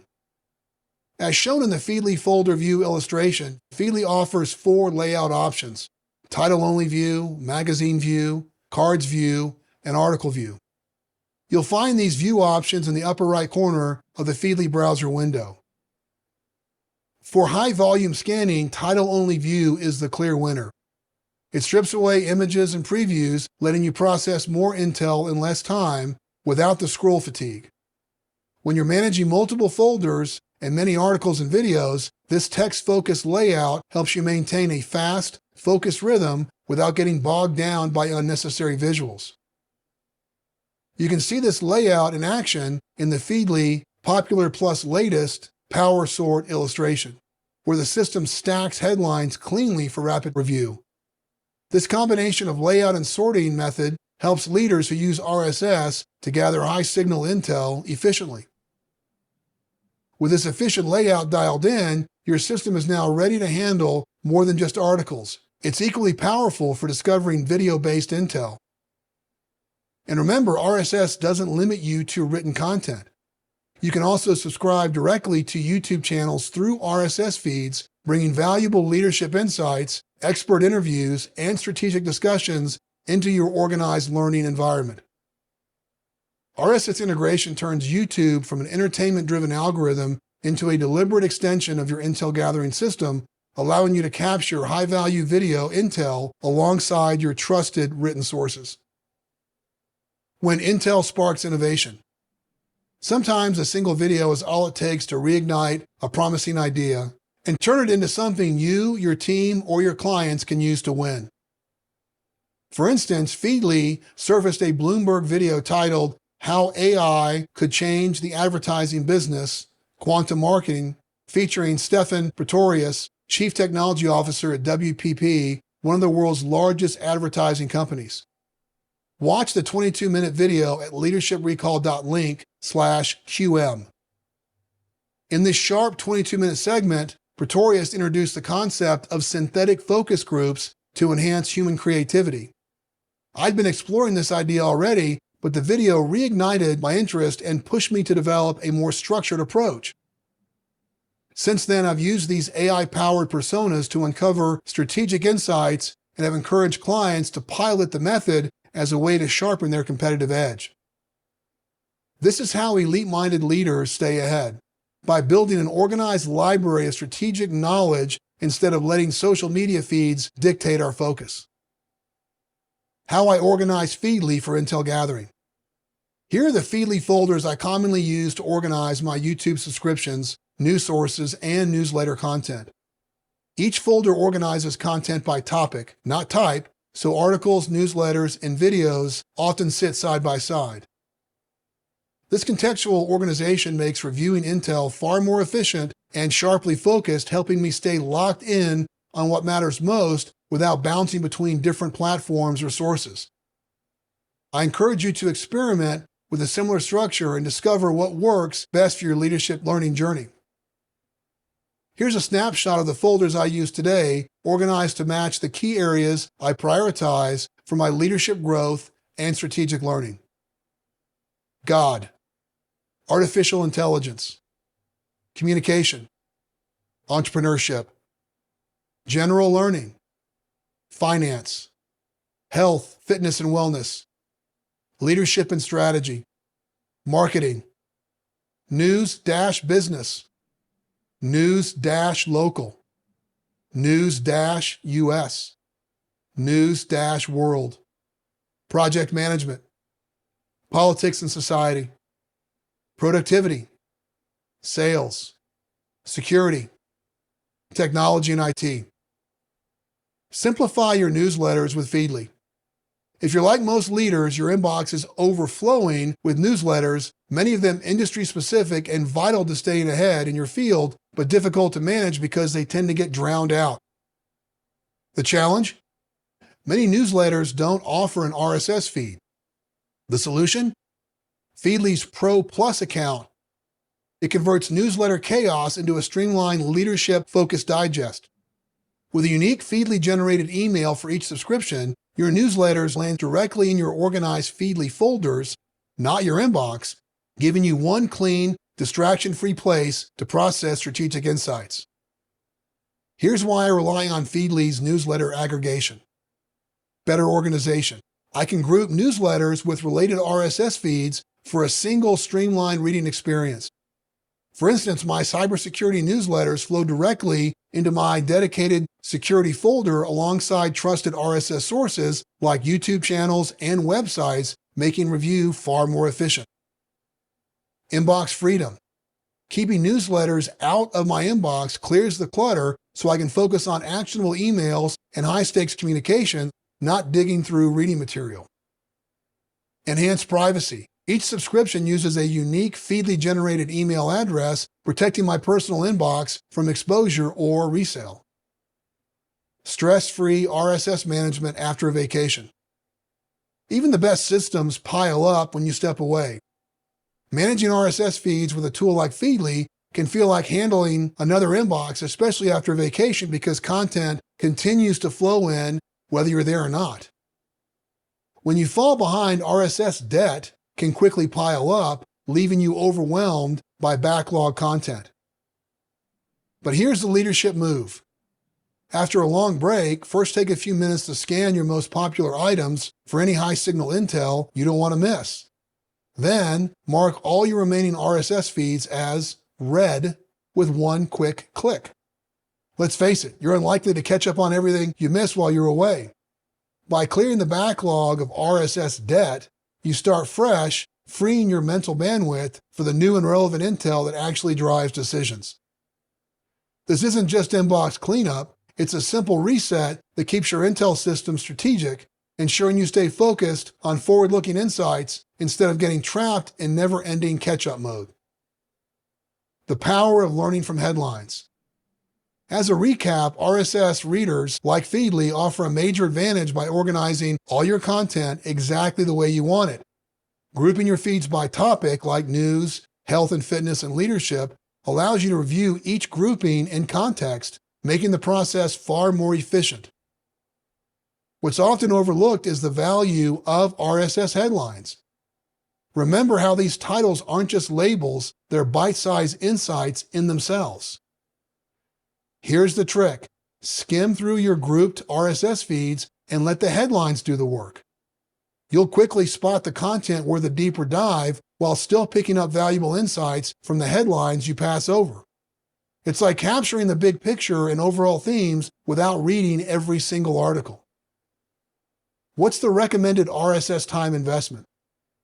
Although some prefer to start their morning skimming the news, I prefer 30 minutes of focused RSS time at the end of the workday, 4 to 5 times per week.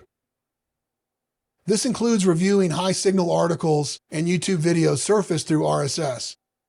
Unless something significant is happening, I avoid starting my day by immersing myself in bad news, choosing instead to focus on maintaining a positively realistic mindset. I reserve RSS for the afternoons to keep my mornings clear for deep focused work when my mind is sharpest and strategic output matters the most. As mentioned before, although my time using Feedly for RSS-based learning happens at my workstation where I can efficiently scan high-signal feeds, open key articles, and capture insights into Notion or Anki as I go. I also watch many of the YouTube videos surfaced through RSS on my desktop, usually between 1.5x and 2x speed, to maximize efficiency without sacrificing comprehension. Most days I review watch later videos on my Google TV, with some days on my iPhone. The bulk of my intel gathering still happens at my desktop, where I coordinate and prioritize what to watch rather than actually watching, unless it's a short video. This intentional setup not only boosts focus, it ensures that RSS-based learning stays a reliable part of my weekly rhythm. I recommend giving it a shot. It's a smart way to build a consistent learning habit. Referencing the RSS time percentage illustration, if you're targeting the 5-hour rule, dedicating 5 hours a week to outside learning, this recommended routine covers roughly 45% of your total learning time. You typically spend the remaining 55% on podcasts, videos, articles, and webinars, rounding out a balanced, multi-channel approach to leadership development. Leadership Recall Wrap-Up. Mastering RSS isn't just about staying informed, it's about filtering the noise, reinforcing strategic clarity, and turning high-signal input into an edge. As part of your intel gathering system, RSS becomes the force multiplier that keeps you ahead without burning out. With 20 to 30 minutes invested each day, you build a reliable stream of insight that compounds over time, feeding your personal vault, strengthening recall fitness, and sharpening your leadership instincts. This milestone in the Leadership Recall Roadmap ensures you don't just consume information, you control it, convert it into intel, and lead with authority. Taking your RSS journey forward. Help advance the mission. Are you excited about your future with Leadership Recall put into action? If this system is helping you think differently and start making progress faster, chances are it could help someone you know too, especially a friend or a colleague who's starting a new role, exploring new opportunities, or stepping into a promotion. Because the Leadership Recall book is free, would you consider sharing it with one person today? A simple recommendation could help someone in your network take the next step in their leadership journey and sharpen their edge alongside you. I'm deeply grateful for every recommendation you make. It helps more leaders sharpen their edge and step into their calling. They can get their free copy anytime at leadershiprecall.com. Optimizing your RSS strategy. Here are 3 no-cost or low-cost moves you can make right now to streamline your content intake and sharpen your strategic edge using RSS. Number 1, refine your Feedly setup. Organize feeds into clearly labeled categories like leadership, tech trends, and industry news. Add trusted blogs, YouTube channels, newsletters, and industry authorities via RSS. Number 2, audit your current sources. Identify where you're consuming the most content, newsletters, news feeds, YouTube, and migrate high-value sources into your RSS reader. Unsubscribe from noisy, low-signal sources that no longer serve your leadership priorities. Number 3, establish a daily RSS review rhythm. Set aside 20 to 30 minutes per day to scan, review, and capture key ideas. Use this time to catalog standout insights and organize them for future reference. Ready to streamline and scale strategic learning? If you're ready to eliminate content overload, take control of your learning flow, and turn RSS into a true force multiplier, there's a proven path forward. Career Accelerator, Solo Expedition. Build your own high-signal RSS system from scratch. Learn how to filter noise, harvest actionable insights, and supercharge your intel workflow, all without getting overwhelmed. Includes setup, walkthroughs, and templates using Feedly, and 90 days of office hours and online support to keep you moving forward. Claim your spot at leadershiprecall.link/offers. Career Accelerator, Team Expedition. Join a cohort of elite-minded leaders to build and optimize your RSS learning systems together.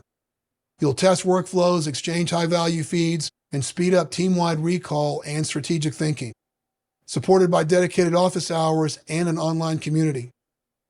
Claim your spot at leadershiprecall.link/offers. Template access.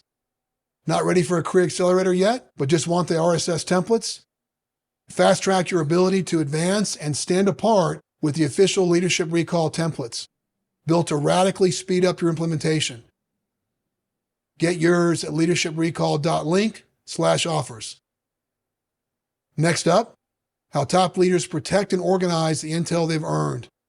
In the next chapter, we'll show you how to build your personal vault using Notion, a system for capturing, structuring, and storing high-value insights so they're always within reach when it matters most. Chapter 7, Network Building, Accelerate Relational Equity. Strategic leaders don't just collect contacts. They cultivate meaningful two-way relationships that generate outsized returns. This chapter will significantly strengthen your network in 3 ways. Number 1, identify your true VIPs. Use frameworks like Dunbar's number and the Pareto principle to focus your relational energy where it generates the greatest return. Miss this, and you'll spread yourself thin, investing heavily in connections that never move the needle. Number 2, strengthen contact intelligence. Build a lightweight system to capture birthdays, milestones, introductions, and other network gold that compounds trust. Skip this, and you'll forget the details that turn acquaintances into allies while competitors strengthen ties you let slip. Number 3, expand your leadership reach. Turn everyday interactions into strategic opportunities by remembering names, honoring personal details, and following up with intentionality. Neglect this, and small lapses will quietly erode influence, closing doors that could have been opened. A system you can replicate. This chapter moves beyond theory to practice, giving you the mindset, framing, and tools to build a repeatable, lightweight system for growing high-trust relationships. These simple, structured behaviors compound over time so your strategic network grows stronger and more personal and authentic with every interaction. Let's revisit the roadmap. We've made significant strides and are now stepping into the 5th milestone, profit from network building, as shown in the Leadership Recall Roadmap illustration. The mindset and systems introduced here are designed to be immediately useful, easy to adopt, and built for long-term impact. The network mindset in building relational equity. Any experienced leader understands the truth behind the title of Porter Gale's book, Your Network is Your Net Worth, a concept we introduced earlier in the book. Her phrase captures a powerful reality. Elite-minded leaders don't build relationships by chance. Top-tier leaders leverage contact intelligence. Contact intelligence is the practice of capturing, organizing, and leveraging key personal and professional details using the Context app on your phone and across devices to strengthen connections, deepen trust, and drive timely follow-up. We intuitively know that the strength of our network, a community of like-minded people who serve one another, directly drives our success across every dimension of life. Relational equity doesn't grow overnight. Like financial equity, it grows through steady, intentional deposits we make over time. But just like in financial investing, we don't invest randomly. We choose the right people to invest in, just as we choose the right financial vehicles. Throughout this chapter, you'll learn a step-by-step way to make those deposits, turning network building philosophies into practical behaviors that can be scheduled, tracked, and improved. That's why we need a repeatable weekly rhythm, a cadence of intentional touch points that deepens trust and compounds relational equity. The key? We serve first. We carve out time to be available when our community needs us most. And here's where we set ourselves apart. We show up, we listen, and we capture what matters, simply and effectively. Then we recall those details at the right time, building meaningful trust while turning casual contacts into genuine relationships built for the long haul. This could mean texting to encourage a friend 30 minutes before a big presentation, or remembering a team member's spouse's name for a follow-up meeting so you can ask how the big interview went. It's all in the details. Early in my career, I remember learning that a former U.S. president kept a small stack of index cards, each one capturing the names and personal details of the staff who served him and his family. That way he could follow up and address people by name, making every interaction more genuine. What a way to show you care. It wasn't just a habit, it was a strategy to make every interaction more personal and meaningful. That level of intentionality stuck with me. The details of the people we meet, serve, and share our lives with matter a great deal. That's why we build lightweight habits for capturing these details as a relational system that accelerates and compounds trust over time. Next is a simple 7-step framework we'll use to turn contact intelligence into a system to help you build a thriving network. Step 1. Use grouped contacts for lightweight networking. Why grouped contacts work? Not every connection deserves a dedicated contact card, at least not right away. When you're meeting several new people in the same context, it's often smarter to group them under a single contact. Football friends example. In the football friends illustration, my youngest son plays football, and I regularly meet new parents and coaches throughout the season. Instead of creating a new contact for each one, using placeholder names, I've made a single entry called Football Friends. I set the company as Austin High so the contact is easily searchable. That way, whether I type football or Austin, the contact pops right up. I also added the Austin High logo, which helps brand the contact and makes it more visually recognizable when scanning or searching for a quick name to reference. How I capture names.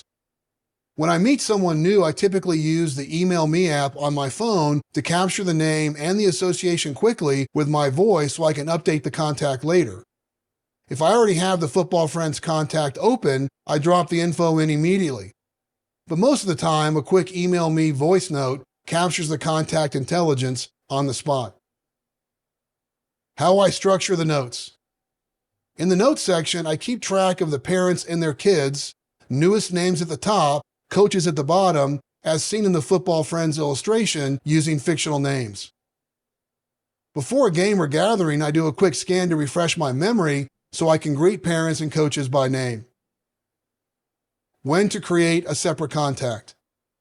If a relationship deepens, like meeting a dad for coffee, I'll promote them to their own individual contact.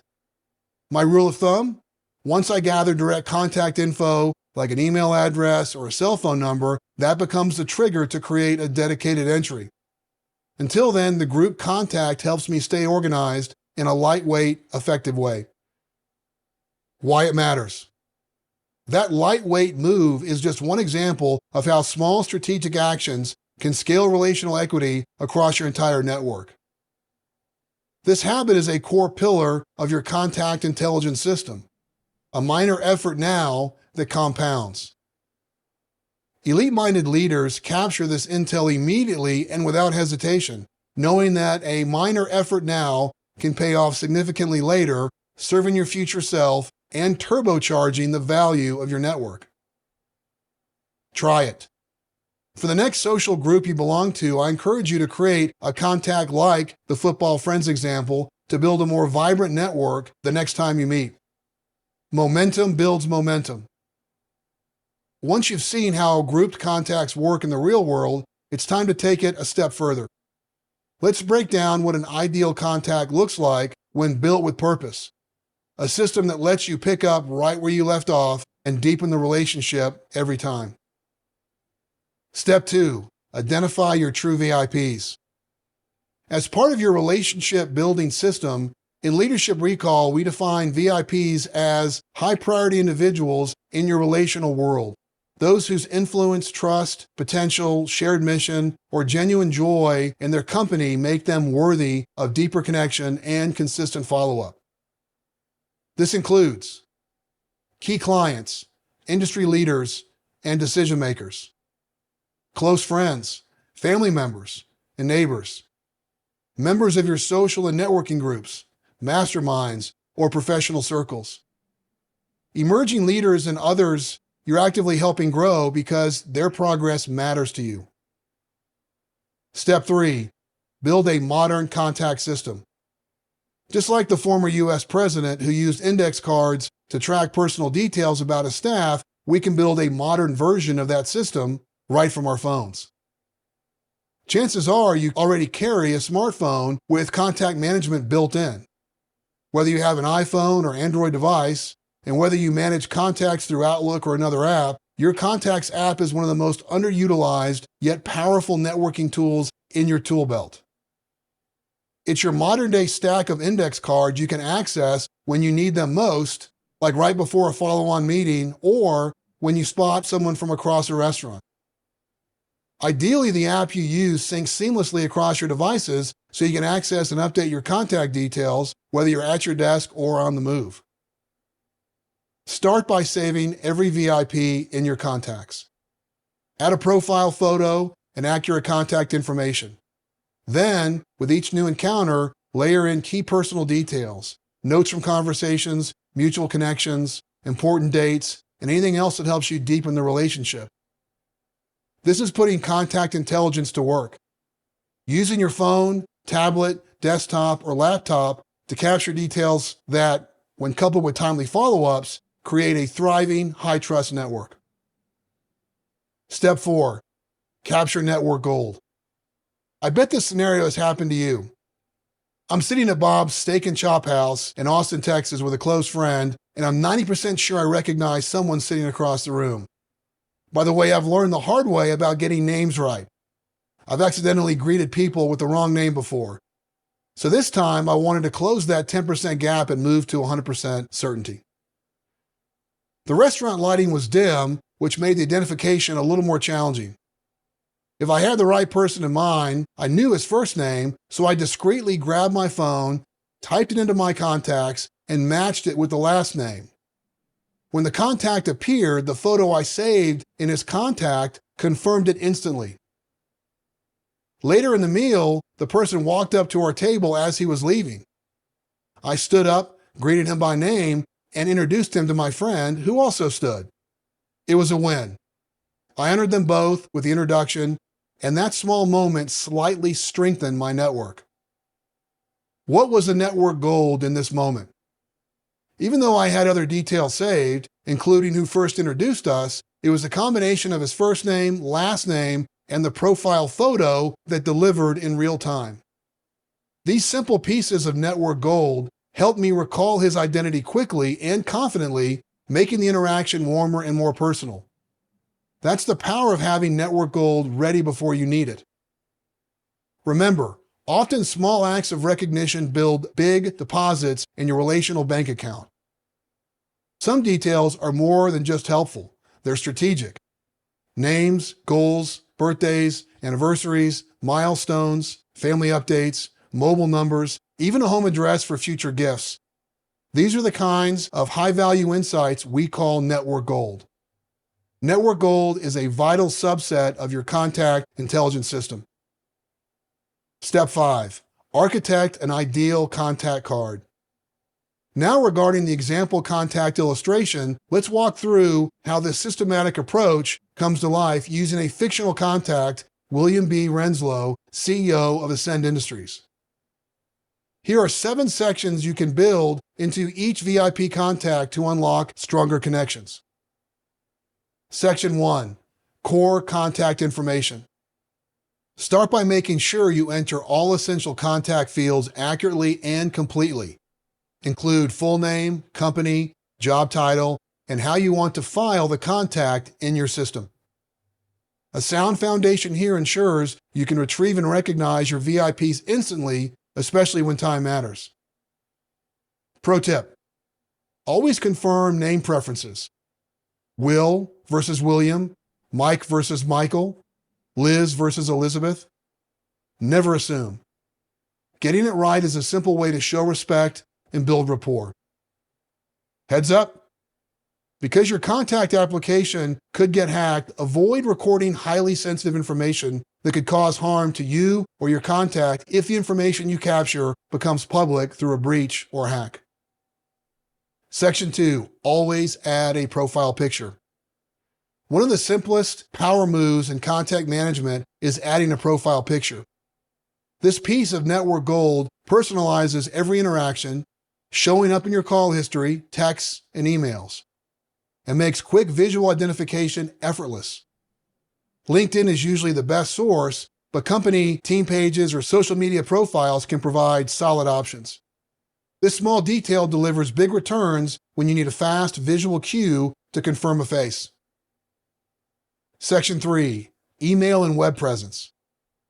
Capture both work and personal email addresses when possible. That way you can route professional messages to one and send personal updates or holiday notes to the other. Including a link to their LinkedIn profile also helps quick access for contacts, especially helpful before a first meeting. Section 4. Mobile first. The mobile number is king. While a direct office line can be helpful, having a mobile number means you can text, call, or follow up in real time, making relationship building more fluid and frictionless. Section 5. Business and home addresses. Capture the business address if you know you'll need it soon, like navigating to an office or sending a follow-up note. Otherwise, skip the extra clicks. And if a contact ever shares a home address, treat it like network gold. Save it immediately and use it for personal gestures like holiday cards or surprise gifts that make a lasting impression. Section 6. Notes from conversations. The elite move. This is where elite-minded leaders separate themselves. Keep a running log of meaningful interactions, a lightweight journal of your last conversations. In this example, a lunch and a coffee catch-up reveal Will's family plans for spring break in Yosemite, an upcoming Series D funding round, Elizabeth's interest in Northeast colleges, a doctor appointment tied to lingering fatigue. Each one is a follow-up opportunity. These little touch points build network momentum like nothing else. A simple move, like asking Siri to remind you to follow up after spring break or send a quick text the day after his appointment, creates powerful moments of personal connection. As legendary business philosopher and mentor to Tony Robbins, Jim Rohn once said, "The fortune is in the follow-up." While he may have been speaking to sales, the same principle holds true in relationships. Following up on a life event, no matter how small, signals care, intentionality, and presence in the moment. It tells someone you matter enough to remember. In a world where most people forget, remembering and following up on even one detail sets you apart. Do this consistently and watch how fast your relational equity compounds. These small gestures don't just strengthen your network, they deepen it. Use reminders on your phone and make it a habit to clear them out daily. It only takes a minute or two, but it ensures that when a reminder pops up, it isn't buried in a sea of overdue reminders. Because of this clarity and focus, you can act right then, connecting with someone more genuinely in the moment. When you do act on the reminder, this level of detail may take only seconds for you, but to your VIPs, it delivers major impact. You'll stand out simply because you continue to show up with intentionality. Pro tip: after every meaningful conversation, capture at least one takeaway. I don't leave the parking lot after a coffee meeting without recording a quick voice note using the Email Me app. This often sparks several more. Back at my desk, I simply copy the entry into the contact record with minimal cleanup. And because I maintain a disciplined inbox management system, the Email Me notification doesn't get lost in the shuffle. What about the whirlwind days, when you're too busy to think, let alone log full notes? Even a single word or two can preserve critical context. Drop in quick snippets like Yosemite trip, daughter equals Elizabeth, or Series D. Later, those prompts help unlock the full memory, saving time while still keeping your relationships sharp. Text expander to the rescue. You will notice I recorded my last meetup with Will in the notes section of his contact as 2025-03-04. This year, month, date format, officially called the ISO 8601 date or International Date Format, is simple and useful in this application. To make that faster, I use a productivity app called Text Expander. It's a desktop and mobile tool that lets you insert pre-written text, or in this case, today's date, with just a short typed shortcut. For example, I type XSTFD, and it instantly expands to the current date in the correct format. In case you're curious, X signals that I'm triggering a snippet, S stands for snippet, and TFD is short for today's file date. I use this exact shortcut multiple times each day. It saves me loads of mental energy because instead of pausing to remember or type the date manually, I trigger it instantly without thinking. It's a frictionless action that preserves focus and keeps me moving efficiently. Text Expander is one of my most used tools and saves me a significant number of keystrokes each day and a lot of mental energy. In the Career Accelerator mentioned at the end of this chapter, you can get access to a demo of how to use Text Expander, along with other key software applications featured in Leadership Recall, including my favorite snippets for fast, accurate logging. To recap, capturing key elements of a conversation and saving those to your VIP contact allows you to pick up right where you left off, even if there are months or even years between your next face-to-face. Section 7. Core Intel that never expires. This section captures enduring details you gather over time, personal intel that doesn't change often but matters deeply. Here we noted Will's wife and kids, where he grew up, that he leads a small group, and even the name of his black lab Buck. A critical item involves noting how we met. As time swiftly washes away the obvious, and knowing the intro origin story helps, you remember key details, especially when long gaps separate your meetings. Plus, it gives you a great question when meeting again. In this case, what is new with Tony Parker? Before every meeting or call, this is a section I review alongside the latest notes. It allows you to walk into a conversation with warmth, familiarity, and insight. Successful salespeople capture personal and key details instinctively to build rapport and win trust. And in our pursuit of elite, why wouldn't we do the same to strengthen relationships with the VIPs in our lives? This level of care applies just as much to family. Similar to how I document key details about the VIPs in my life, I log personal bests, milestones, and major setbacks, especially for my kids. It started with their first words, first steps, and one of my all-time favorites, the night they finally slept through the night. These moments have become treasured snapshots as we journey through life together. Pro tip: if Will Renslow, my VIP contact, were real, I'd likely use a photo of his family, including Buck, his black lab, as the front of a flashcard in Anki. On the back, I list the names of his wife, Julie, and his kids, Aaron and Elizabeth. That way, I'd have his family committed to memory, giving me yet another way to earn Will's trust and connect with him in a more meaningful, genuine way. By creating an Anki flashcard for Will's entire family, the delight you create by remembering and asking about Buck or Aaron, or maybe Elizabeth, matches the same kind of delight I saw when regulars returned to the restaurant bar where I worked during college. I often surprise them by remembering their name and usual drink. That kind of personal touch sticks. The time to create a flashcard and add it to my recall routine is minimal, but the payoff, one person at a time, is exponential. I encourage you to make these lightweight investments and watch how they deepen your relationships in surprising ways. Step 6. Use birthdays and anniversaries to stay present. As we have unpacked, Network Gold is the subset of contact intelligence, and two of the biggest Network Gold items are birthdays and anniversaries. In the birthday and anniversary capture illustration, most modern contact systems automatically integrate into your calendar system. In this example, I'm using Outlook, so Outlook birthday and anniversary contact information automatically populates to the calendar as an all-day event at the very top of the calendar view. As most leaders will be in front of their calendars each day, these all-day events serve as simple reminders for you to reach out. First thing in the morning, I will use the trigger of seeing a birthday or anniversary as a reminder to reach out, whether it be with a short recorded video, an audio recording, a text, or a phone call.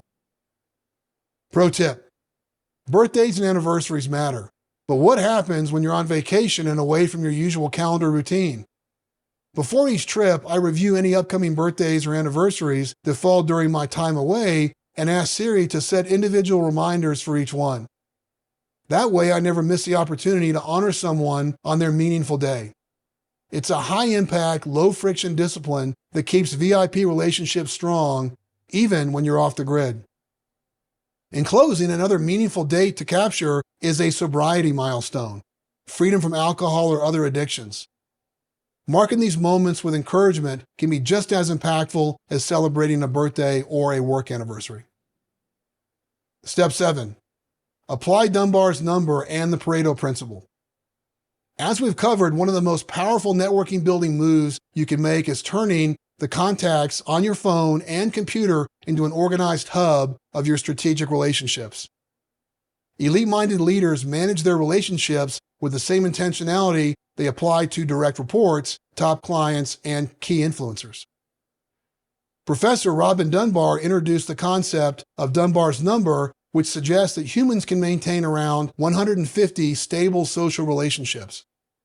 He also identified a broader social hierarchy made up of 6 groupings from your closest inner circle of 5 people to roughly 1,500 recognizable faces. You'll see those categories reflected in the table referenced in the companion PDF. We use Dunbar's framework to guide how much effort we invest in different segments of our network, especially with VIP likelihood, whether to create and maintain a contact card, whether to memorize key details using Anki flashcards. Think of this table as a guide for stewarding our limited attention. Mental and relational capacity isn't infinite, so it's wise to focus deeper on the people who matter most. This is about intentional connection. To take action, consider identifying the 10 people who most impact your career or mission, your inner circle.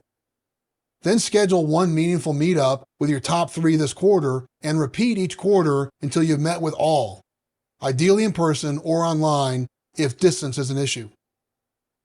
Wrapping up the 7 steps, turning contact intelligence into momentum. Each of these 7 steps is simple on its own, but together they form a lightweight, repeatable system that strengthens trust, builds momentum, and keeps your most important relationships front and center. These touch points take only moments to apply, yet deliver high-leverage results when applied with a little more intentionality and discipline, as highlighted in the supporting illustrations. When you apply contact intelligence with consistency, your network becomes more than a list of names. It becomes a living, breathing source of opportunity, support, and long-term impact. Elite-minded leaders don't rely on memory alone. We build systems that serve us and serve others. And when we start making these moves consistently, something powerful happens. People feel seen, remembered, and valued. That's when relational equity begins to compound. The Pareto principle, prioritizing ROI. The Pareto principle can be applied here as a practical guide for prioritization. Roughly 80% of your opportunities, referrals, and personal growth will come from just 20% of your network. It's also a great way to help you identify your VIPs, those key individuals who create opportunities for outsized impact. Use this hierarchy to ensure your best relational energy is invested where it counts as you connect, serve, and help your VIPs reach their full potential.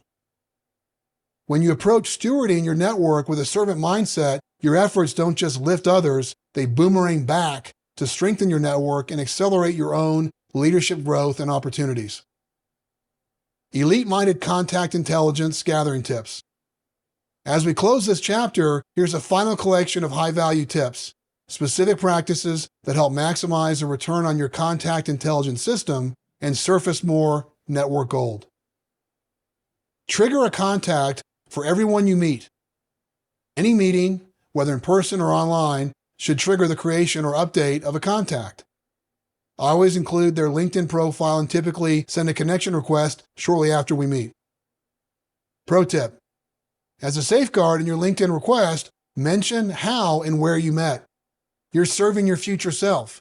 If months or years pass before reconnecting, you'll have an instant reminder that sparks recall that helps you re-engage faster.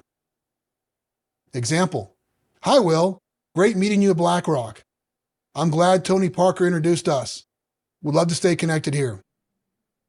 My LinkedIn network has grown to over 3,500 strong using this principle. I rarely connect with people I haven't met, but I'll make exceptions when we share strong mutual connections or common interests. Accurate spelling. Capture correct spelling, especially for names. If you're unsure, like whether it's Stephen with a V or Stephen with a PH, note it with a quick flag like this: Stephen, in parentheses, spelling question mark. This tiny gesture ensures accuracy and allows you to ask for the correct spelling when needed. Pro tip: go beyond your contact's name. Take care to capture family members' names too, and don't hesitate to ask for the correct spelling. People are almost always glad to help when it comes to their loved ones. Email addresses. A form of network gold.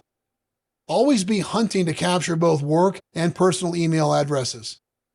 Then you ask if they prefer personal communications routed to their personal address or not. This shows another level of respect for your VIP. These small intentional moves, when applied, consistently turn a communication stream into relationship-building momentum. For example, I recently noted that one of my clients was heading to the hospital for the birth of her daughter's child. I set a follow-up reminder and was able to share in the joy of the miracle of a new child being born. I also made a point to learn and capture the name of her granddaughter. Intentional moments like these strengthen connections in powerful and meaningful ways. Scheduling links. Some VIPs use scheduling tools like Calendly. If they've shared that with you, treat it like network gold. Store it immediately. It streamlines future scheduling and honors the access they've granted. I also let my VIPs know they're welcome to use my scheduling link anytime, which saves the back and forth. And if a VIP shares their link with you, ask if you can use it in the future. That way you can grab time immediately without extra steps. Meeting prep. Before online or in-person meetings, I always open the contact record to review the key details from our last interaction, like major events or standout updates, so I can pick up right where we left off. For recurring meetings, I may not follow this every time, but I always log any network gold or standout contact intelligence that emerges. Introduction tracking. Always record how you were introduced to a VIP and who you've introduced them to. This makes your contact history far more powerful when it comes time to connect the dots or open new doors later. Shared items. Always record anything you shared with them, like a recommendation to try a new restaurant they asked about, a network group, or a local church. This creates a great way to follow up when you meet next or reach out. Hobbies and passions. Capture what they love. Pickleball, tennis, golf, photography, music, volunteering. These shared interests give you natural bridges for a future connection. Sports teams. Sports often unlock a new layer of conversation. Whether it's college football, the NBA, Formula One, or the Premier League, knowing their team is a great way to bond over shared excitement or heartbreak. Favorite beverage. The bartender in me remembers drinks. If your VIP has a go-to coffee order or cocktail, record it. When you're early to a coffee meeting and their favorite beverage is waiting, it sends a powerful message. You matter, I remember. Age of kids. Knowing the age of your VIP's kids is a powerful way to connect. Use shorthand like same age as Robert, or add a date stamp so you can easily track their age over time. This is especially valuable if your kids are in similar stages. Separate contacts for family members. Just as I keep separate contacts for each of my sons, I'll sometimes do the same for very close VIPs, spouses, or kids, especially if I plan to wish them a happy birthday or remember milestones. It's also valuable when you want to keep up with individual cell numbers and emails. I often do this with the wives of close friends in my inner circle, which makes coordinating social outings much easier in group texts. Major life events. Capture significant milestones, like a new home, engagement, or promotion. These moments create opportunities for meaningful follow-ups or thoughtful gestures, whether it's a handwritten note, a surprise gift card, or a celebratory dinner. Life quakes. A life quake is a major disruptive event, such as a job loss, divorce, serious illness, the death of someone close, or even the loss of a beloved pet. These events shake the foundations of daily life. When you're aware of one, you can respond with care, prayer, and support, demonstrating the kind of leadership that leads with support and empathy. Travel notes. When a VIP mentions an upcoming business trip or vacation, set a follow-up reminder. It only takes seconds to do. Afterward, You can follow up with a simple question like, what was the highlight of the trip? A thoughtful gesture that can create a big impact. The AC Hotel moment, a full circle reminder. As a closing adventure, there's an AC Hotel within walking distance of our neighborhood. The hotel has a bar and a restaurant area on the top floor that looks out across the Austin Hill Country. On a recent visit with my beautiful wife, I struck up a conversation with the bartender. Since they don't wear name badges, I asked for his name. In a reverse nod to my own days behind the bar, I added it to my AC Hotel contact record. The next time I stopped in, I was meeting an old friend, someone I used to bartend with decades ago. As I was walking in, I opened my AC Hotel contact and greeted the bartender by name. David's smile said it all. He was surprised I remembered. When you remember someone's name, family, or story, you do more than impress. You show they matter. That's how trust is built, one moment at a time. Capture these moments in your contact notes immediately.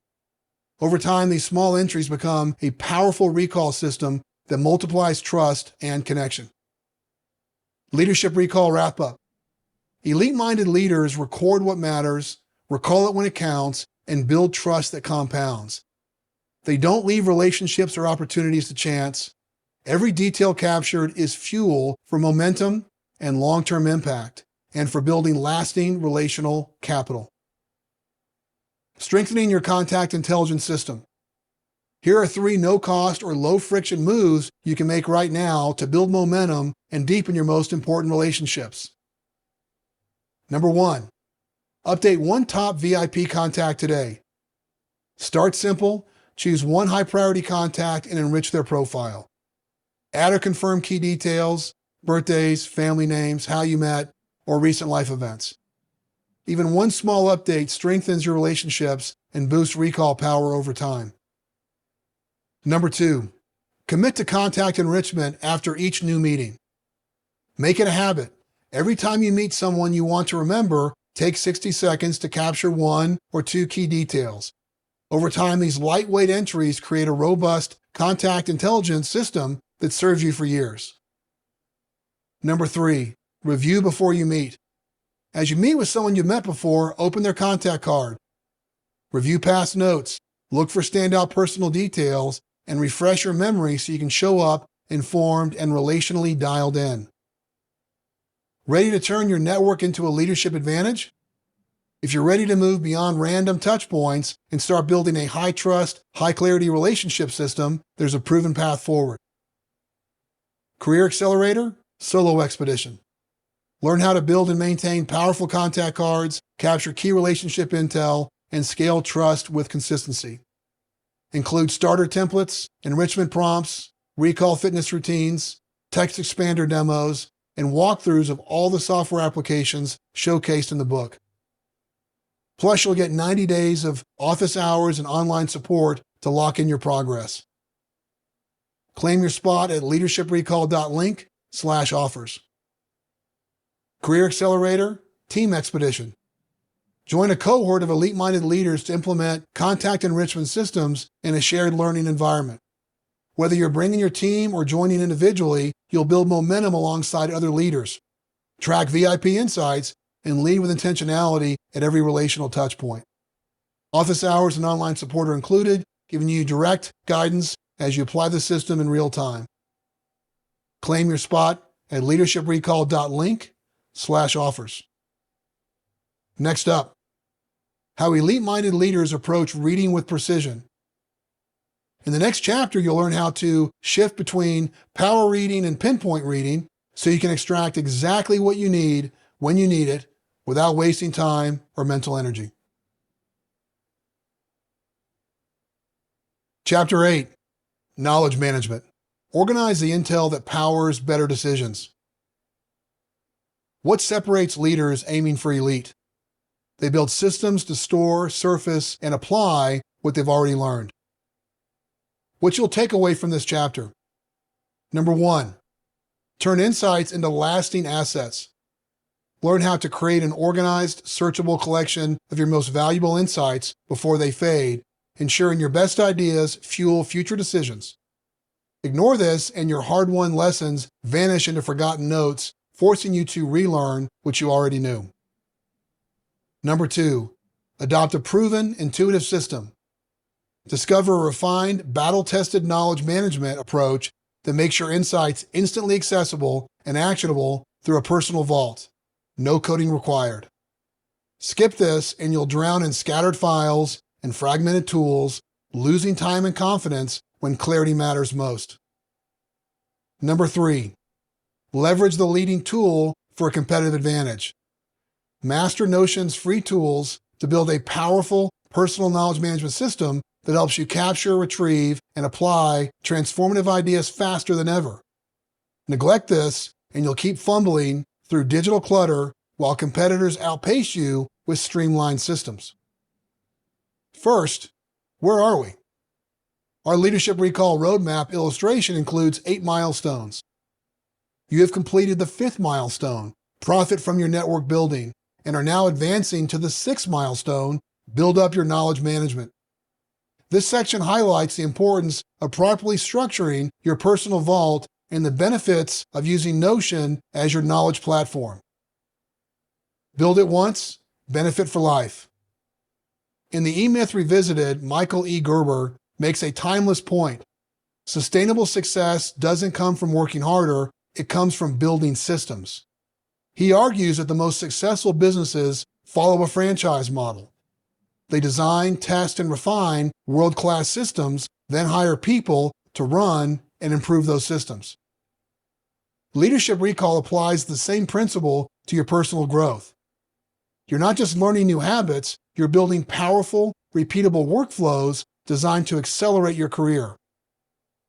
Yes, these systems require some effort to build and normalize at first, but once in place, they start running with surprising ease. You just need to show up and work the system. That's the power of operationalizing your growth. Let's dive into one of the most important systems in your toolkit, your personal vault. Why a personal vault will set you apart. Personal vault is our term for a refined system of personal knowledge management. It's not about hoarding notes. It's about intentionally capturing and cataloging the ideas that fuel learning, innovation, and impact. Remember, time swiftly washes away the obvious. As forward-thinking leaders, we consume vast amounts of learning material to maintain our competitive edge. We instinctively understand that if we don't preserve the most impactful content, it will slip away. Yet the whirlwind of daily demands often dulls our discipline to document what we're learning in the moment, leaving untapped insights scattered behind. Instead of allowing decay in our discipline, let's adopt a mindset of intentional knowledge preservation. By capturing standout insights in real time, we transform fleeting moments of clarity into enduring resources that empower us to excel in the present while boldly preparing for the future. But how do we lock in this knowledge capture principle? And what tools and tactics will make it second nature? In the rest of this chapter, we'll go deep into the exact methods that turn this principle into your competitive leadership edge. Linkable standalone notes give you an edge.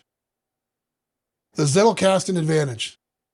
First introduced in the 1950s, the Zettelkasten method is a system for capturing and developing ideas through individual, self-contained notes, each containing a single concept that are linked together to form an interconnected web of thought. Because it relies on mapping connections between notes, it makes relationships easier to spot than with more linear note-taking systems. We'll visualize this in a moment, but the essence is clear. It's about turning isolated ideas into a connected network you can navigate with ease. Over time, it becomes both a personal thinking tool and a powerful reference aid, making it a cornerstone framework for effective information organization today. At its core, this approach emphasizes crafting notes that can stand out on their own, yet connect meaningfully to others, an essential structure for building your personal vault. To visualize the Zettelkasten method, picture 7 yellow sticky notes on a black chalkboard, each containing key information. White chalk lines connect related notes, forming a web of ideas. This simple structure makes connections easy to see at a glance, creating an intuitive knowledge base. When implemented effectively, your personal vault becomes a powerful hub like the yellow sticky notes, fully searchable, easy to browse, and capable of bringing all your knowledge together in one cohesive space. Note 2. You might notice in the connected yellow sticky notes illustration that Note 2 doesn't appear linked to the others. That's intentional. In any well-functioning system, not every note needs to be directly connected. Some notes stand alone and are found through search, while others serve as connective tissue, bridging related insights across your personal vault. Both types are valuable. For instance, a Note 2 example might be a quote you captured from a leadership podcast that inspired you but isn't yet tied to other parts of your personal vault. It remains in your vault, ready to surface later through search or browsing, giving you a reliable reference point when you need it. Why Notion leads the pack. While Evernote once reigned as the go-to tool for personal knowledge management, modern platforms like Notion and Obsidian now lead the way. In this discussion, we'll delve into why Notion shines as the ultimate tool for creating and managing your personal vault, even with a free account. Notion's all-in-one capabilities are impressive, but we'll focus on its standout strength, helping you store and access personal knowledge in a way that's both innovative and intuitive. Unlocking knowledge with Notion. Having spent my career immersed in technology and IT, I vividly remember the moment I first heard about Notion. The glowing recommendations left me no choice but to create an account right away in order to explore its capabilities to store knowledge in easy-to-create interconnected databases, which are like the connected yellow sticky notes shown earlier. The moment I launched Notion, I was hooked. Here was a tool that allowed anyone, tech-savvy or not, to build a network of interconnected databases without writing a single line of code. As a small caveat, the learning curve was real. I had to watch several YouTube tutorials before I fully understood the power of Notion and got my system set up properly. Some leaders love the DIY approach and enjoy building everything from scratch, while others prefer a speedier resolution that gets them up and running right away. Later in this chapter, I'll point you to options that can save weeks of trial and error so you can choose the path that fits your style best. What's all the hype about connected databases? How do these connected databases powering the design and structure of your personal vault give you a significant edge? Let's find out. A billionaire success formula revealed. Before we dive deeper into the structure of your personal vault, let me share a key turning point and how I began viewing knowledge as a strategic resource. Years ago, while attending the University of South Florida and preparing to relaunch my career back into entrepreneurship, I immersed myself in learning. This was the pre-internet era, so I devoured magazines like Business Week to expand my knowledge. Armed with sticky notes and highlighters, I flagged important excerpts so I wouldn't lose the insights. One day I stumbled upon an article featuring Michael Bloomberg, a man who had already amassed billions in wealth. Naturally, I felt intrigued. In the article, the interviewer posed a simple question to Bloomberg. Mr. Bloomberg, what is the secret to your success? Bloomberg's response was surprisingly straightforward and summarized like this. Checklists. I run my companies off of checklists. When something breaks, we fix the checklist. Something about that answer struck me immediately. It wasn't just advice, it was a career-altering revelation. I knew checklists weren't just tactical, they were a way to capture knowledge and put it into action. That single insight flipped a switch. I saw knowledge not just as something to store, but something to operationalize across every team I'd lead. Over the years, Bloomberg became the mayor of New York City, where he successfully applied this checklist philosophy to cut through the notorious bureaucracy of New York City government, streamlining operations and slashing red tape. That same philosophy would later shape how we built systems at my first company. Applying Bloomberg's formula to a web development agency.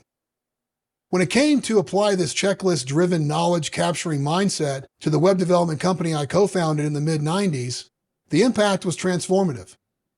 Inspired by Bloomberg's philosophy, I quickly recognized how shaping the company culture around documentation and knowledge management could unlock significant operational improvements.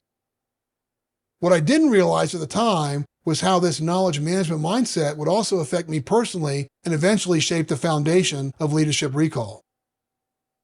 Fostering a knowledge as a resource culture streamlined processes and freed more capacity to deliver value to clients. Instead of burning hours in meetings to rehash operational problems, we used a well-structured knowledge management system, an approach known as a codification strategy. This framework systematically captures and organizes knowledge, turning individual expertise into a shared resource that builds collective wisdom. And true to the checklist philosophy Bloomberg championed, whenever an issue surfaced, we fixed it, updated the checklist, and let the effort compound into greater efficiencies over time. A codification strategy is a knowledge management approach where information is documented in a structured, accessible system such as a centralized database or wiki, so it can be easily found, shared, and reused. This turns individual expertise into a shared resource that rapidly builds collective wisdom. In those early days, our tool of choice for the strategy was Atlassian's Confluence. With a team-wide commitment, we rolled out the web-based platform and over time successfully documented over 95% of our processes and institutional knowledge. Our goal was clear: train team members only on documented content. This made life significantly easier for those doing the training and created delight for those being trained. After all, when you're new to a company, there's a massive volume of information to absorb, and having documented training processes simplifies the learning curve and helps new hires accelerate faster in their roles. The results were remarkable.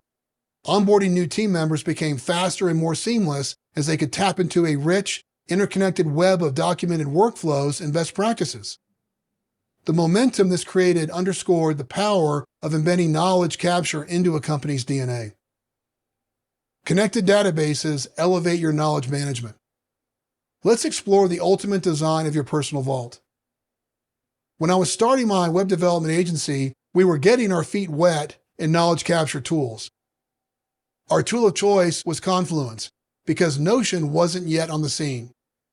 At the time, Confluence and other platforms on the market lacked database functionality like Notion offers today.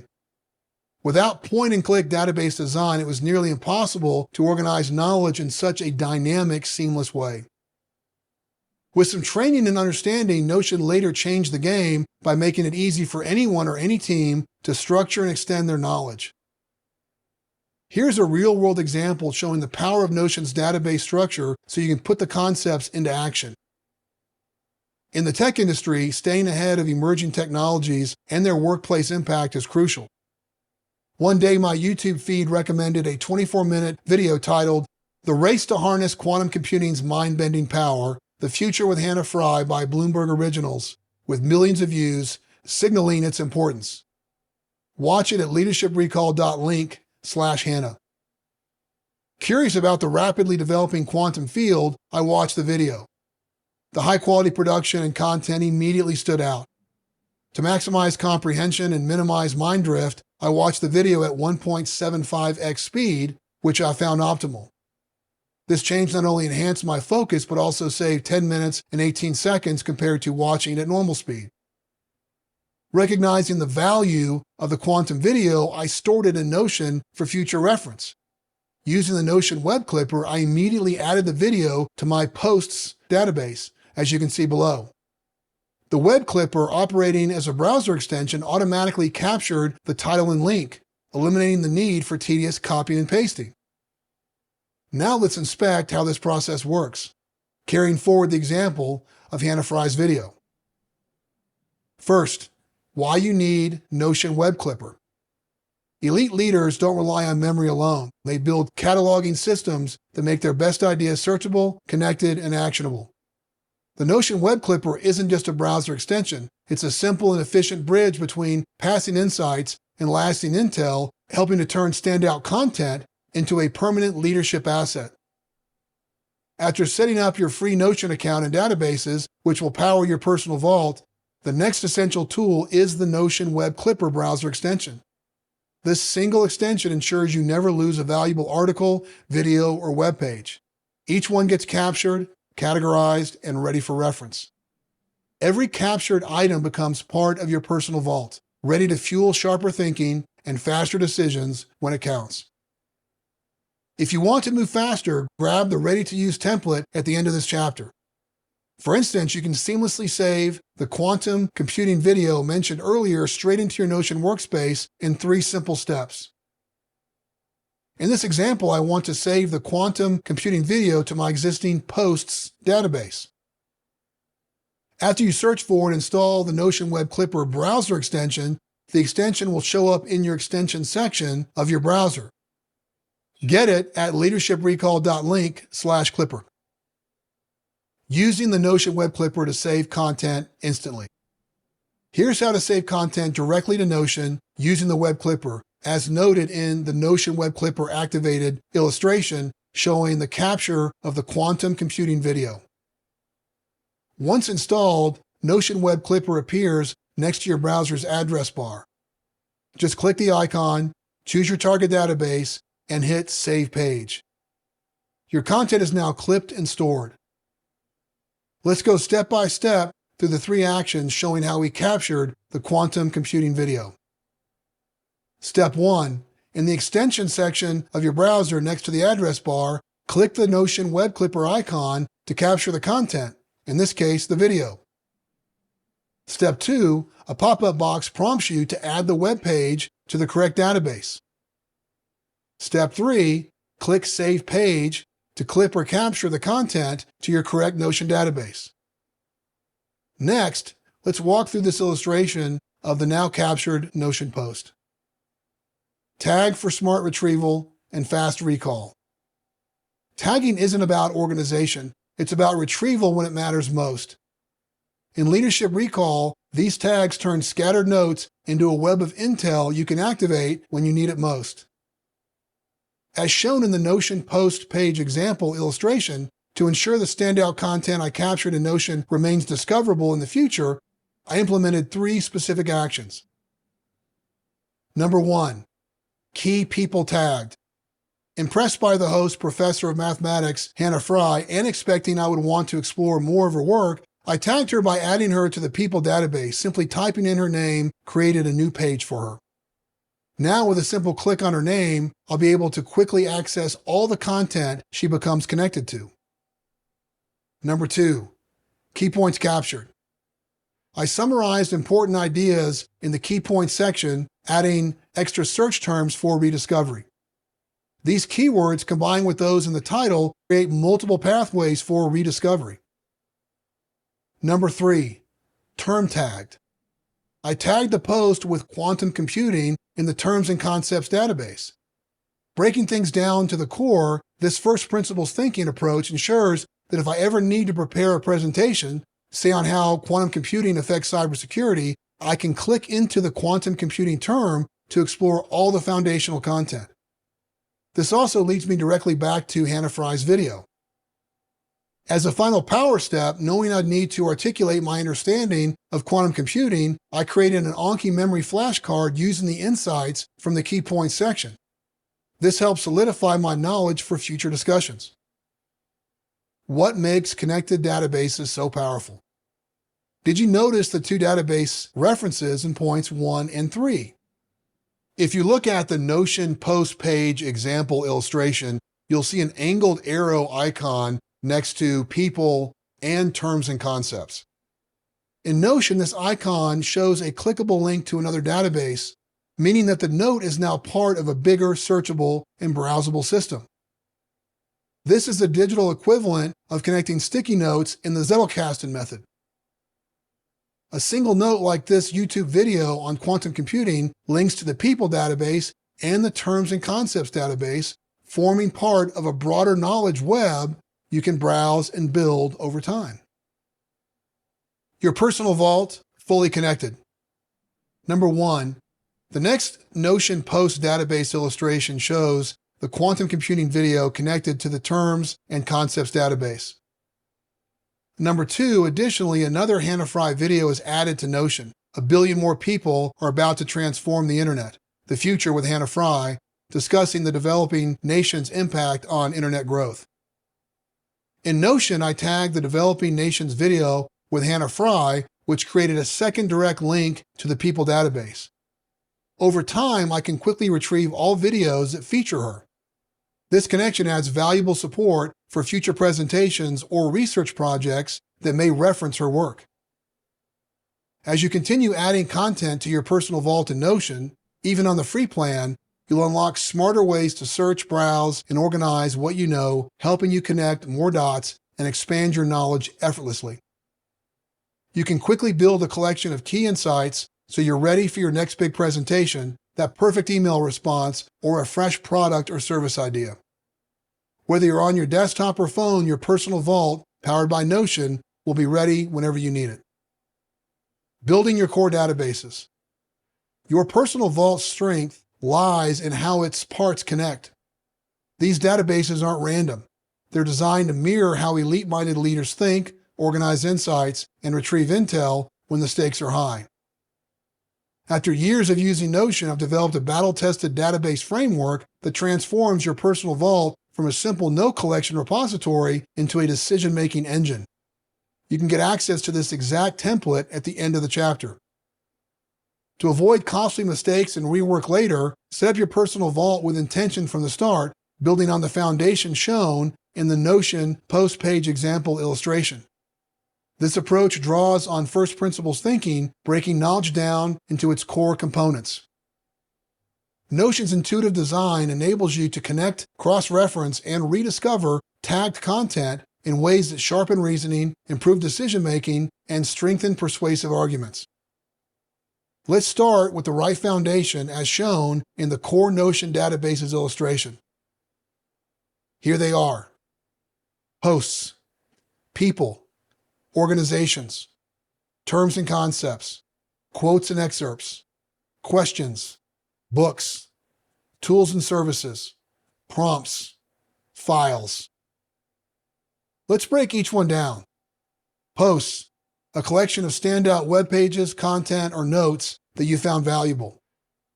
People, a database of individuals mentioned in your content, whether they're tied to an organization. For example, I tagged Hannah Fry in the earlier illustrations. Organizations, a database of companies and nonprofits referenced in your knowledge capture. Terms and concepts, a database of key ideas and definitions like quantum computing from the earlier example, referenced across multiple content sources, articles, videos, podcasts, and more. Quotes and excerpts, a database of direct quotes or memorable lines and insights captured from any medium, books, articles, podcasts, videos, and beyond. Questions, a collection of thought-provoking questions you have gathered from your learning journey that lead to deeper insights. When we ask better questions, we get better results. Books, a database of books you've read, plan to read, or reference in your learning journey. Tools and services, a database of tools and services you encounter during your learning. These may not be immediately useful, but could come in handy in the future. Prompts, a database of smart AI prompts you've aggregated, each tailored for different scenarios. Files, a collection of PDFs and other files containing content you've captured from various learning sources. Structuring for search and growth. The key idea emphasizes that each database you create links to others, forming a structured web of interconnected knowledge. For example, your post database can link to any other database as you enter new content. In the quantum computing video post within the Notion Posts databases illustration, you won't link to every database, only the ones that apply to the post.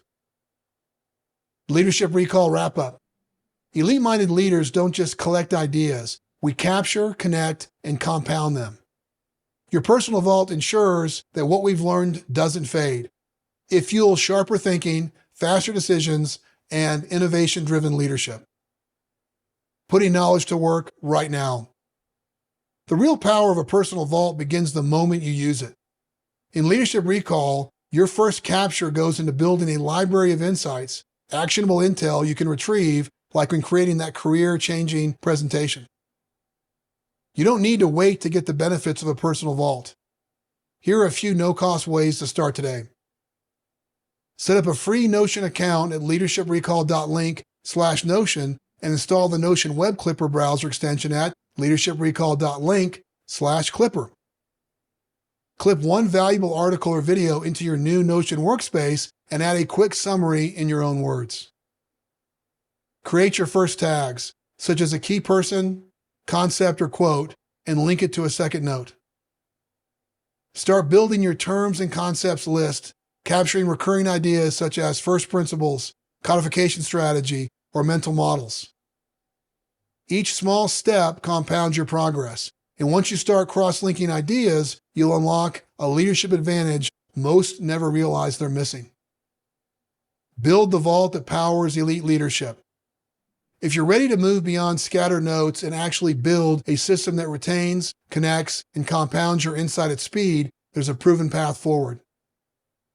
Career Accelerator, Solo Expedition. Learn how to create your own high-performance personal vault, a complete done-for-you system that you can set up in minutes. This includes a complete Notion template with all 10 core databases, plus bonus databases to expand your system. Pre-populated leadership recall data to show how it works in practice. As mentioned earlier, the book tracker template so you can easily capture, prioritize, and manage all the books and audiobooks you have and will be reading. Tactical personal vault and recall fitness demos to sharpen your system. 90 days of support including office hours to help you implement and sustain your system. Claim your spot at leadershiprecall.link/offers. Career Accelerator, Team Expedition. Whether you're an individual leader joining a cohort or inviting your entire team, the Team Expedition equips you to build a personal vault and scale your innovation capabilities. Includes everything in the Solo Expedition, plus tuning personal vault and recall fitness workflows for each member in the cohort. Group onboarding workshops to align your knowledge management practices.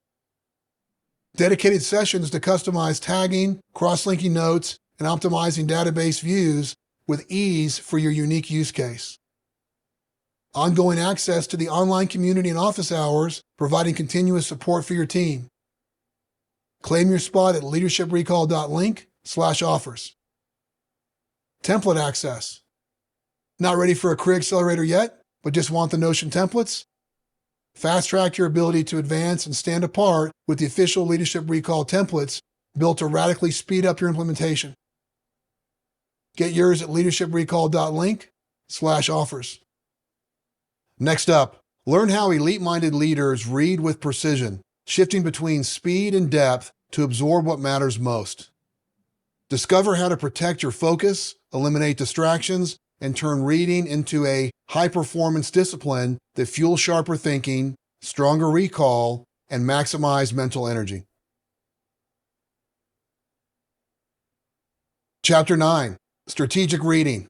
Adapt your style to learn and lead effectively. Elite-minded leaders don't just read to finish, they process, synthesize, and remember, switching between speed and depth based on the material. This chapter will sharpen your reading instincts in 3 ways. Number 1, read with precision, not pressure. Learn how to shift between power and pinpoint reading styles based on context, urgency, and stakes so you don't miss critical details when they matter most. Skip this and you'll either skim past mission-critical insights or waste hours grinding through text with little recall. Number 2, defend your focus. Elevate your thinking. Eliminate distractions like infinite scrolling, nonstop notifications, and hurry sickness, the culprits behind what I call attention confetti. Then design deep focused habits that fuel clarity and recall. Neglect this, and your attention will keep fracturing, leaving your thinking and learning efforts scattered and shallow when depth is required. Number 3, design your environment for focused learning. Set the stage for focused reading by optimizing your surroundings because your ability to learn, retain, and apply insights is only as strong as the environment that supports it. Ignore this and key insights slip away, lost to environments that drain focus instead of sharpening it. The finish line is fast approaching. You've arrived at the 7th milestone. Learn about key reading styles, an essential stop on the Leadership Recall Roadmap illustration. In all my years of teaching and coaching leaders, I've seen that every leader needs to tune this capability and that it's critical to our ability to learn and grow as leaders.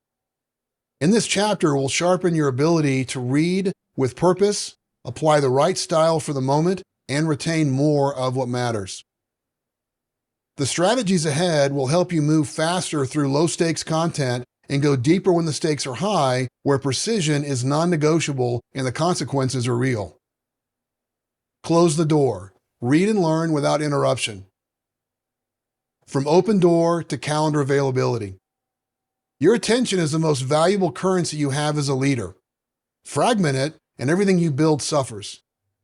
Companies spend millions to buy attention, while most are building work cultures that unintentionally destroy it. At the tech companies I co-founded early in my career, I started with a counterintuitive move. I told the team we would step away from the default open door policy.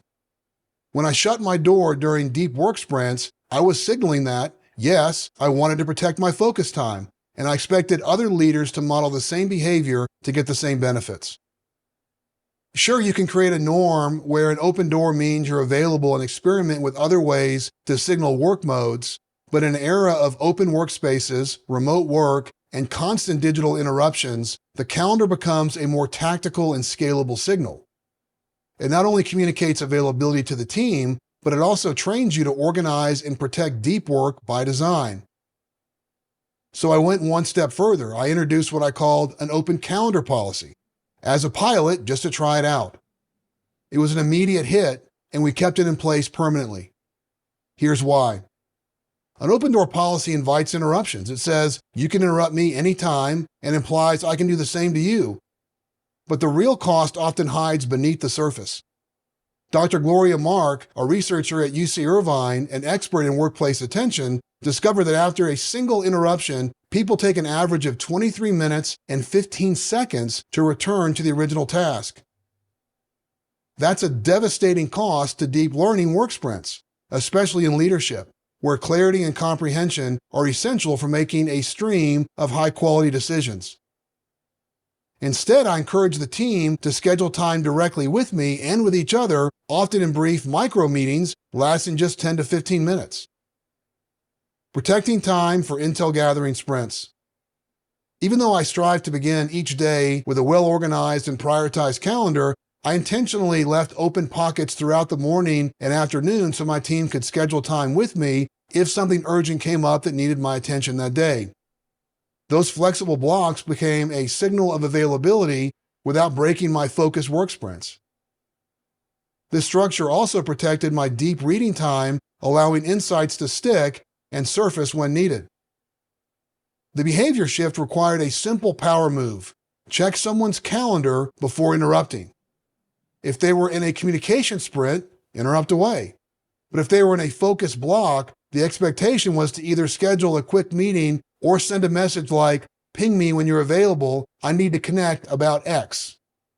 By clearly stating what X was, the recipient had the context they needed, and the sender reduced the risk of forgetting what they needed in the first place. Our teams also agreed to shift from asynchronous digital communications to in-person synchronous conversations when the topic was more complex. The channel matched the communication need. Need a quick answer? Go digital. Solving a complex problem? Schedule a 10 to 15 minute micro meeting, call, or go in person. To make these micro meetings, some were longer, effective, any invite, whether to me or a teammate, required a single bullet point summarizing the desired outcome. That gave the recipient a clear frame of reference before the meeting began, cutting waste and speeding up decisions.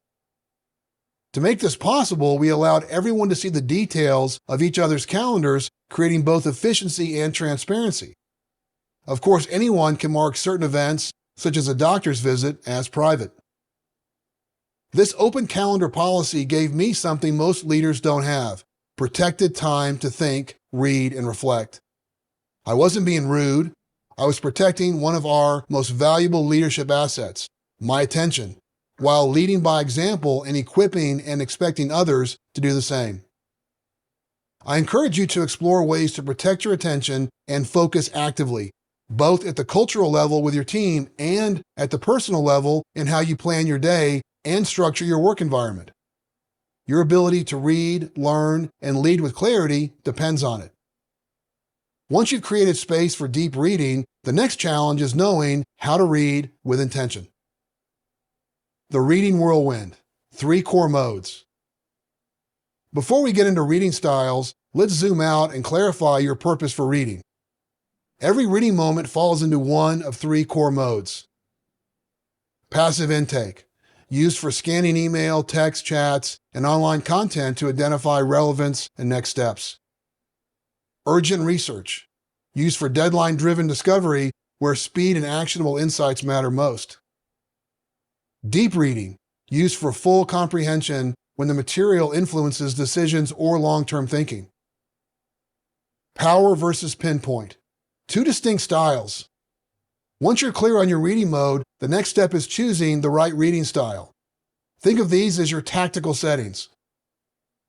Power reading fuels high-velocity content consumption. You skim, filter, and extract only what matters, like running a race and scanning for water stations. Pinpoint reading is slow, deliberate, and high stakes, where every word can shift meaning. No skimming, no shortcuts. It's how a founder reads a term sheet or a lawyer reviews a merger clause. Ideal for moments that demand precision and full comprehension. Key distinction: mode is the context. Style is your approach. Some combinations are naturally common. Passive intake tends to pair with power reading, while deep reading often pairs with pinpoint reading. But the real skill is knowing when to break the pattern. For example, you might choose pinpoint reading and passive intake mode if a quick scan unexpectedly surfaces a high-stakes detail, or use power reading in deep reading mode when you're reviewing familiar material and only need to catch updates. The elite leader knows how to match them and when to switch. Here's the trap. Your brain, hardwired to conserve energy, will prefer power reading by default, even when the situation calls for deeper engagement. That's why style switching, the ability to shift intentionally between power reading for speed and pinpoint reading for depth, requires awareness. It takes more mental energy to move into pinpoint mode, but the payoff is sharper insight and better outcomes. Many leaders without this kind of intentional thinking remain stuck in power reading mode, even when the stakes quietly shift. They keep scanning when they should slow down, like when reading a critical operational email. The result?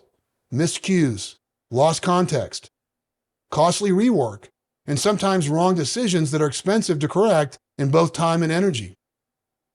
Instead of capturing a key detail like Sarah's out next week, imagine a few top leaders blow past it. Rather than stopping to wish her a happy vacation, they miss the relational opportunity, a moment that could have strengthened the relationship. Days later, they send her a critical message and get an out-of-office reply. They're caught off guard, fall behind schedule, and trigger a fire drill, scrambling others for answers they could have handled proactively earlier. The same problem shows up when reading something high impact, like a new AI capability that's gaining traction in your industry. Using power reading, you'll skim the headlines and miss the strategic details. But when you pause and shift into pinpoint reading, it's different. You read slowly, you highlight, you consider second and third order effects. You savor the content because the details matter. You don't hurry your way through the game-changing ideas, you absorb them. You test them. That's how insight turns into advantage. With intentionality and discipline, elite-minded leaders toggle between styles, using power mode to filter and pinpoint mode to focus, even when their brain resists the shift. Style switching in action. Most reading doesn't happen in isolation. It comes at you through inboxes, chat threads, and content feeds. That's why elite leaders develop a style switching instinct. As a recap, you might start skimming a message or article with power reading, but once you spot an action item, a decision you're accountable for, or a high-value insight, you shift into pinpoint reading. That switch is critical. It separates the distracted from the deliberate. Reading style switching scenarios. Every reading moment sits at the intersection of context and strategy. Mode reflects the situation. Passive scanning, fast research, or deep study. Style is how you respond. See the table illustration to match reading style to the moment. The hurry trap and the dangerous default. Why do so many leaders race through learning, skimming without intention, switching between too many open browser tabs, squeezing in reading like it's a chore, when they know a rush mind can't absorb or apply what matters? We're caught in the hurry trap. Urgency has become the norm. Internal pressure and external noise push us into power reading, fast and tactical, even when the moment calls for depth and clarity. But the problem runs deeper than speed. Hurry sickness, the chronic urge to rush, undermines retention, sharp thinking, and calm presence. And it erodes the foundation of a non-anxious presence, the kind of grounded leadership others can feel and trust. That presence builds credibility, but a frantic or scattered leader loses credibility fast. To escape the trap, plan with intention. End each workday by outlining the next. This habit, what we call finish line planning, creates clarity and control. Protect deep reading time. When it's scheduled, your brain respects it and treats it like the high-value work it is. Control the inputs. Mute the noise, turn off notifications, create space to absorb, not just skim. Another practical tactic comes from Nir Eyal's book, Indistractable. Surf the urge. When you feel the pull of distraction, say reaching for social media while working on a proposal, don't just force it down. Acknowledge it and set a 10-minute timer. Most of the time, the urge fades before the timer ends and you're still locked into your work zone. It's a simple, science-backed way to stay in control without draining mental energy by haplessly toggling between meaningful work and junk content that fractures focus. If you want to sharpen your focus skills, I highly recommend reading the book. Check it out at leadershiprecall.link/focus. From a spiritual perspective, resisting hurry and guarding focus isn't just about performance, it's about pace. Consider these two timeless quotes. Hurry is the great enemy of spiritual life in our day. You must ruthlessly eliminate hurry from your life. Dallas Willard, American philosopher and expert in Christian spiritual formation. Hurry is not of the devil, hurry is the devil, often attributed to Carl Jung, Swiss psychiatrist and founder of analytical psychology. We want to read efficiently and need to know when to read deeper. That's how elite-minded leaders build knowledge and wisdom that lasts. If you're ready to slow down and realign your pace, I recommend John Mark Comer's book, The Ruthless Elimination of Hurry, a timely and practical guide for today's overloaded leader. Check out the book at leadershiprecall.link/hurry. Next, the shiny object trap. In a work-life podcast, organizational psychologist Adam Grant mentioned the concept of time confetti, a term coined by Bridget Schulte and introduced in her book, Overwhelmed. Work, love, and play when no one has the time. Time confetti is the fragmentation of your day into small, scattered chunks of time caused by constant interruptions and multitasking, leaving you with less focus, more stress, and a lost sense of control. When was the last time you experienced time confetti? Schulte uses it to describe how our days are fragmented into tiny, scattered moments because of constant interruptions and multitasking, leading to a sense of time poverty and reduced well-being. Building on this, I put forward the concept of attention confetti. What's left when constant distractions, both external and internal, shred your focus into fractured fragments, making deep thinking nearly impossible. As leaders, chasing shiny objects or firefighting urgent issues leaves us scattered. Attention confetti takes over, fragmenting our thinking and weakening decision quality. In Deep Work, Cal Newport highlights Dr. Sophie Leroy's research on attention residue, the hidden cost of switching tasks. When you move abruptly from task A to task B, your brain continues allocating resources to task A even after the shift. Since the brain can only monotask, it keeps toggling back and forth, burning energy faster, lowering accuracy, and draining your mental reserves. See the cost of task switching illustration. It highlights the mental drag of multitasking compared to the clarity that comes from focused, sequential work. This is especially critical during pinpoint reading sprints, where even slight interruptions can break flow, reduce retention, and drain mental energy. Protect your focus by completing one task at a time, and to truly maximize comprehension, permit yourself to enter a deep reading zone, free from internal and external distractions. Once you recognize the true cost of distraction, strengthening your focus muscle becomes a strategic priority. Avoid the shiny object trap by directing your full attention to the task at hand. Increase your deep reading and work sprints by focusing and finishing completely. Then shift to the next highest and best use of your time with greater mental clarity and momentum. To help you get started, as mentioned earlier, I highly recommend reading Deep Work. Newport's classic doesn't just explain the problem, he provides a practical blueprint for reclaiming focus in a distracted world. Check out the book at leadershiprecall.link/deep. Tactical breaks, your mental slingshot. Pinpoint reading sprints are essential for staying ahead in a fast-moving world. As we hunt for insights worth applying, our brains naturally fatigue, requiring us to be just as strategic with our breaks as we are with our focus.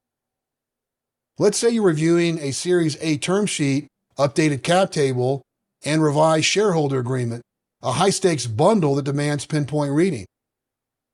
You estimate the full review will take 3 hours, including highlights and notes. Since the brain operates in 90-minute energy cycles called ultradian rhythms, which mirror our natural sleep patterns, you schedule 2 90-minute pinpoint reading sprints with a tactical 15-minute break in between. If you're like most, your peak focus happens in the morning, so you block both sprints and the break before noon. Rather than waste that break scrolling or reacting, you plan it intentionally. You step outside and walk a short loop near your office, no headphones, no notifications, just movement, fresh air, and stillness. This isn't just a reset, it's cognitive recovery in motion. Nature expands your thinking. Japanese researchers call it Shinrin-yoku, forest bathing, a proven method for mental restoration. Steve Jobs famously held walking meetings with his top leaders, believing that fresh air, movement, and being outdoors sparked clear thinking and more honest conversations. Whether you're stepping outside to process ideas from deep reading or working through a complex challenge mid-walk, these intentional breaks are how top-tier leaders reset and return sharper. And here's the real advantage. By skipping new inputs during your walk, your subconscious gets to work. The conscious mind can only process about 40 to 50 bits per second, according to Nobel laureate Daniel Kahneman. But the subconscious, your personal supercomputer, processes around 11 million bits per second, according to cognitive scientist Timothy Wilson. When your conscious focus and subconscious processing are working in harmony, like during 90-minute pinpoint reading sprints, paired with a natural break, you amplify your ability to enter a flow state. As Stephen Kotler, co-founder of the Flow Research Collective, puts it, flow is defined as an optimal state of consciousness where you are in total absorption and everything around you just seems to disappear. That's the magic of the mental slingshot. When you return to your desk, your mind feels clear, your energy feels renewed, and you've already captured several valuable insights from the walk, thanks to a small compilation of notes you spoke into your Email Me app on your phone, set to Do Not Disturb, of course. What you experienced wasn't random. It's the brain's natural way of surfacing insights after focused effort. That's the hidden upside of attention residue, as mentioned earlier. When you're deeply engaged with new material, especially if you visualized using it, your brain often continues processing in the background. Insights surface later, often during walks, showers, or conversations. These second-wave ideas are strategic gold, but only if you're ready to catch them. Elite-minded leaders don't leave them to chance. They use a quick capture tool like Email Me to capture and route those insights the moment they appear. You finish with precision, notes organized. The review package, including the Series A term sheet, updated cap table, and revised shareholder agreement, and a list of questions, is ready to send to legal. You didn't just read, you engineered a system that works with your brain, not against it. The cognitive advantage of a positive mindset. As leaders, our presence sets the emotional energy. Building on the idea of cultivating a non-anxious presence, it's vital to remember our mood is contagious, and it directly shapes our own performance. To inspire those around us, we must lead with optimistic realism anchored in neuroscience and performance psychology. Sean Akers' The Happiness Advantage is a must-read for any leader responsible for a team. Check out the book at leadershiprecall.link/happy. Here are a few of his standout findings. Your brain at positive is 31% more productive than your brain at negative, neutral, or stressed. When you are in a positive mindset, dopamine floods into your system and activates the learning centers in your brain. A positive mindset dramatically improves our ability to solve complex problems. Just 3 minutes of negative news can corrupt your thinking. These aren't just feel-good quotes, they're operational truths. That's why I batch my news intake towards the end of the day after my focus sprints are done. As mentioned earlier, starting the morning with negativity sabotages clarity, focus, and mood. This is also why mindset matters when we read. Before a pinpoint reading sprint, especially with strategic or complex material, we want to start and finish in a positive state. It amplifies comprehension, retention, and application. And here's a deeper advantage at play. According to Barbara Fredrickson's broaden and build theory, positive emotions expand our field of view, broadening our awareness, opening up creativity, and improving decision-making. Over time, these moments compound, helping us build the psychological resources we need to lead with greater clarity and confidence. Throughout the day, it's on us to monitor our attitude meter. If we sense a drop, we battle back, not with forced positivity, but through intentional resets that include tactical breaks throughout the day, monotasking through our planned calendar events. Most importantly, getting the optimal amount of sleep and exercise. In our pursuit of elite, we can't lead with authority if we're running on mental fumes or dragging our team down with a negative attitude. Winning the war for your attention.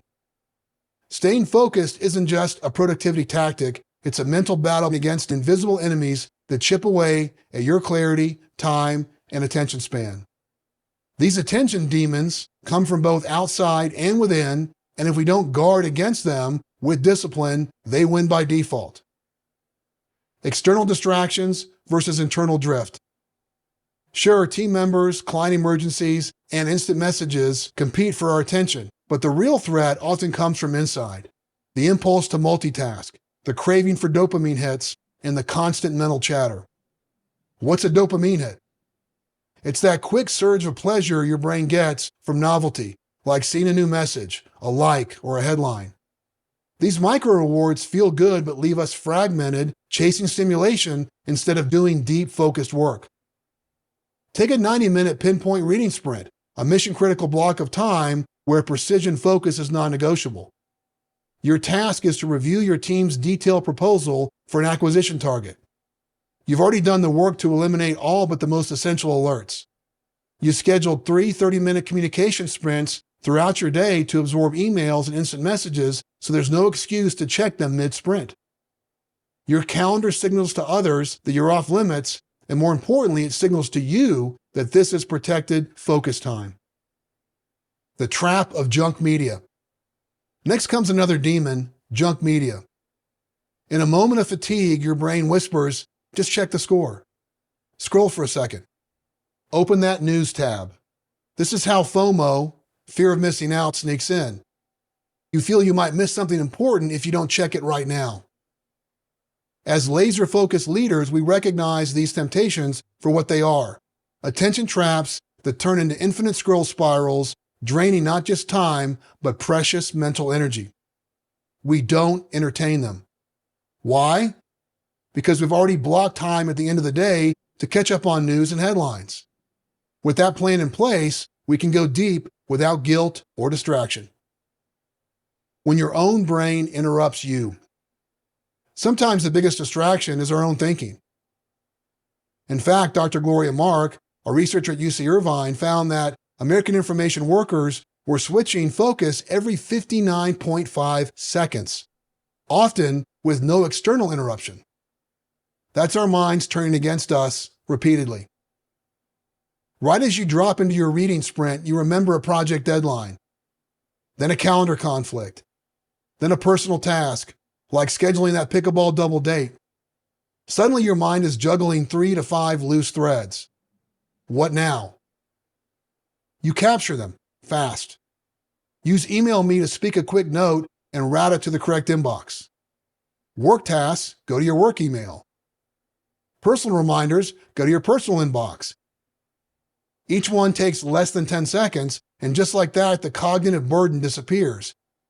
Your brain knows you've captured these alerts and scheduled them for processing during your next communication sprint. You return to focused work with calm and clarity, no mental residue, no open loops.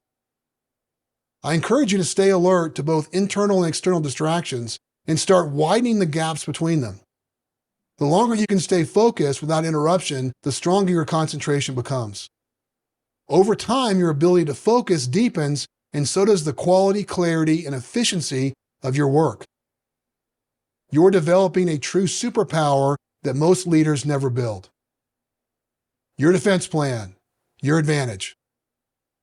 You have a system that helps you stay focused so you don't just react to distractions, you outsmart them with strategy. You have more time to go deep, harvest insights, and apply what you learn with high-level execution. You have fewer interruptions and a stronger ability to reclaim your focus. And the attention demons are real, but with the right plan, you dominate the fight. Design your environment, protect your focus. High versus low ceilings.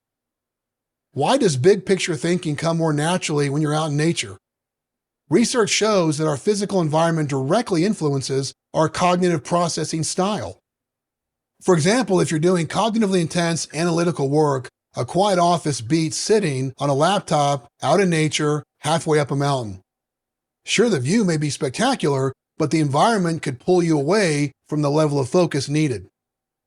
Low ceiling spaces are better for focused, detailed-oriented tasks like deep reading.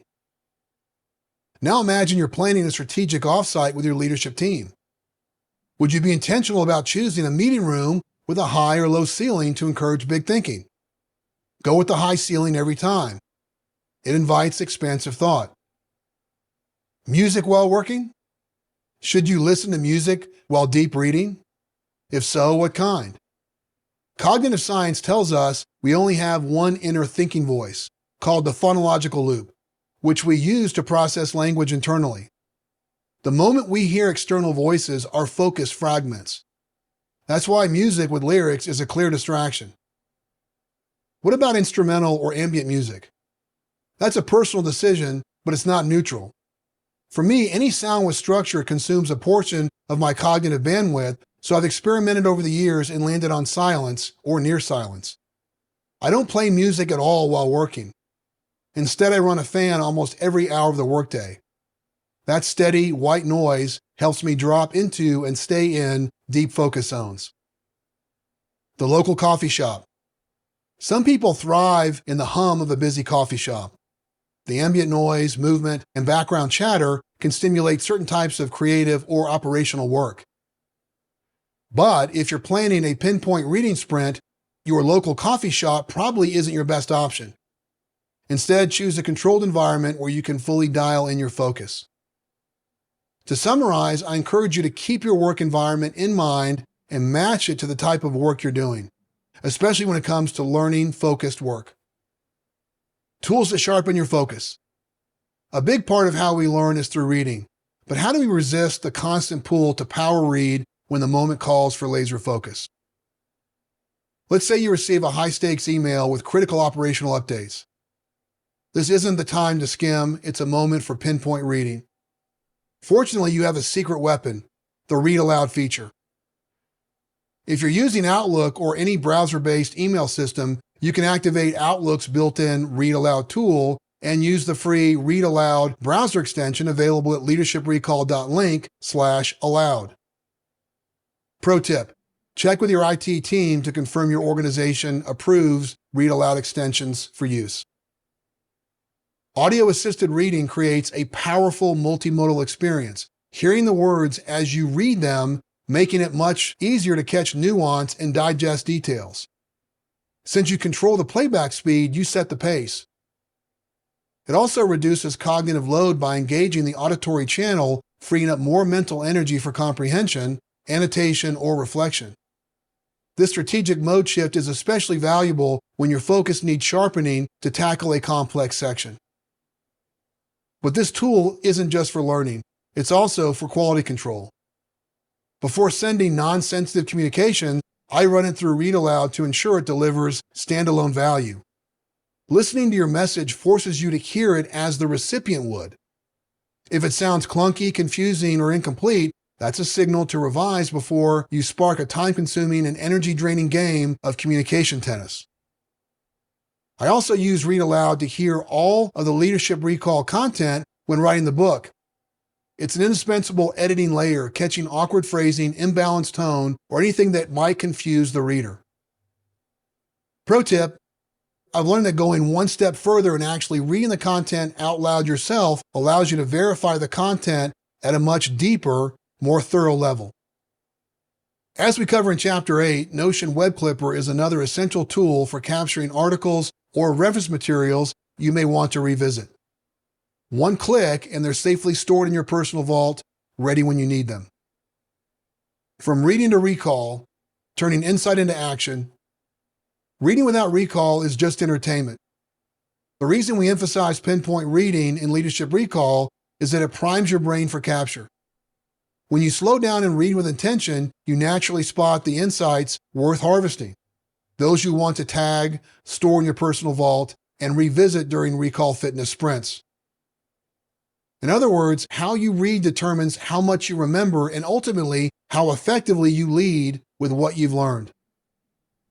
Wrap up. Leadership Recall Insight. Elite-minded leaders read with intentional precision, adapting their style to fit the moment. They strategically defend their attention, reject the hurry trap, restore mental clarity, and absorb insights that fuel high-performance learning and evidence-backed action. Style switching isn't just about better reading, it's a leadership advantage. When you shift gears with purpose, you make smarter decisions, absorb insights faster, and lead with clarity, especially under pressure. Read like an elite-minded leader starting today. You don't need a subscription, template, or new app to read with discipline and intent. Just apply what you've learned in this chapter. 3 free actions to implement now. Number 1, schedule one pinpoint reading sprint this week. Choose one high-leverage document, like a product launch brief your team just completed.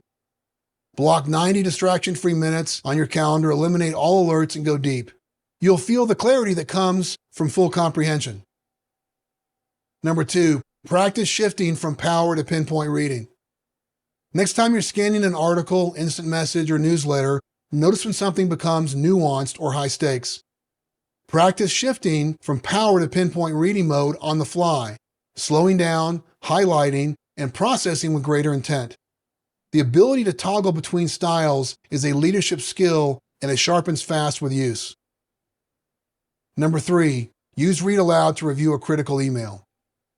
Before responding to a sensitive message, such as an email from your direct report about a legal conflict, activate your device's Read Aloud feature. This tactic acts like a high-performance speed brake, helping you slow down and comprehend with clarity before making your next move. Upgrade how you read, retain, and execute. If you're ready to move beyond instinct and build a repeatable, high-performance reading system, you're ready for the next step. Career Accelerator Solo Expedition. Learn how to apply power and pinpoint reading styles across your daily inputs and build reading sprints that sharpen clarity, retention, and decision-making. Includes tactical walkthroughs and demos for using Read Aloud to enhance comprehension and catch nuance. The Finish Line Planning Guide. Structure your days to protect deep reading and improve focus. The Battling Attention Demons Guide. Go deeper into focus and reinforce your system against distraction. And as a bonus, you also get 90 days of support, including live office hours, to keep you on track and accelerate results. Claim your spot at leadershiprecall.link/offers. Career Accelerator Team Expedition. Equip your team or cohort to build a shared reading culture experience that reinforces clarity and execution at every level. Includes everything in the Solo Expedition plus team workshops to introduce power and pinpoint reading workflows and shared reading rituals. Group templates for aligning reading debriefs and documenting applied insights. Coaching scripts and checklists to help direct reports read with more clarity, intent, and follow-through. And you'll also get ongoing support, including office hours and access to the online community so your team stays aligned and keeps building momentum together. Claim your spot at leadershiprecall.link/offers. Next up, how leaders in pursuit of elite lock in knowledge and retrieve it under pressure. In the next chapter, you'll learn how to train your memory like a muscle using science-backed techniques and simple tools to make recall second nature so you stand out as a leader when it matters most. Chapter 10, Recall Fitness, Elevate to Elite Performance. The difference between average and elite often comes down to one thing: who can recall the right insight and act on it at the right time. 3 ways to boost your recall power with science. Number 1, use science-backed methods that work. Learn how spaced repetition, self-quizzing, and interleaving deliver up to 400% better retention backed by research. Ignore this and you'll keep forgetting critical insights, wasting effort while others compound theirs into lasting advantage. Number 2, unlock the MVC framework to recall what matters, move beyond short-term memory with memorize, verbalize, conversationalize, a proven process to embed insights into how you think and speak. Skip this and your hard-won knowledge will stay trapped in notes, unavailable when high-stakes conversations demand it. Number 3, design and maintain a high-performance recall system. Use Anki, the gold standard in spaced repetition, to train your memory with elite-level precision. Whether it's a memorable quote, a leadership principle, or someone's name at a dinner party, you'll have it ready. Neglect this, and you'll stall at average, fumbling for details while others answer with authority. Chapter 10 includes several illustrations and visual models that are best understood when viewed in the printed or digital version of the book.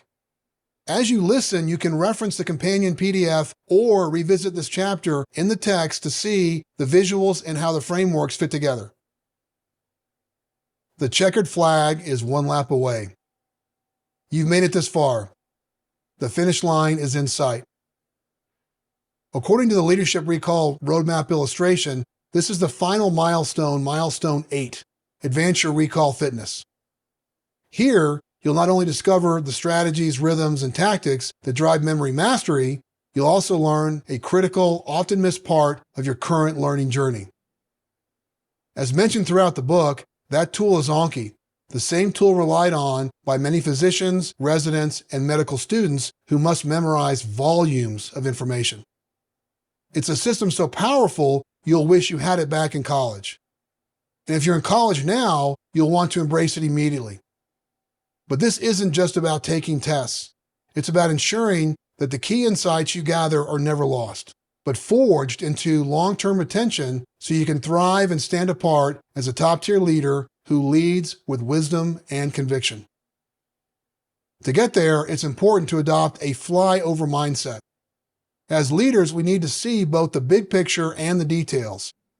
This chapter goes deep into Anki, its structure, capabilities, and workflows. So take it seriously, especially if you're starting from scratch. Mastering these mechanics will pay off, and woven throughout this chapter are leadership principles like the OODA loop, making this more than a tech guide. It's an extension of your leadership playbook. And we know that not everyone pushes through to the top of every summit, but not on our watch. I hope I can be as bold to say that everyone reading this book shares one identity. We are finishers. Finishing is part of who we are. Let's get to the summit together. Get ready to accelerate. This is where we hit the throttle with your recall fitness and put Anki to work. Your competitive edge. Just like we saw with your personal vault in Chapter 8, your compounding advantage begins when you build once and benefit for life. The same principle applies here. As we revisit the 5-hour rule illustration, I recommend investing just 15% of your total learning time in strengthening your memory using Anki. Lock in the insights you've learned in the names and details of the VIPs in your life. Why? Because when you retain specific intel, you stand out. Most leaders forget. You won't. And the impact will be immediate. Anki has become a go-to tool for long-term retention, with studies showing clear gains in sustained knowledge. And as leaders, we get to tap into the same proven power source using Anki to strengthen our recall fitness and ensure we remember what matters when it counts. Anki is at the center of your recall fitness system. It's a digital flashcard application that uses spaced repetition to resurface high-impact knowledge before it fades, so you retain critical insights at scale. Give yourself 10 minutes a day, and Anki will make your best insights recallable on command. It takes a small amount of focused effort up front, learning the app, creating meaningful digital flashcards, and establishing a daily rhythm. But once you set up the system, it runs on autopilot. Ideally, you block time on your calendar, but stay flexible. Your 10-minute daily recall fitness sprints, where you focus on memorizing standout intel, become scheduled commitments, but with adjustable windows during your workday. They're short, intentional, and flow naturally with your existing routine. And right from the start, your new recall fitness discipline will give you true satisfaction as your confidence soars and your recall capabilities are amplified. If some days require shifting a recall fitness sprint, no problem. Just show up consistently and keep the rhythm alive. Even a few minutes a day sharpens your thinking, speeds up recall, and strengthens your relationships. It gives you a lasting edge, not just in your career, but in how you lead and serve others. You'll lead with greater clarity, confidence, and authority, while keeping your brain, your most vital muscle, fit and sharp for years to come. Next, let's unpack why recall fitness is one of the most important disciplines of an elite-minded leader. Why recall fitness matters. The deeper the pain, the fewer the words. What do you say to someone who just lost a child or a spouse? At a recent gathering of our New Canaan Society, NCS Austin chapter, a group of Christ-following men from across the city, I remembered this exact question. We were talking about how to truly show up for each other in moments of deep loss. While this was a faith-based setting, the insight applies just as powerfully in leadership moments when someone on your team experiences grief or hardship. One truth emerged quickly. The first step is to be there. But how do you show up meaningfully when someone you care about is experiencing devastation? I remembered something I heard years ago from Pastor Rick Warren, one of the most influential evangelical leaders in the world, founder of Saddleback Church and the author of The Purpose-Driven Life. As someone who served in ministry for nearly 4 decades and endured the pain of losing a son, he shared a framework for comforting others experiencing loss that has stayed with me. The deeper the pain, the fewer the words. That wisdom immediately clicked. I realized I had a knowledge gap. I didn't know yet how to share up for someone overwhelmed with grief, and I knew others might not either. Here's the difference. Most people who read or hear a line like that think, wow, that's powerful, and then forget it. I would have too if I hadn't gone one step further. I captured it in the moment. I sent myself a note with the Email Me app and added the quote to my Anki flashcard deck. Fast forward to this large NCS meeting, and when the topic surfaced, I was able to instantly recall the quote, and it landed. A brother across the table even asked to confirm the source. It struck a chord with the gathering. That's leadership recall in action. Because I chose to be a little more intentional, a little more disciplined, I didn't just keep the insight for myself, I was able to bless others with it. My intel gathering captured it, my recall fitness kept it ready. Together, that's the payoff. Powerful insights available when they matter most. I challenge you to rise to this standard of thinking and execution and apply the same rigor starting today, so the insights that will impact your leadership capabilities don't slip away. Let's revisit recall fitness. In short, recall fitness is your ability to recall meaningful intel, especially when it matters most. Here's the full definition. Recall fitness is a mindset and discipline that treats memory development like physical training, focused on building lasting recall capabilities, not just short-term memorization. Rooted in memory science, it involves deliberately capturing and internalizing key stats, stories, quotes, personal details, and core terms and concepts. The tool we use is Anki for our spaced repetition training, which strengthens recall, sharpens communication, and increases persuasiveness. Put simply, recall fitness helps us stop losing what we learn and protects us against the ever-lurking threat of the forgetting curve. Why it matters for leaders. In the marketplace of ideas, your influence often comes down to how well you remember and how clearly you communicate your perspective. The best leaders don't just consume information. They capture it, organize it, and recall it when it matters. As leaders in pursuit of elite, we seek to engage in high-stakes conversations with clarity, respect, and confidence. That only happens when you lock in your intel and keep it ready to go. Recall in the cockpit. Consider a fighter pilot in the cockpit faced with split-second decisions that can determine mission success or failure.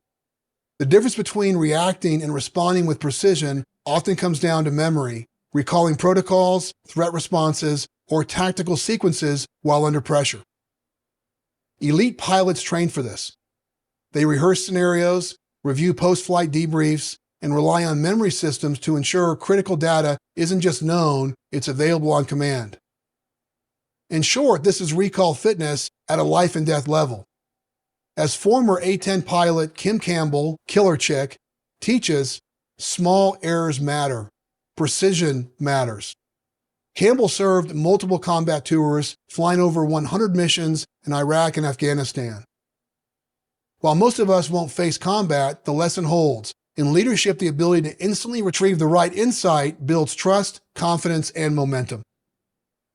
No more excuses. Recall is trainable. Some leaders still say, I'm just not good at remembering names. That's no longer a valid excuse for any leader. Whether you're in your 20s or your 80s, recall fitness develops just like any other muscle. Dr. Sharon Raghunath, author of Why We Remember, a book I recommend, confirms this. He explains that the feeling of struggling to remember often means we're doing it right because that struggle signals your brain is actively trying to encode the information for long-term retrieval. Just like physical training, some days are harder than others, but the growth compounds. Check out the book at leadershiprecall.link/remember. Some details lock in quickly. Others take repetition. That's why we rely on science-backed learning tool, Anki, to automate spaced repetition, maximizing our return on our recall fitness sprints. What doesn't work? Passive reading fails the long-term test. Repetition is the mother of learning. Latin proverb. This quote holds some truth with long-term memory. But to be recall ready, it should read, repetition through spaced learning and self-quizzing is the mother of long-term retention. Like many leaders, I used to believe that simply rereading highlights or notes would somehow lock information into memory. It worked well enough for cramming before a test or a continuing education exam, but most of that knowledge vanished within days. That pattern reveals the brutal reality of the forgetting curve, which is always in effect unless we change our approach. Passive rereading isn't retention, retrieval is. You can reread a page 10 times and still blank when asked about it later. But if you step away from the content and try to recall the key ideas, even if you struggle, that friction builds recall strength. To retain information long-term, you must quiz yourself at spaced intervals. That's how we fight the forgetting curve and win. The pitfall of jargon monoxide. Kathy Klotz's guest popularized the term jargon monoxide to describe how excessive jargon can poison communication just as carbon monoxide poisons the air. Jargon monoxide is the silent killer of clarity. It's what happens when we overuse buzzwords, acronyms, or complex terms that sound sharp but leave others confused or disengaged. Instead of making us sound smarter, it clogs communication and kills connection. A growing body of research and real-world feedback confirms this. Your audience doesn't respond well to jargon monoxide. It weakens your message, it creates distance, it throws a wet blanket over momentum. But here's the tension. Most industries have their own language. Your field has its own lexicon. And as Leadership Recall teaches, part of becoming fluent is mastering that language so you can think and speak from first principles. Still, knowing the language of your craft differs from hiding behind it.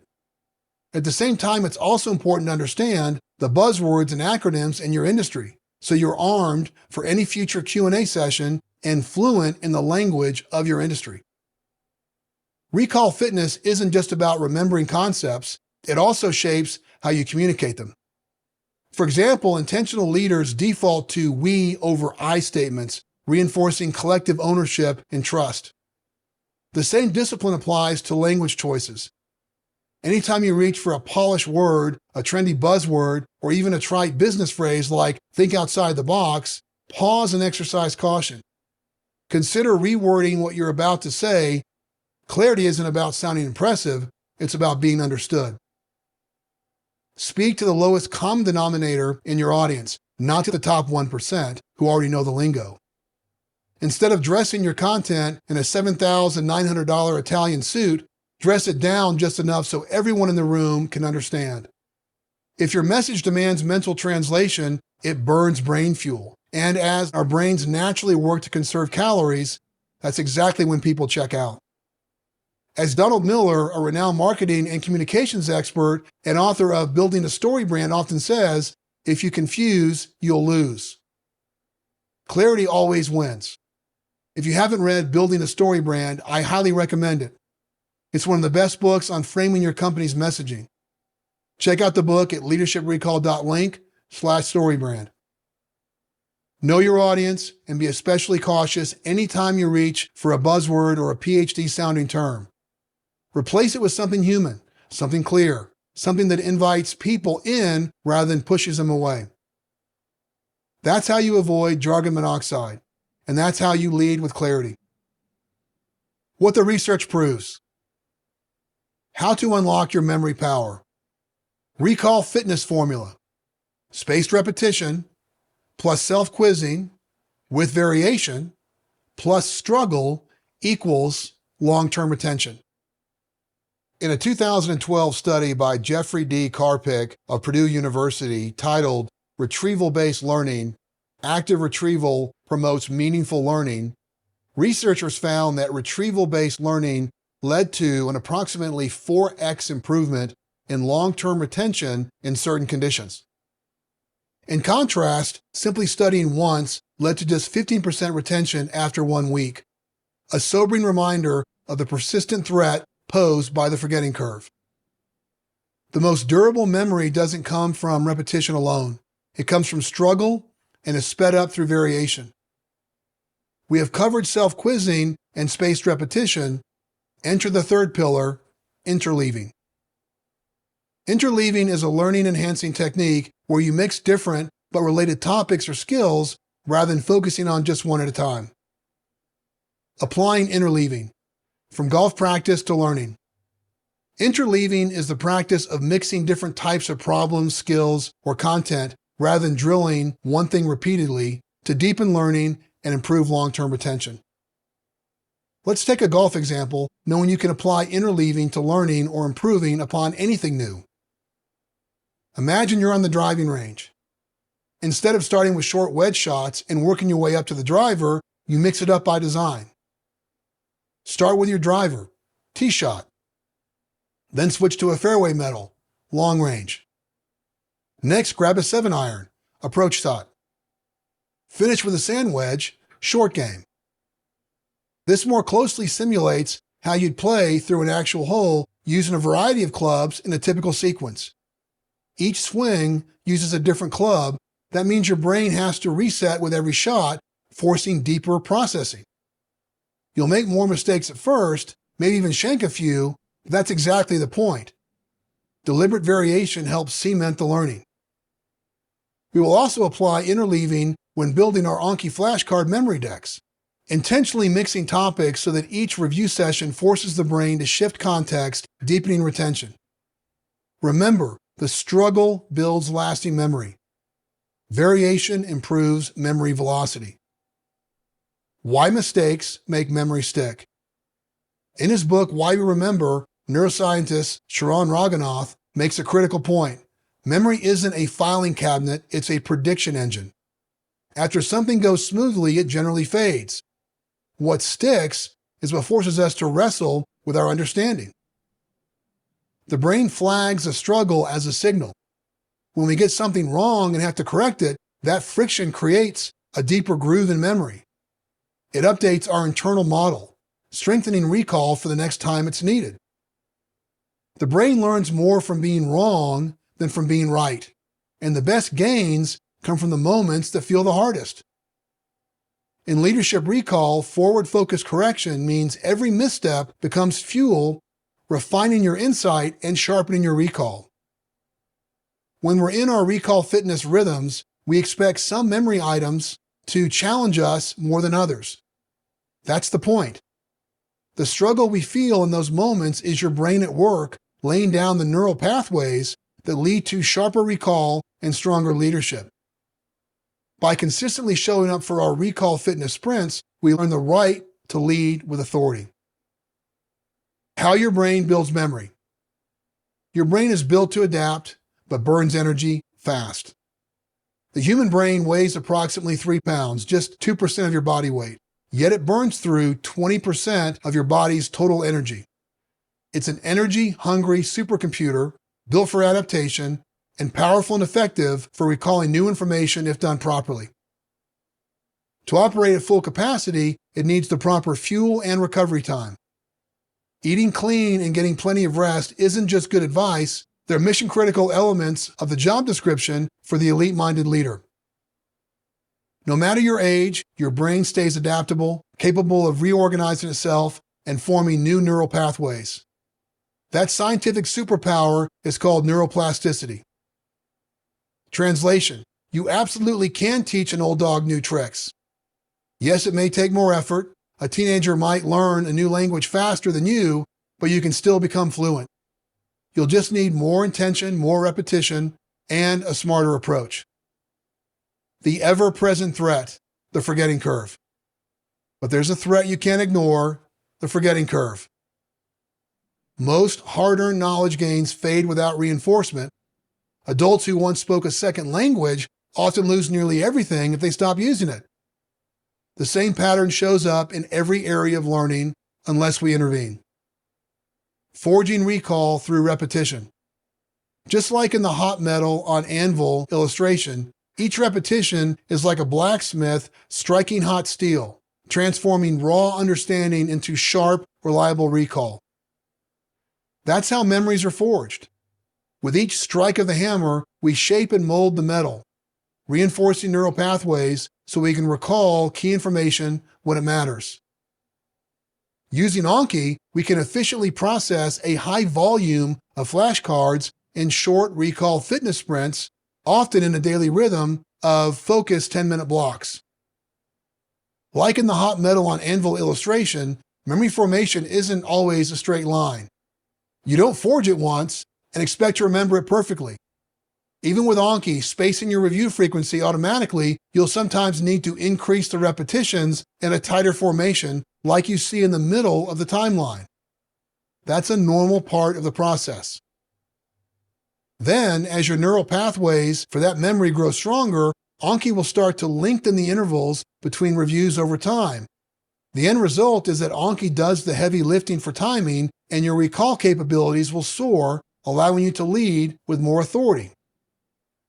While this illustration shows a 90-day scale, I have many flashcards spaced out 1 to 3+ years, and eventually so will you. Sometimes I remember the long-range flashcards on the spot. Other times I need to tighten the review cycle to reinforce the neural pathway and lock the concept back into long-term recall. Train like a pro. It's not always easy. There must be heat and friction. The real challenge isn't during our scheduled recall fitness sprints. It's in the in-between moments when you need to recall, but the neural pathway hasn't fully formed yet. That's when the real-world reps matter most. We're prompted to act when we encounter things like a familiar face, a resurfacing concept on a podcast, an idea that sparks mid-meeting. Each of these is a trigger. In fact, some of our Anki cards will be triggered this way, outside our normal recall fitness sprints. So embrace it and use it to strengthen your recall. When these prompts hit, we go straight to Anki. Search the card, get the rep, strengthen the connection. Taking action in that moment gives you an immediate boost and helps build recall strength over time. We invite the struggle and we take action because that's how we learn, remember, and lead with authority. Joy in the reps. And here's the part most people don't expect. Anki introduces a layer of gamification that makes recall fitness surprisingly enjoyable.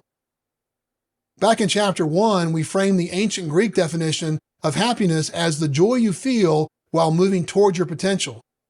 That's exactly what this feels like. Every time I hammer through an Anki session, I experience that joy alongside some occasional struggle. Real progress. Forward motion.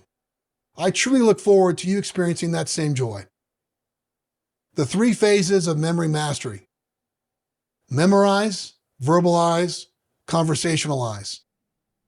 To lead with more authority, we need to work through 3 essential phases. We don't just understand ideas, we internalize them, use them, and bring them into high-stakes conversations when it counts. Why it matters. As a recap, to beat the forgetting curve, schedule short recall fitness sprints into your week. This is your training ground, the mental reps that sharpen your ability to lead when the pressure's on. Picture the blacksmith at the anvil. Every flashcard review creates a little heat and friction. That's growth in action. Whether you're using Anki on your phone, tablet, or laptop, each session earns you more mental sharpness. You'll also start to notice the reward. When you're able to reason from first principles and navigate complexity with speed, the satisfaction is real. The progression that sticks. After years of practicing recall fitness, a clear 3-phase pattern emerges. Phase 1, memorize.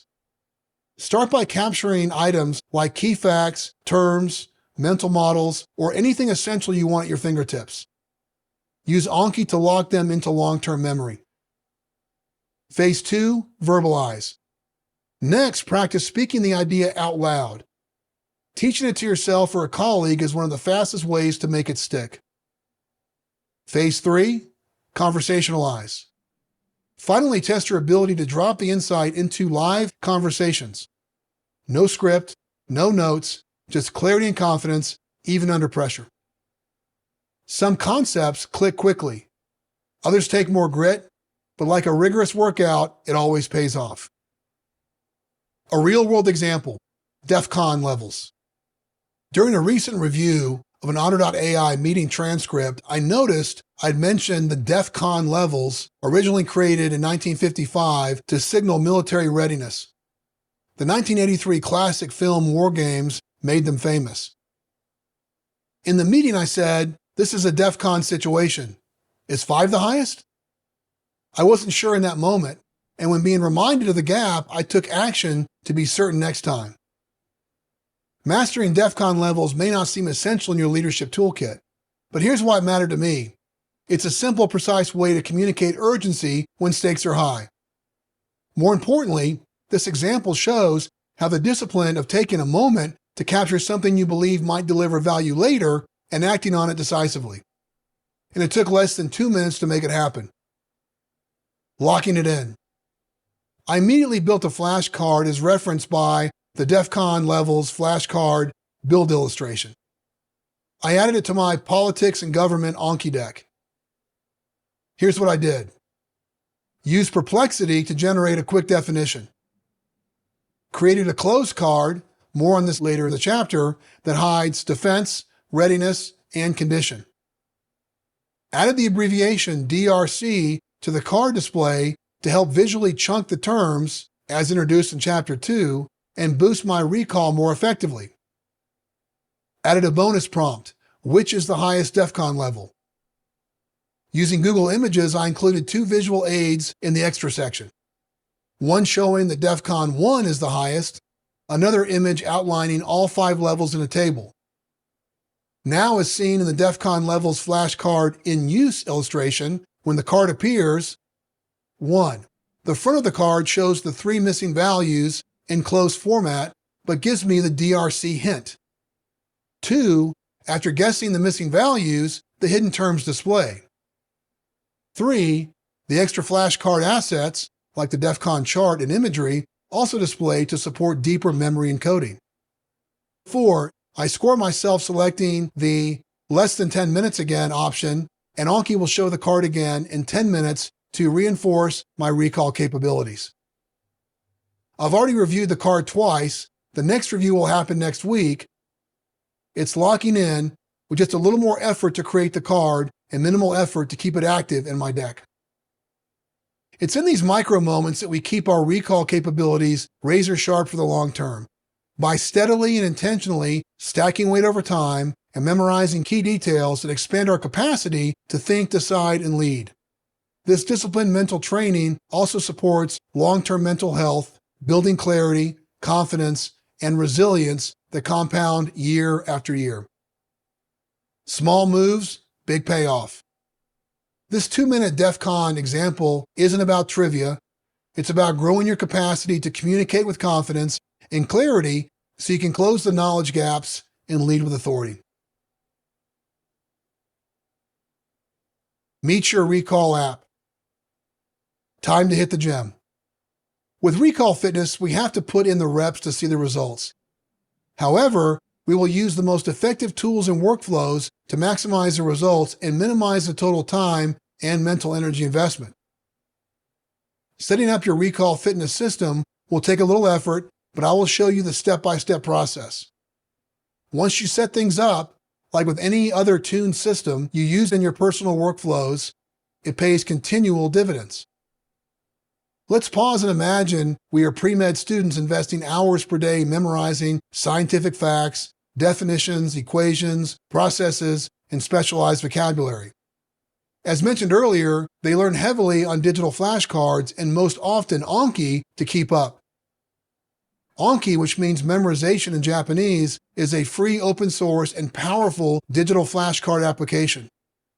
Damien Elms, an Australian programmer, created it, and it uses a SuperMemo 2 SM2 algorithm that Piotr Wozniak developed to optimize learning intervals and long-term attention through spaced repetition. Since Anki supports self-quizzing, you have several easy and intuitive ways to create flashcards to maximize your recall while minimizing the total time investment.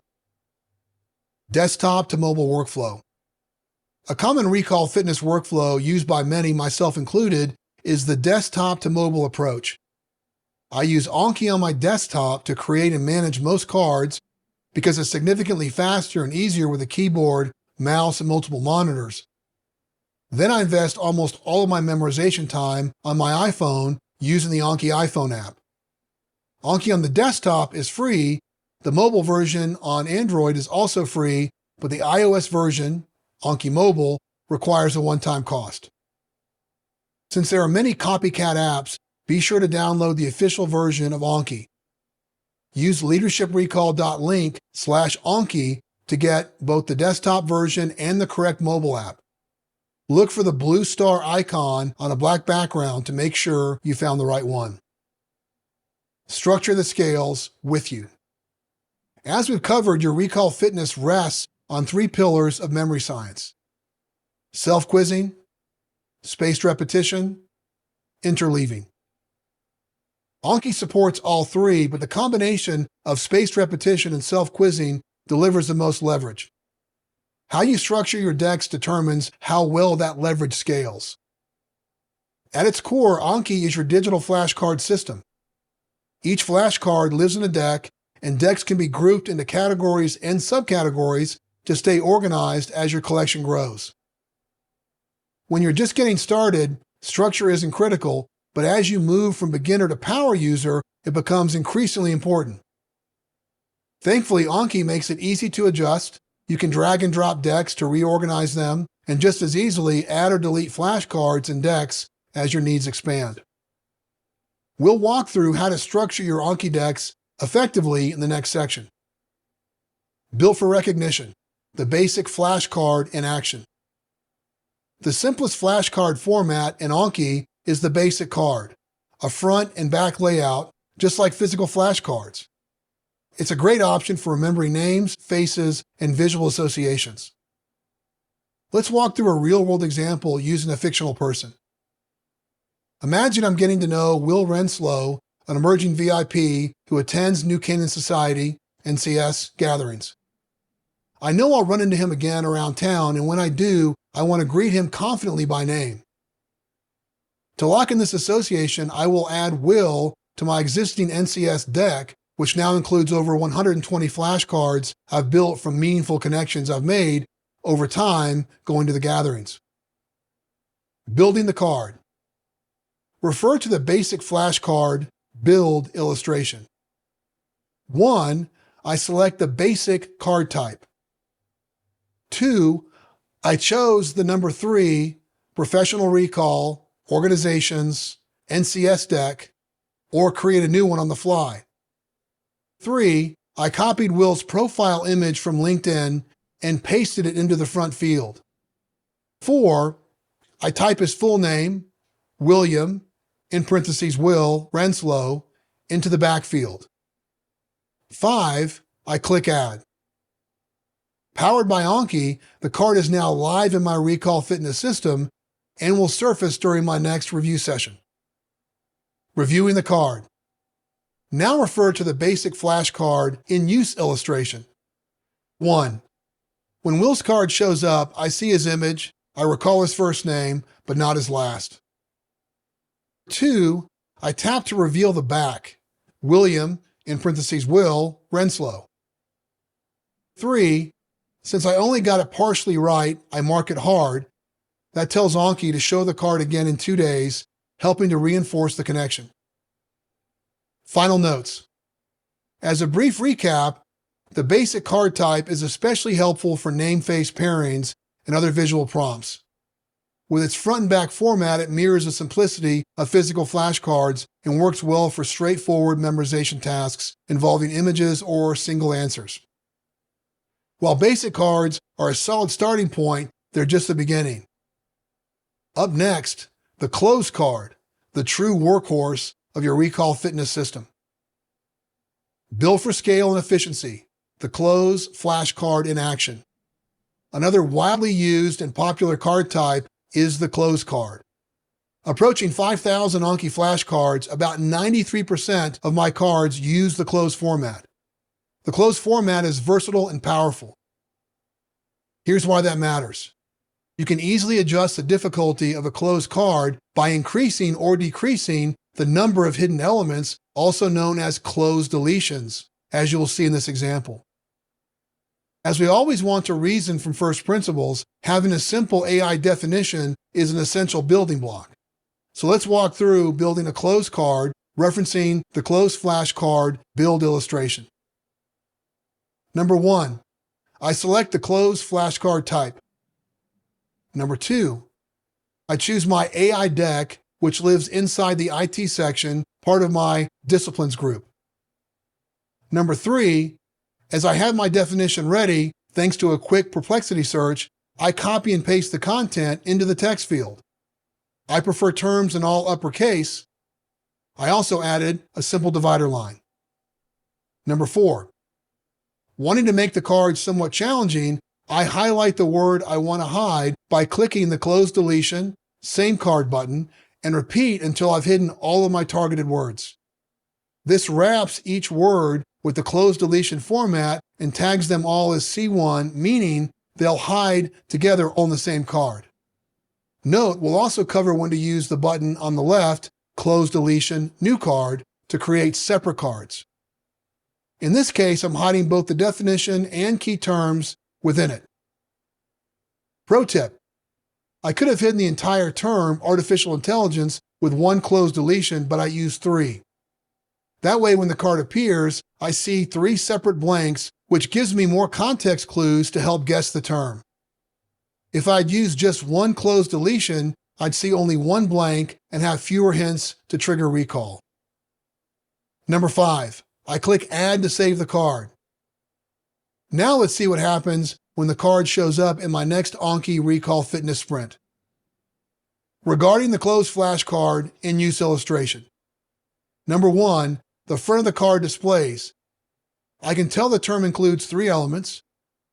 I also see that the definition has 10 visible words with 3 hidden, enough context for me to retrieve the missing terms. Number 2, I click the card and the hidden fields appear. I nailed it. 100% recall. Number 3, I score the card as easy, which means it will reappear in 2 days, and that interval will continue expanding if I keep selecting easy. C1, C2, C3, closed card, type in action. I'm convinced one of the most powerful uses of Anki is to sharpen and sometimes even expand your phraseology. As leaders, what we say and how we say it matter. Our words carry weight. And here's the truth: if we don't speak concisely and sharply, people will start to tune us out. Less is often more when it comes to persuasive communication. Over the years, I've invested a significant amount of time refining the exact phrases I want to remember and speak with precision. For example, during a recent editing session, I asked ChatGPT for a Leadership Recall book summary, and this phrase came out of the exchange. Leadership recall is the missing layer between learning and execution. That line struck a chord. It was like when former FBI interrogator Chris Voss, author of Never Split the Difference, hears someone say, "That's right." You know it hits the mark. By the way, I've memorized multiple cards on Voss's negotiation and interrogation tactics and highly recommend his book, available at leadershiprecall.link/neversplit. The phrase leadership recall is the missing layer between learning and execution cuts to the core of what this system is designed to deliver. It has tested well with others, and the feedback I've received is clear. It makes the concept tangible. Leadership recall becomes more than a framework. It's a practical system for increasing knowledge and executing on it. The result? You become a wiser, more effective, elite-minded leader who innovates and stays ahead. Wanting to burn that phrase into memory, I dictated it into my Email Me app on my iPhone, and then, as shown in the C1, C2, C3 flashcard build illustration, I took 1 minute to create a flashcard designed for long-term recall during my next email sprint. Number 1, since I had used the closed card type last, it was already set as a selection. Number 2, I selected my Leadership Recall deck, which lives under the Organizations group. Number 3, I copied the phrase from Email Me into the text field. Number 4, using the close deletion new card button in Anki, I highlighted the words layer, learning, and execution one at a time. Anki automatically labeled them as C1, C2, and C3. Number 5, I clicked Add. At a design level, this is where strategy kicks in. Overall, you want your flashcards to be challenging, but not so difficult that there's no mental grip. That's where the concept of hint scent comes in. Hint scent is the optimal number of visible context cues left on the card to help trigger a successful recall. It makes the flashcard just hard enough to push your thinking, but not so vague that you're guessing blindly. Like the blacksmith anvil illustration earlier, you're designing the right amount of recall friction for each card. Enough resistance to make it stick, but not enough to burn out your mental energy. Technically, by having a card with multiple closed deletions, in this case, C1, C2, and C3, Anki just created one note that will produce 3 separate flashcards. As we will see next, each flashcard hides a different word from the phrase. C1 equals layer. C2 equals learning. C3 equals execution. We'll dig into flashcard design strategy later in this chapter, but for now, understand this.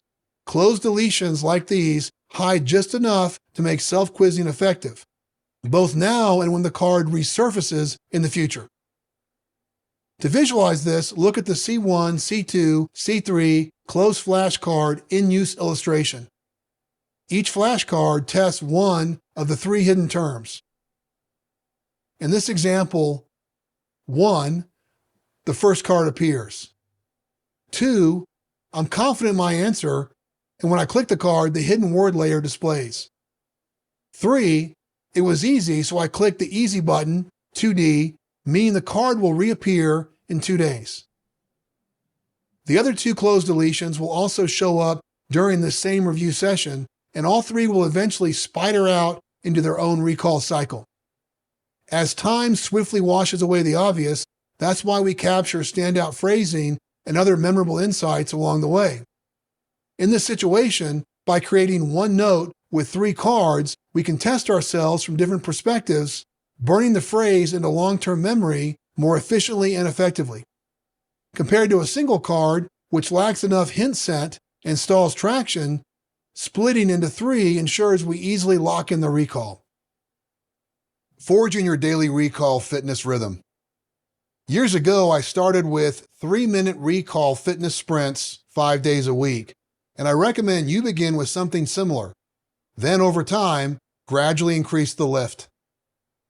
Remember, momentum builds momentum. Starting with a lightweight target of just 3 minutes a day is a powerful behavior hack. It's low resistance, easy to repeat, and 3 minutes per day will get you results. Once your recall fitness engine runs, don't be surprised if you naturally extend your sessions toward our target of 10 minutes per day. That's the beauty of systems that work. They create their own momentum.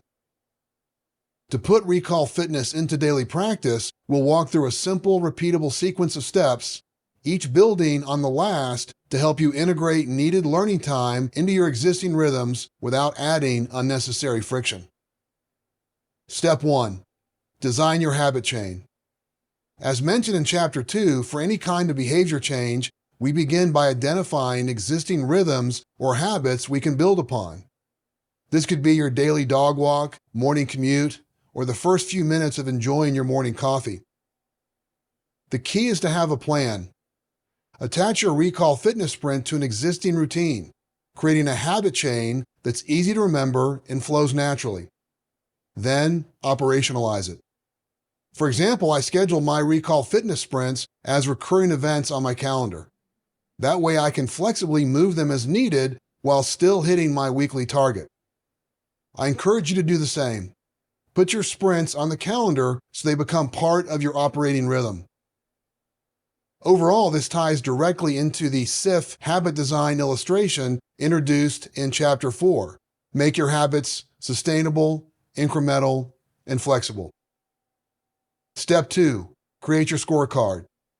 Peter Drucker, the father of modern-day management, said it best. What gets measured gets managed. We're wired for progress, and to keep momentum, we need to keep score. In my case, I built a command center in Trello where week closeout cards are auto-generated. Each one includes checklist items like 10 minutes God memory, 4 to 6 days. 10 minutes personal and business memory, 4 to 6 days. These checklist items directly reflect how each Recall Fitness sprint can split evenly between two focus areas, repeated for clarity. 10 minutes on spiritual fitness, 10 minutes on personal and business memory. Over the years, I've stacked more weight to where I am today, which is targeting 20-minute Recall Fitness sprints, 4 to 6 days a week, as shown in the targets above. As discussed in Chapter 2, my sprints typically happen during a neighborhood walk or, if the weather doesn't cooperate, on the elliptical.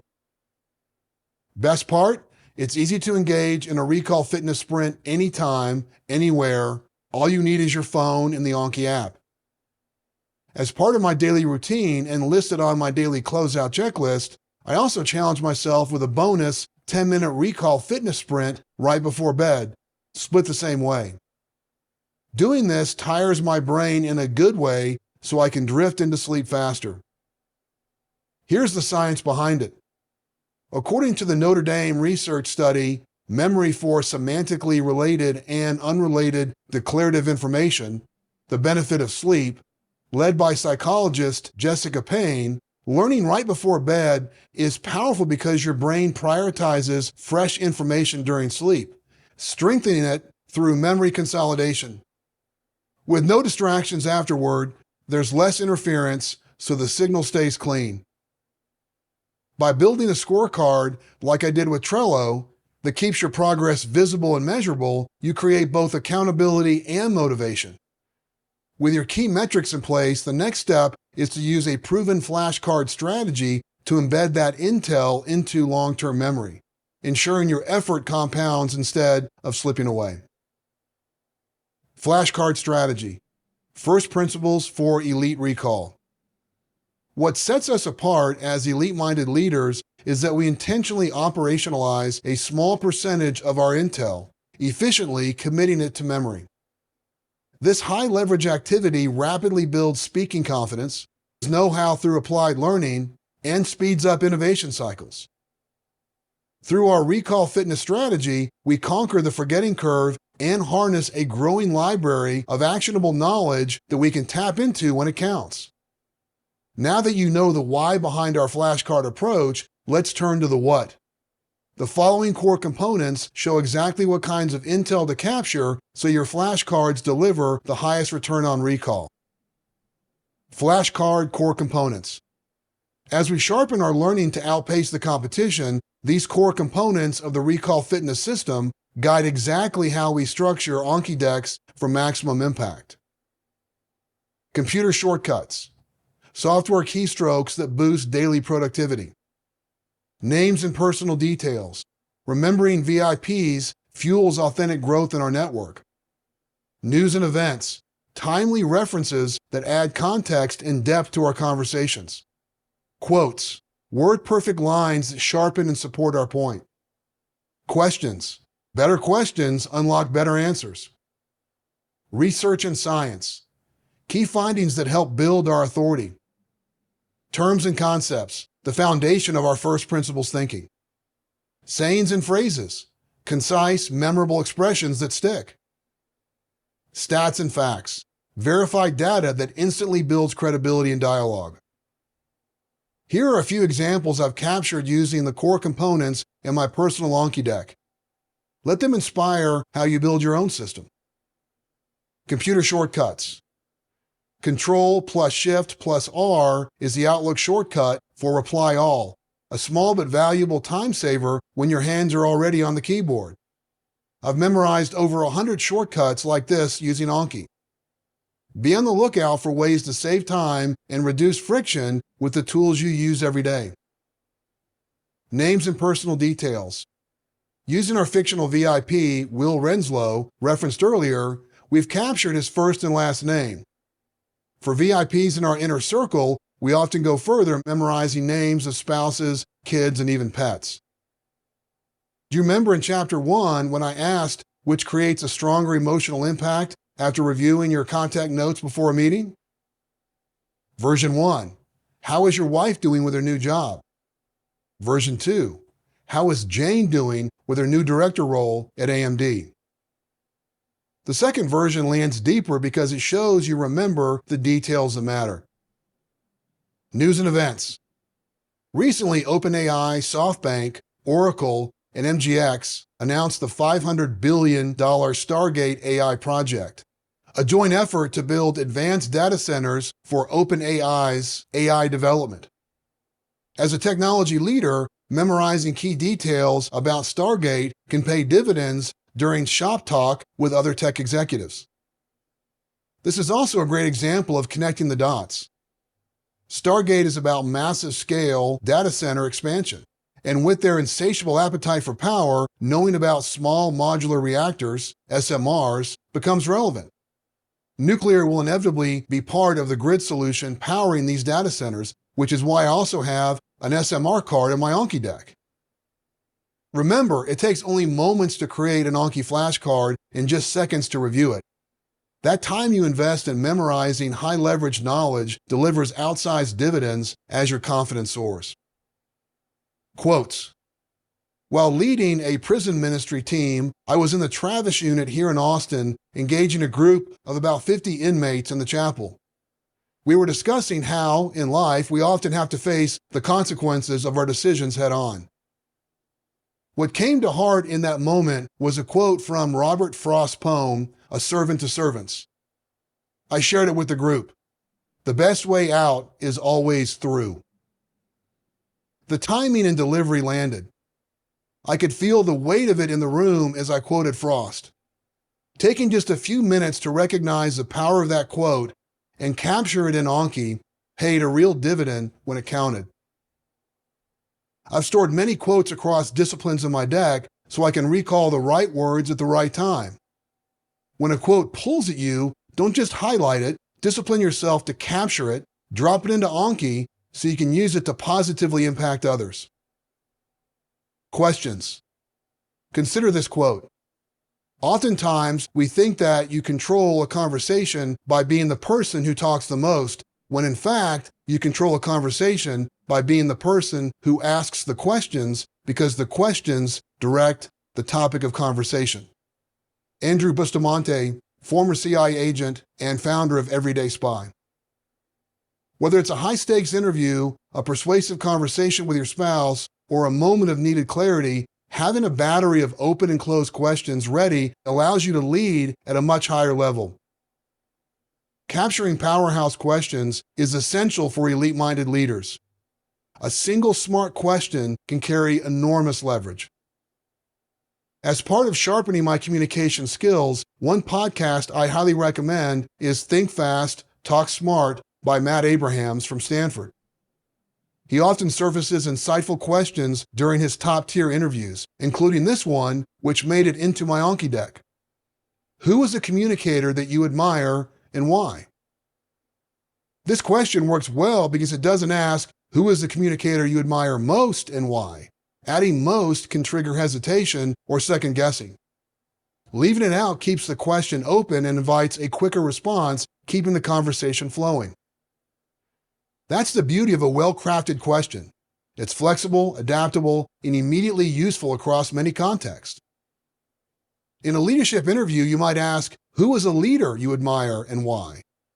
At a dinner party, a variation of the same question can spark a deeper conversation and create a stronger connection. Swap out communicator or leader for any context.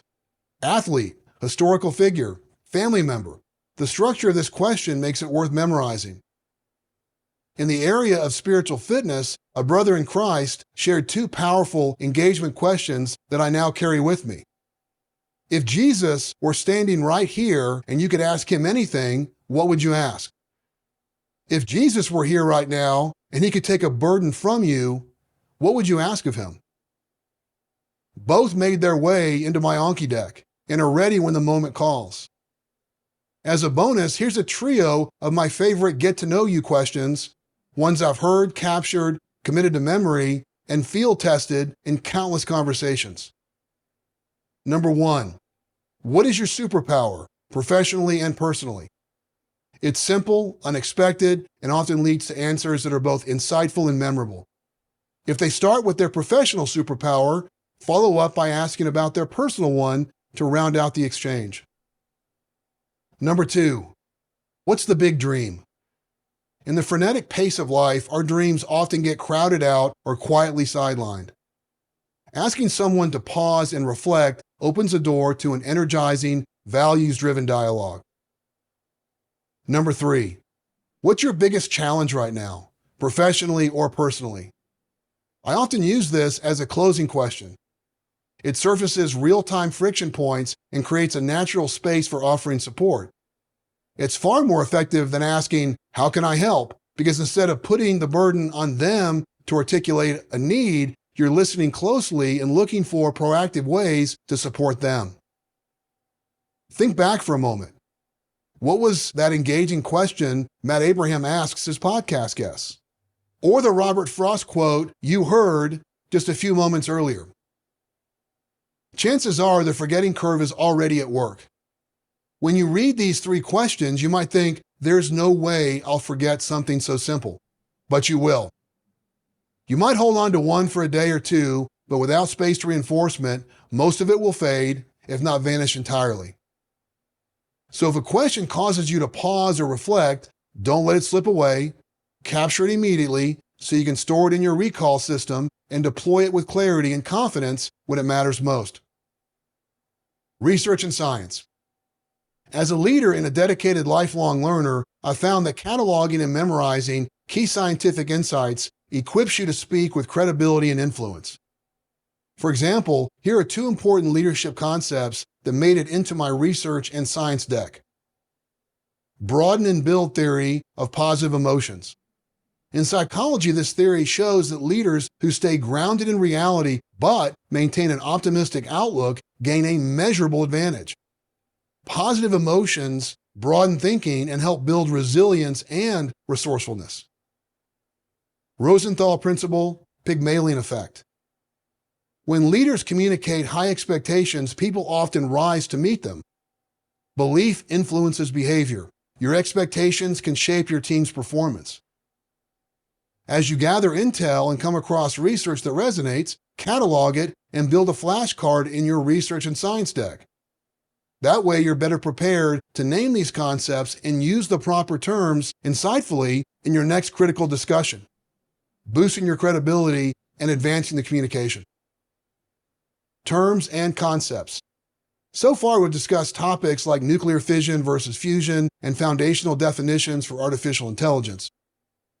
For example, as I need to be ready to speak intelligently about the opportunities and threats of developing technology, I just added artificial jagged intelligence, AJI, to my Anki deck to go alongside artificial narrow intelligence, ANI, highly specialized AI focused on a single task, artificial general intelligence, AGI, AI that can perform any intellectual task a human can, artificial superintelligence, ASI, hypothetical AI that surpasses human intelligence across all domains.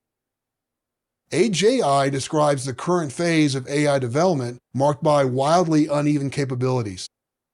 Today's systems can show sparks of brilliance in complex tasks like math or coding, yet fail at simple comparisons or basic logic. The term captures the jagged, nonlinear nature of modern AI, powerful and error-prone at the same time. Sundar Pichai, CEO of Alphabet, Google's parent company, has popularized AJI in conversations with other AI leaders. He echoes earlier commentary from Andreev Karpathy to describe this paradoxical phase where AI is impressive but still far from consistent. Terms and concepts are the workhorse of both first principles thinking and your Anki deck. Whenever you come across a new idea that's likely to stick around, don't just read it, capture it. Use your Email Me app to quickly log the term, then drop it into your Anki deck so you can make it part of your long-term recall system. Be an elite-minded leader who captures and memorizes key concepts before everyone else, and watch it position you as a trustworthy resource. Sayings and phrases. I aggressively capture phrases and sayings that help me communicate with more clarity, punch, and precision. For example, when coaching a team that needs to accelerate innovation, I recently heard a superior alternative to move fast and break things. A better frame is move fast and discover things. In the same spirit, instead of repeating the tired mantra, fail fast, consider a healthier, forward-focused upgrade, discover fast. It shifts the emphasis from failure to learning without losing urgency. Here's a great leadership phrase worth memorizing. Be better tomorrow than you were today. It connects with a powerful insight from Jordan Peterson. Compare yourself to who you were yesterday, not to who someone else is today. From 12 Rules for Life, an Antidote to Chaos. Or how about this simple gem for conflict situations? I see this differently. It's disarming and direct, an assertive way to share disagreement without creating unnecessary friction. Or flip it around. Feel free to disagree with me. This phrase opens the door, signaling that you value dialogue and respect opposing views. Both approaches strengthen your ability to disagree with confidence while keeping the conversation constructive. Don't fall into the trap of thinking you'll remember something as simple and short as discover fast. The forgetting curve will eat your lunch. If a phrase has meaning in your work, capture it, memorize it, and use it to stand out, just as I've done with these examples in my own recall system. Join me in the hunt for standout sayings and sharp phrasing. The more precise our language, the stronger our leadership presence. Stats and facts. Picture a political pundit you admire and respect. Chances are they're highly versed and able to pull up relevant statistics on the spot to defend their point of view. That's not accidental, it's trained recall. You can tap into the same superpower by listening for stats and facts that tie directly into your industry, worldview, or area of expertise. When you hear something that carries weight, whether it reinforces your position or challenges it, capture it. The move to elite-level thinking is to take that insight and add it to your Anki memory deck. That's how you convert passing information to your advantage. For example, knowing the total GDP of the US, the scale of household debt, or the populations of key countries isn't just trivia, it's leadership leverage.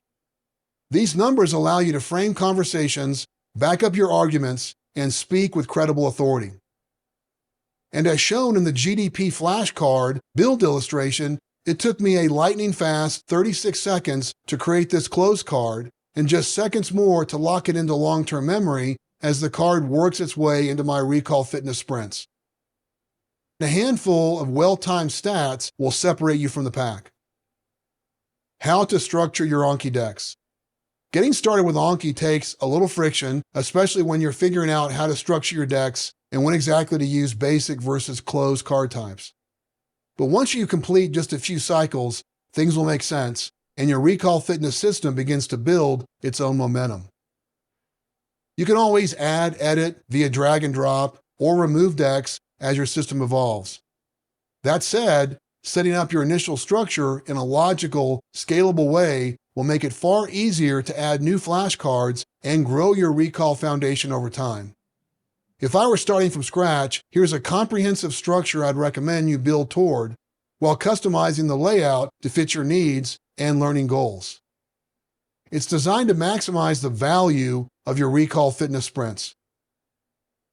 I organize decks into 3 main groupings, each with core categories and in some cases subcategories.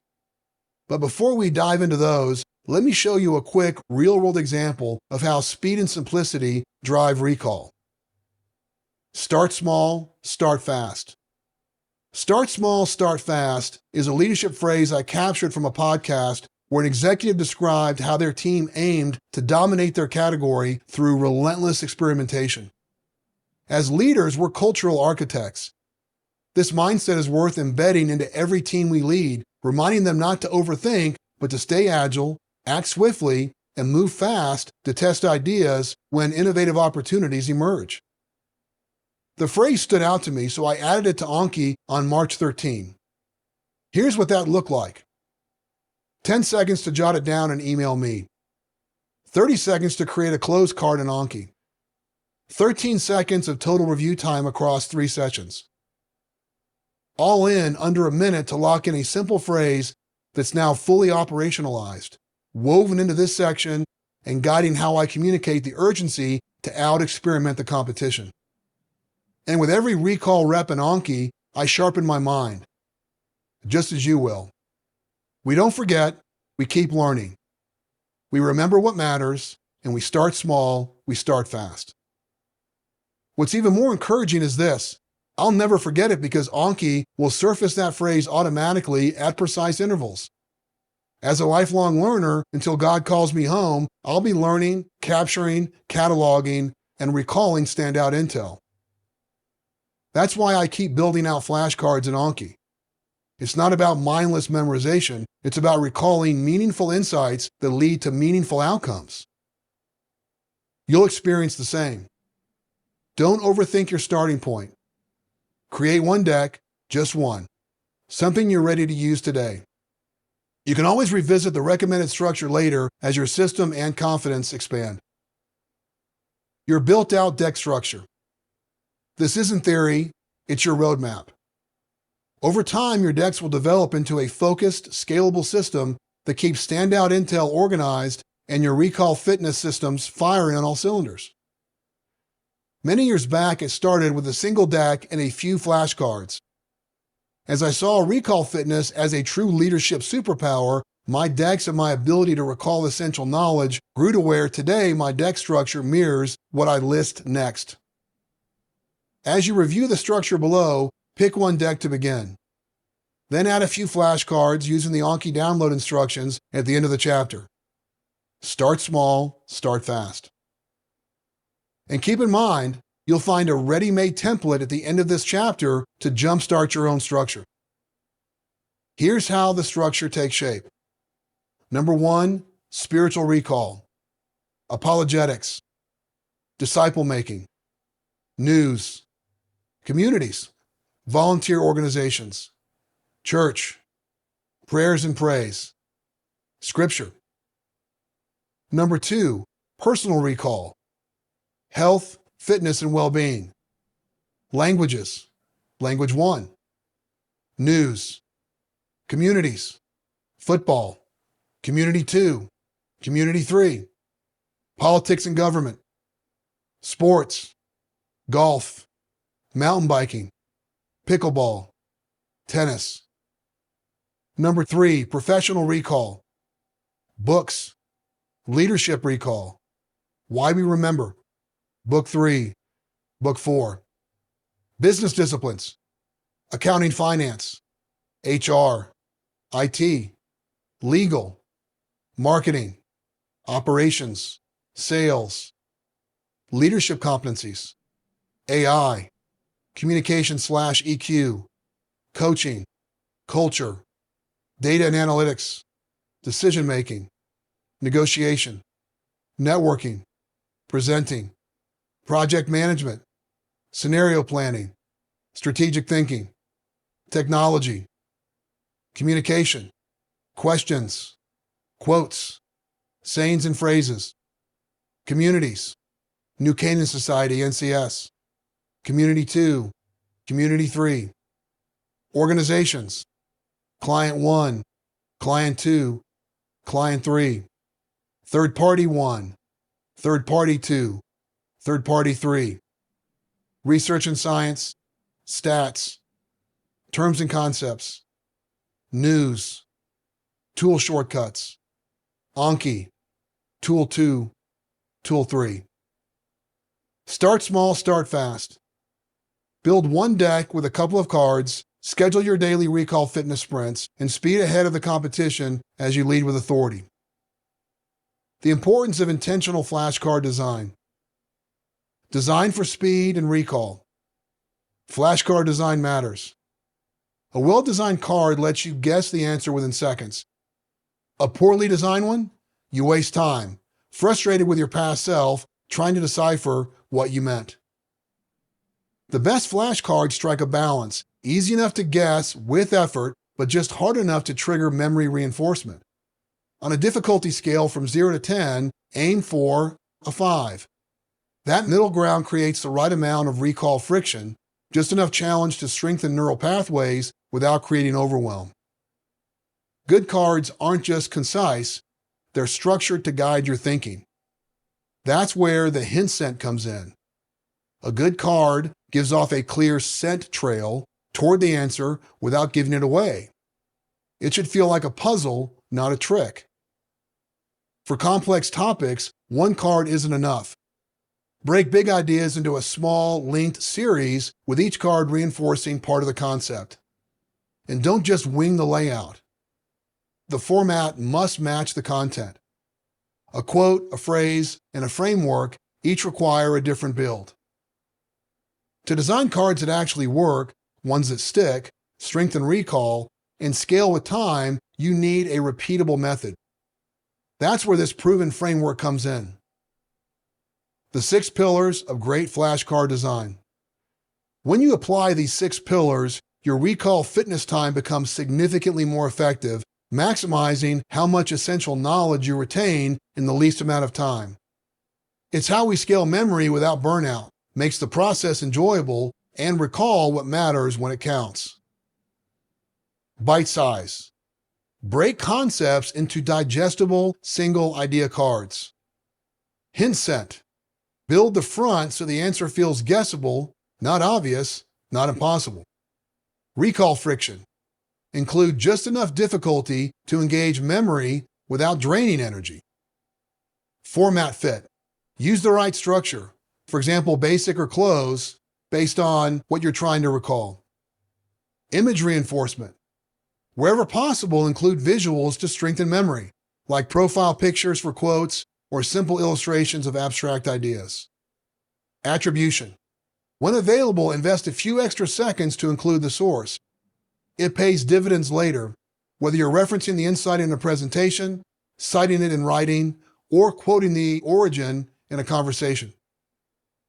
Skip these principles and you're signing up for unnecessary rework. More time spent reviewing, less knowledge actually retained. Basic and closed cards revisited. When designing flashcards in Anki, let's revisit the 2 most common card types, so you can model them in your own deck right away. Basic cards work best for visual recognition, like faces, objects, or simple facts, as shown in the Will Renslow basic flashcard illustration. These are straightforward front and back cards. You see the prompt, like a face or a name, and recall the answer on the other side. They're ideal for people, logos, flags, and anything else you picture instantly. Closed cards are ideal for remembering ideas and definitions. They work by hiding elements or keywords inside a sentence, forcing your brain to actively fill in the blanks, a fill-in-the-blank challenge that drives deeper recall. For example, in the AI definition closed flashcard illustration, the sentence was, a field that combines computer science and robust data sets to enable problem solving. In the flashcard version, the words data sets and problem solving are hidden, pushing your brain to work harder and lock in the definition. This approach, using closed deletions on both the title and the definition, raises recall friction to a higher level. It forces your brain to work harder by hiding multiple elements at once. This simple structure strengthens your memory through active recall and repetition, 2 ingredients that make learning stick. While this can be useful if you want to maximize recall friction, I found that the 2x recall technique, introduced soon after, is a better standard for most cards. It creates the right balance of challenge and efficiency. The recall power of chunking. Earlier I mentioned how I used the DEFCON levels in a team discussion to make a key point, and it reminded me I needed to lock in which level is the highest. The DEF CON levels illustration, shown again here, is a closed card, as you can tell by the hidden fields in the definition. However, DRC, a core part of the meaning, was intentionally left visible. Why? To increase the hint scent, give just enough of a cue to trigger recall. When I see the card, I ask myself, what does DRC stand for? Then at the bottom of the card, the prompt asks, which is the highest level? If we recall that DEF CON 1 is the most critical and the DRC stands for Defense Readiness Condition, we've just completed a high-quality memory rep. The next time this concept comes up to illustrate a point, we'll be ready to use it and explain it with speed and clarity. Pro tip: chunking works just as well for names. Let's say a top VIP of yours, Josh Hilliard, lives in Austin and has 3 kids, Avery, Claire, and Liam. On the surface, remembering all 3 might feel tricky, but then you realize their initials spell ACL, just like Austin City Limits, the iconic music festival held every year in Austin. So what do? Just like with DRC and the DEF CON card, we bake ACL into Josh's flashcard to create a high hint scent. The next time we're talking to Josh, we won't just remember the festival, we'll recall his kids by name. When you remember the names of your VIP's kids or spouse, you're engaging at a much deeper personal level. It shows genuineness and care, and it never goes unnoticed. The next time you meet up, rather than asking Josh, what's new with your kids, you ask, what's new with Avery, Claire, and Liam? A question loaded with warmth and relational intent. Name recall put to use. Using the name chunking method, I once followed up with a VIP at a New Canaan Society meeting and asked about his 3 sons, each by name. He paused, visibly taken aback, then said, almost to himself, but loud enough for me to hear, most of my close friends don't even know their names. It was a meaningful moment, and it brought us closer. That's leadership recall in action. The 2X recall technique doubled down on retention. I discovered a simple but powerful method to boost concept retention, and I encourage you to make it your own. Normally, when learning a new term, you'd create a single flashcard that hides either the term or the definition. But with a 2X recall technique, we double the reps and deepen the recall. What is it? A flashcard method where you create 2 cards for every term or concept. One that hides the term, one that hides the definition. The effort is minimal, the payoff is significant. Real example, the dilution effect. Let's apply this technique to a real cognitive bias I recently captured, the dilution effect. As someone who's always looking to become more genuinely persuasive, this concept stood out. Card 1, term hidden. Refer to the dilution effect, term hidden illustration. Here's how the card looks. Number 1, the term dilution effect splits into 2 C1 closed deletions, C1 dilution and C1 effect, with both words bolded and capitalized for emphasis. This creates a strong hint scent so you know you're looking for a 2-word term. Number 2, below the divider line is the full definition, which reads, in persuasion, weaker arguments dilute stronger arguments. When we try to convince others by presenting them with all the arguments we have, we actually weaken our case. The reason the dilution effect occurs is because of the law of averages. Number 3, it ends with a follow-up prompt. What is an example? Number 4, the extra field includes a concrete scenario. A lawyer has 2 eyewitnesses, one absolutely certain and one uncertain. Including the weaker testimony dilutes the stronger one. Pro tip: when you design cards, make sure the definition doesn't repeat or blatantly give away the term. Aim for the right balance of recall friction and hint scent, enough friction to force genuine retrieval, but enough hint scent to guide you toward the right concept without making it obvious. Sometimes you'll even need to use closed deletions to hide keywords or phrases in the definition that would otherwise give away the term. Card 2, definition hidden. Now let's flip the script. See the dilution effect definition hidden illustration. This version reverses the challenge. Number 1, the term dilution effect appears at the top as the prompt. Number 2, the full definition is now hidden with a single closed deletion. When reviewed, you'll need to recall the concept's meaning from memory. Number 3, as before, the extra field includes the real-world example and source. Lock it in. Your recall fitness sessions will test you both ways as these two cards enter rotation. Seeing only the term and recalling the definition. Seeing only the definition and recalling the term. This dual exposure amplifies your recall capabilities, helping you master the concept faster with less mental energy. That's the power of the 2x recall technique. Minimal extra effort, maximized retention. Lists, best practices, the 5 love languages. If you're serious about your recall fitness, you need a reliable strategy for locking in key lists. One of the most impactful personal lists worth mastering comes from Dr. Gary Chapman's classic, The 5 Love Languages. When you know your spouse's or child's primary love language, you can align your actions with how they most deeply receive love.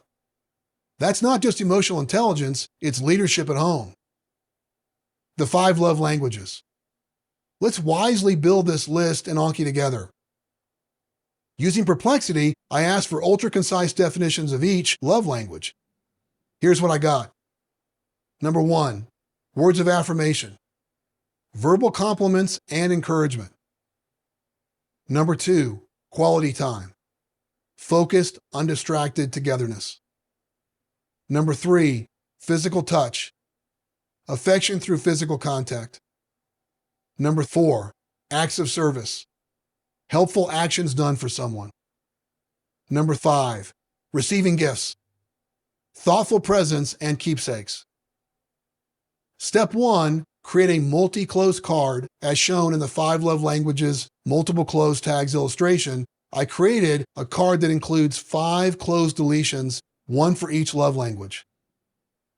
Number 1, using the closed deletion new card button, I highlight each line one at a time. This means a different close tag is used. C1, C2, and so on through C5. Number 2, after clicking Add, this process auto-generates 5 separate flashcards, each hiding just one love language while leaving the others visible. That's by design. It introduces recall friction, just enough challenge to engage my memory without draining mental energy. Why it works. I get isolated reps on each item in the list, which speeds up retention and strengthens long-term recall. Step 2, create a master close card, all hidden. Now we run a slightly different play. As shown in the 5 love languages, all hidden illustration, I create a separate card that hides the entire list. Number 1, unlike in step 1 where I create a separate closed entry for each of the items, C1 through C5, here I highlight all of the content and click the closed deletion, same card button, so all items are hidden on a single card. Number 2, after clicking Add, this new card becomes the full recall challenge as all 5 items will be hidden at once. Now that the card is live, I schedule it to appear in 90 days. Open the browse window, right-click on the card, select card, set due date, enter 90. This gives me time to master each item individually before being tested on the full list. Then when that full list card resurfaces 3 months later, I'm ready, and the combination of this card and the single item close cards will lock it in for good, with spaced quizzes at longer intervals, ensuring the knowledge stays sharp. To recap, these 2 cards for remembering lists, one for targeted recall and one for full recall, work together to lock in high-value insights. As a bonus, each time one of the 5 love languages cards appears, I'm reminded to pause, reflect, and take action, serving my family through their unique love language. Consider doing the same. Word perfect recall. Quoting with precision is a powerful leadership skill. When you can recall a quote word for word, especially from someone with Churchill's gravitas, it brings instant credibility to your message. Here's an example from my deck, a Churchill quote delivered to the House of Commons on November 4th, 1952. I'm always ready to learn, although I do not always like being taught. Winston Churchill. As growth-minded leaders, we're not just pursuing knowledge, we're pursuing self-awareness. And that requires embracing the kind of learning that doesn't always feel comfortable. Feedback, correction, and challenge are often the very tools needed to sharpen our character. With each rep, Churchill's quote isn't just something we memorize, it's also a cue to lead with humility and continually invite feedback. Let's break down the flashcard strategy behind this one. Capturing quotes for the win. As a leader, being able to quote from an authority is a powerful way to make a point. In this context, word-perfect recall is important. Here's an example quote card from my deck using a useful format. Quote, I'm always ready to learn, although I do not always like being taught, end quote, Winston Churchill. In this example, we're taking a quote from Winston Churchill addressing the House of Commons on November 4th, 1952. As we strive to be growth-minded leaders, always learning, we need to embrace feedback and correction as we eagerly seek improvement. How this card is designed. Creating an optimal level of recall friction, note the Churchill on Learning quote card illustration. Number 1, use the close deletion same card button to hide ready, learn, and taught, each a core word in the quote. 2, click Add to create the card. Since the bold all-caps title, Churchill on Learning, Churchill's name in the attribution and his picture are all present. We have an adequate balance of hint set. Regarding the Churchill on Learning in-use illustration, when the card is later presented, number 1, my eyes lock on the title, Churchill on Learning. I'll try to recall the full quote. If I stall, number 2, my eyes drop down to the closed deletions, offering a second round of cues. I begin to recite the quote, filling in the blanks. Number 3, I press the card to reveal the full quote and assess how I did. Number 4, in this case, it was difficult, so I'll see the card again in 10 minutes. This is a proven quote card format. In no time, you'll find yourself going from fill-in-the-blanks training wheels for the quote to full word-perfect recall. Start strong to recall the rest. When memorizing a quote word for word, momentum matters. Often just recalling the first few words is enough to trigger the rest. That's why focusing on how a quote begins can dramatically improve your recall. Take this quote for example. Hard times create strong men create good times create weak men create hard times. Michael Hopf, author and former combat Marine. The logic flows in a loop, but it starts with hard times and leads to strong men, a foundational trigger that helps you set up the rest. If you're using closed deletion and Anki, you'd want to hide the early phrases to force active recall. For instance, C1 hard, C1 times, create strong C1 men, C1 strong men create good times create C1 weak men, C1 weak men create hard times. It's like a row of dominoes, tip the first few and the rest fall into place. Compare and contrast cards accelerate learning. Fasten your seatbelt. This one takes a little more thinking, but has an outsized payoff. When my oldest son was very young, someone asked him what I did for a living. He looked around, then mimicked typing on the table with his fingertips. He wasn't wrong. Like many of us, I do a lot of writing, which also means I do a lot of communicating. But in the full pursuit of elite, I invest part of my recall fitness time in sharpening my grasp of language, so I can communicate with more precision and impact, whether in writing or speaking. One of the fastest ways to improve our thinking is by comparing and contrasting similar terms. It strengthens first principles thinking and gives us the clarity needed for better decisions, sharper writing, and higher level conversations. Try this. Could you confidently explain the difference between a maxim, an aphorism, and an axiom? Most leaders would hesitate. Let AI do the heavy lift. That's why we build compare and contrast cards, and with AI as our co-pilot, we can generate the raw material in seconds. Here's the exact prompt I used. I want a concise definition of the words maxim, aphorism, and axiom. I would also like to know how they are similar and different in concise bullets. I would also like 3 popular examples of each. ChatGPT returned a clear, structured comparison, everything needed to create a high-value Anki card that makes the differences stick. How I built the card. Regarding the maxim, aphorism, and axiom closed card illustration below, here's how I designed it. 1. Card type. I used the closed card format. 2. Deck placement. It went into the Terms and Concepts deck. 3. Content setup. I copied the AI-generated content into Anki and added clear dividers and light formatting to make the card easy to skim. The content included concise definitions, a bulleted list of similarities and differences, and popular examples. I also selected my favorite example from the 3 ChatGPT provided to highlight on the card. 4. Recall friction tuning. To break the mental lift into manageable parts and create the right balance of hint set, I used a combination of the close deletion buttons as shown in callout number 1 of the illustration for both the definition and example of each word. Each section received a unique deletion group.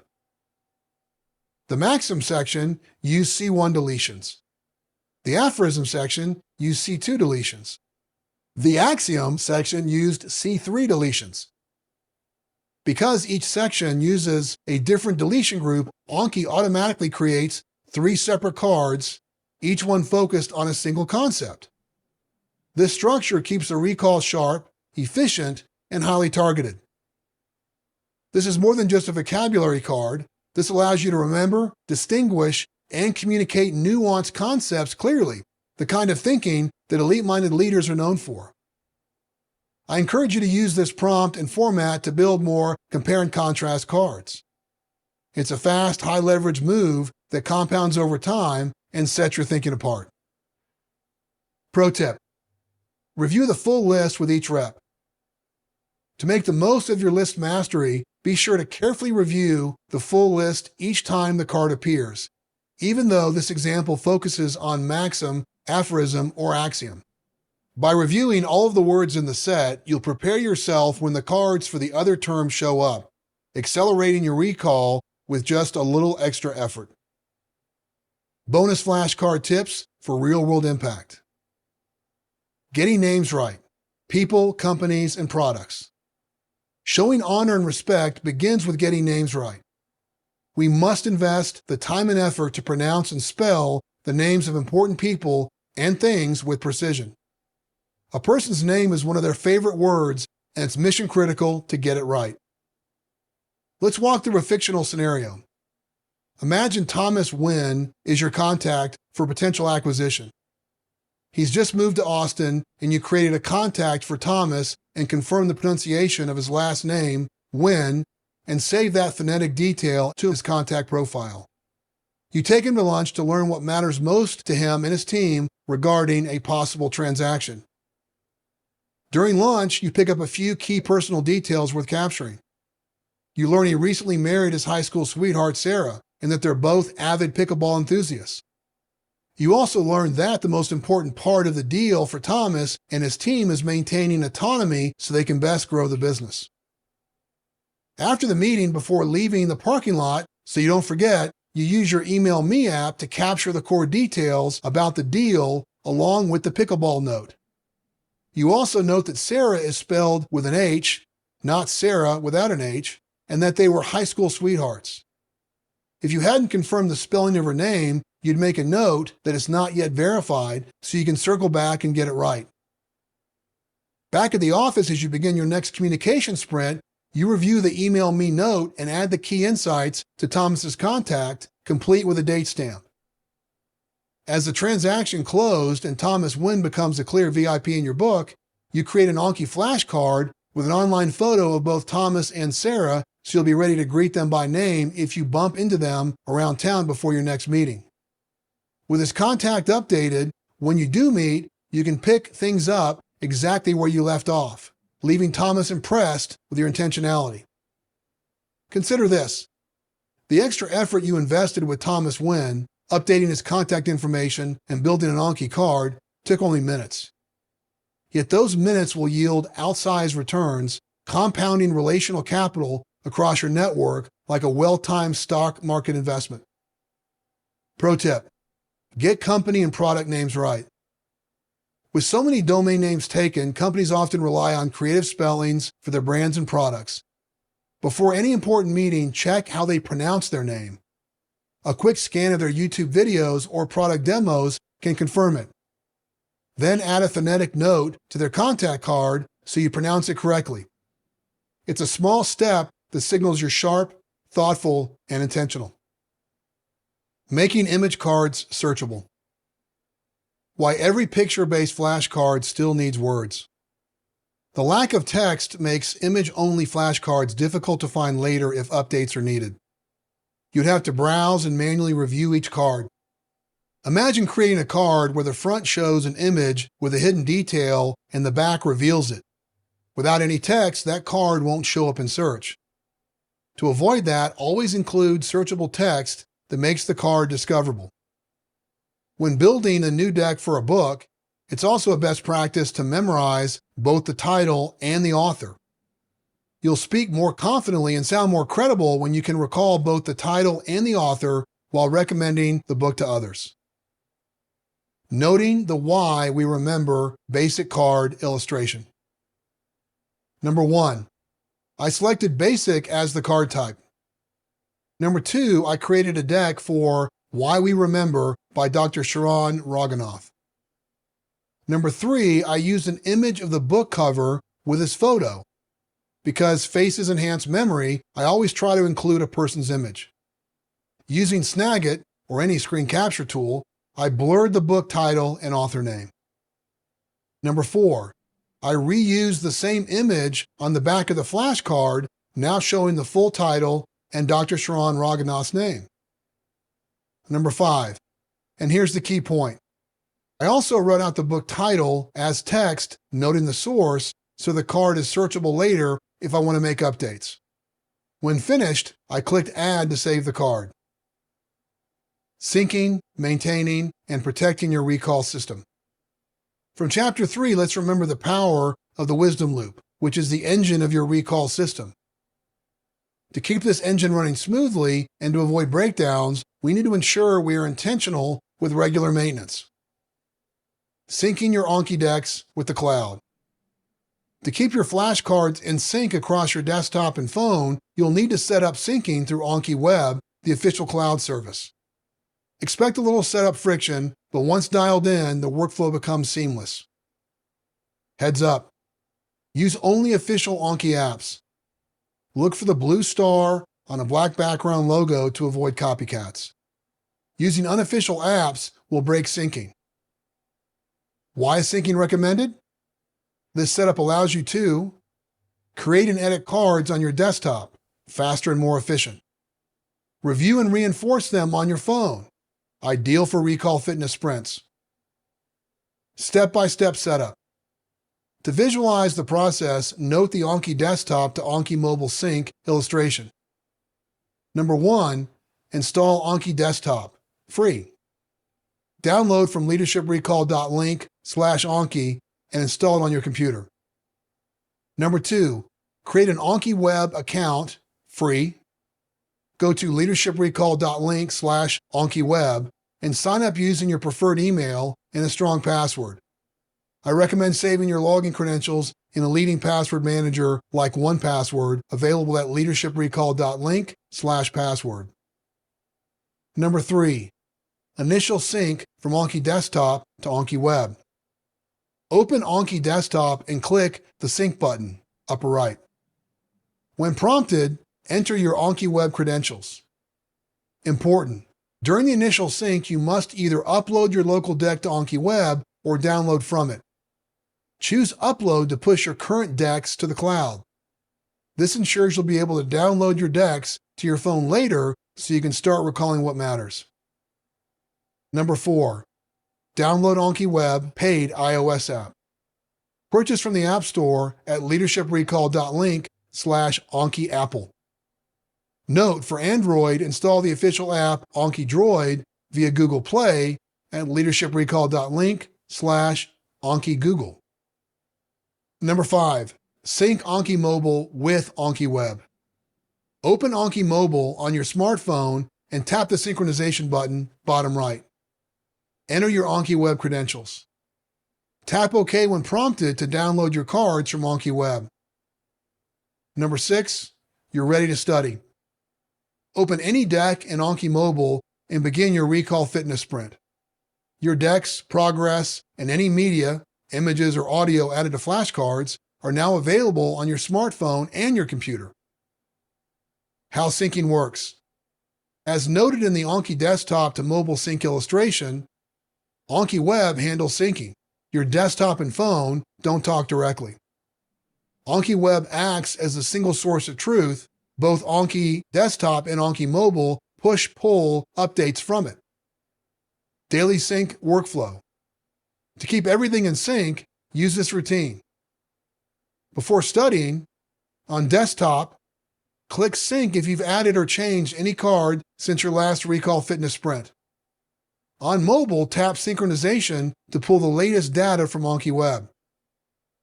After studying, on mobile, tap Synchronize again to upload your progress to Anki Web. Back on desktop, click Sync to download your latest reviews. This simple process ensures both devices are always in sync. The process takes seconds. If you forget to sync, don't worry. Anki will manage the changes, and your next sync process will catch you up. Anki tips. Auto-sync. Anki Desktop auto-syncs on open and close. Manual sync. Anki Mobile does not auto-sync. You must tap Synchronize. Status indicator. On Anki Mobile, the sync button changes color if a sync is needed. For example, unsync changes or available updates. Media files. Images and audio you add to your flashcards sync to. Conflict handling. If Anki can't merge certain changes, like template edits, it will prompt you to choose which version to keep. Backup so you don't lose. Let's start with backups. Professionally speaking, my Anki flashcards are one of the most valuable digital assets I own. To guard against file corruption, hardware failure, or malware, you need to back them up routinely and redundantly. Here's my workflow. Daily cloud sync.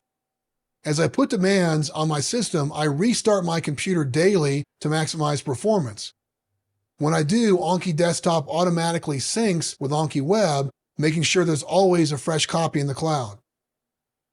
Weekly Dropbox export. As part of my week closeout checklist, I export my Anki collection, File, Export, or Ctrl+E, to a folder that syncs with Dropbox. This gives me a second version backup outside of Anki Web. This step will soon be offloaded to an AI agent with a verification loop. Weekly offline backup. I also keep a copy of my flashcards on an external hard drive stored in a fireproof safe. This air-gapped backup, physically disconnected from the internet, protects against ransomware, sync errors, and catastrophic loss. Bottom line, don't rely on luck. Create a backup rhythm that protects your progress. And while you're at it, install Anki software updates as soon as they drop. Each release includes security patches, bug fixes, and performance improvements that keeps your system both stable and secure. Editing your cards. Simple on mobile, complex on desktop. During your Recall Fitness sprints, you'll often spot flashcards that need improvement.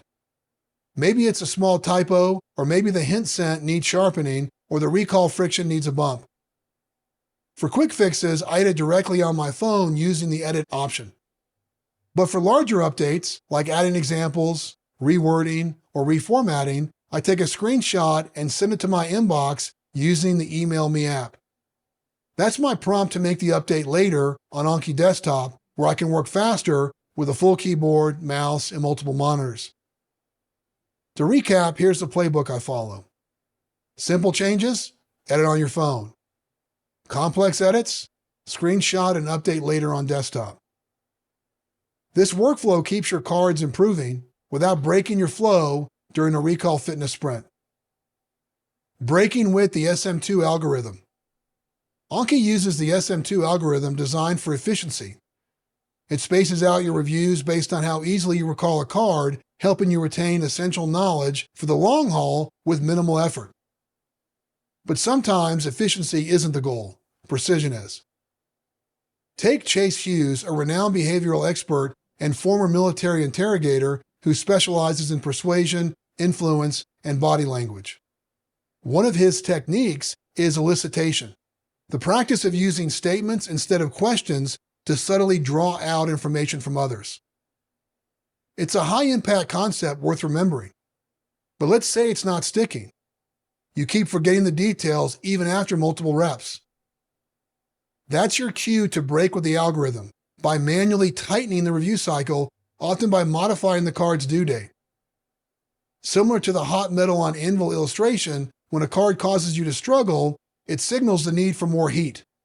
By scoring the card at the hardest level on purpose, you prompt Anki to bring it back sooner. You're tightening the review cycle and forging the memory through deliberate, repeated strikes. Most cards will follow a somewhat linear path where more time is added to reps as you master the intel. Other times, the path may be more winding, requiring you to pull the reps into a tighter rhythm, and sometimes more than once. Pro tip: when to modify a card's due date. Let's say you're prompted to share the concept of elicitation with another leader in your network. You want the details top of mind, so you search for the word on your phone using the Anki mobile app. You find the card but realize it needs sharpening. To tighten the review cycle, open the card in Anki, tap Tools, then select Due Date. Set the due date to 0 so the card reappears in your very next recall fitness sprint. Small decks, then large decks. When it's time for a recall fitness sprint, you may wonder where to begin, especially as your number of decks grows. Here's the pattern I recommend. Start with the smallest decks and work your way up. This approach proves effective in building momentum. Personally, I divide my recall fitness sprint time into 2 groups.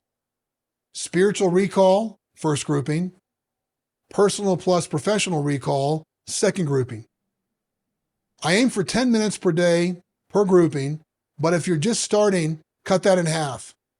5 minutes is plenty as you build stamina. Even 3 minutes a day can be effective in building your new powerhouse habit.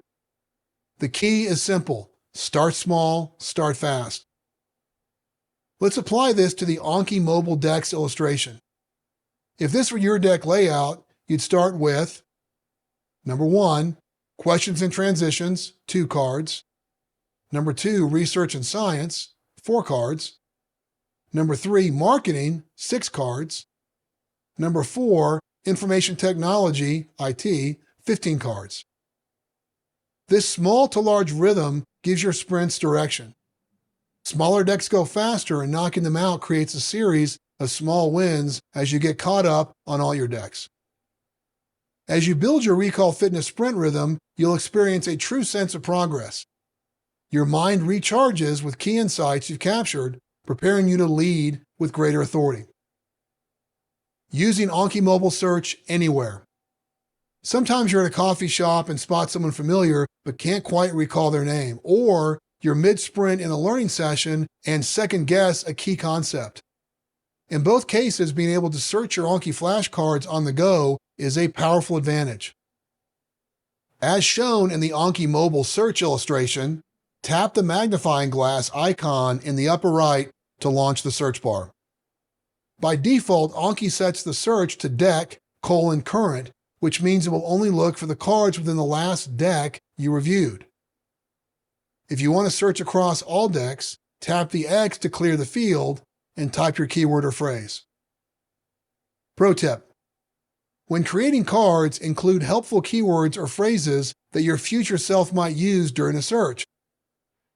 For example, I once met a contact who reminded me of the artist Jeremy Camp. I added that note to the card, making it easy to pull up later by typing Jeremy Camp. As more of your intel gets captured in Anki, this search feature becomes a reliable way to verify people, concepts, and context, anytime, anywhere. Combined with the SM2 algorithm, it's a 1-2 punch that equips you to recall like a pro. Disable the default leech setting. Before your first recall fitness sprint, there's one setting you'll want to change. By default, Anki suspends cards you repeatedly get wrong, assuming they're too difficult and not worth your time. But in Leadership Recall, we intentionally break complex ideas into small, memorable flashcards. So when a card gets suspended, it's more of an annoyance than a time saver. For example, imagine you're working to memorize a quote word for word.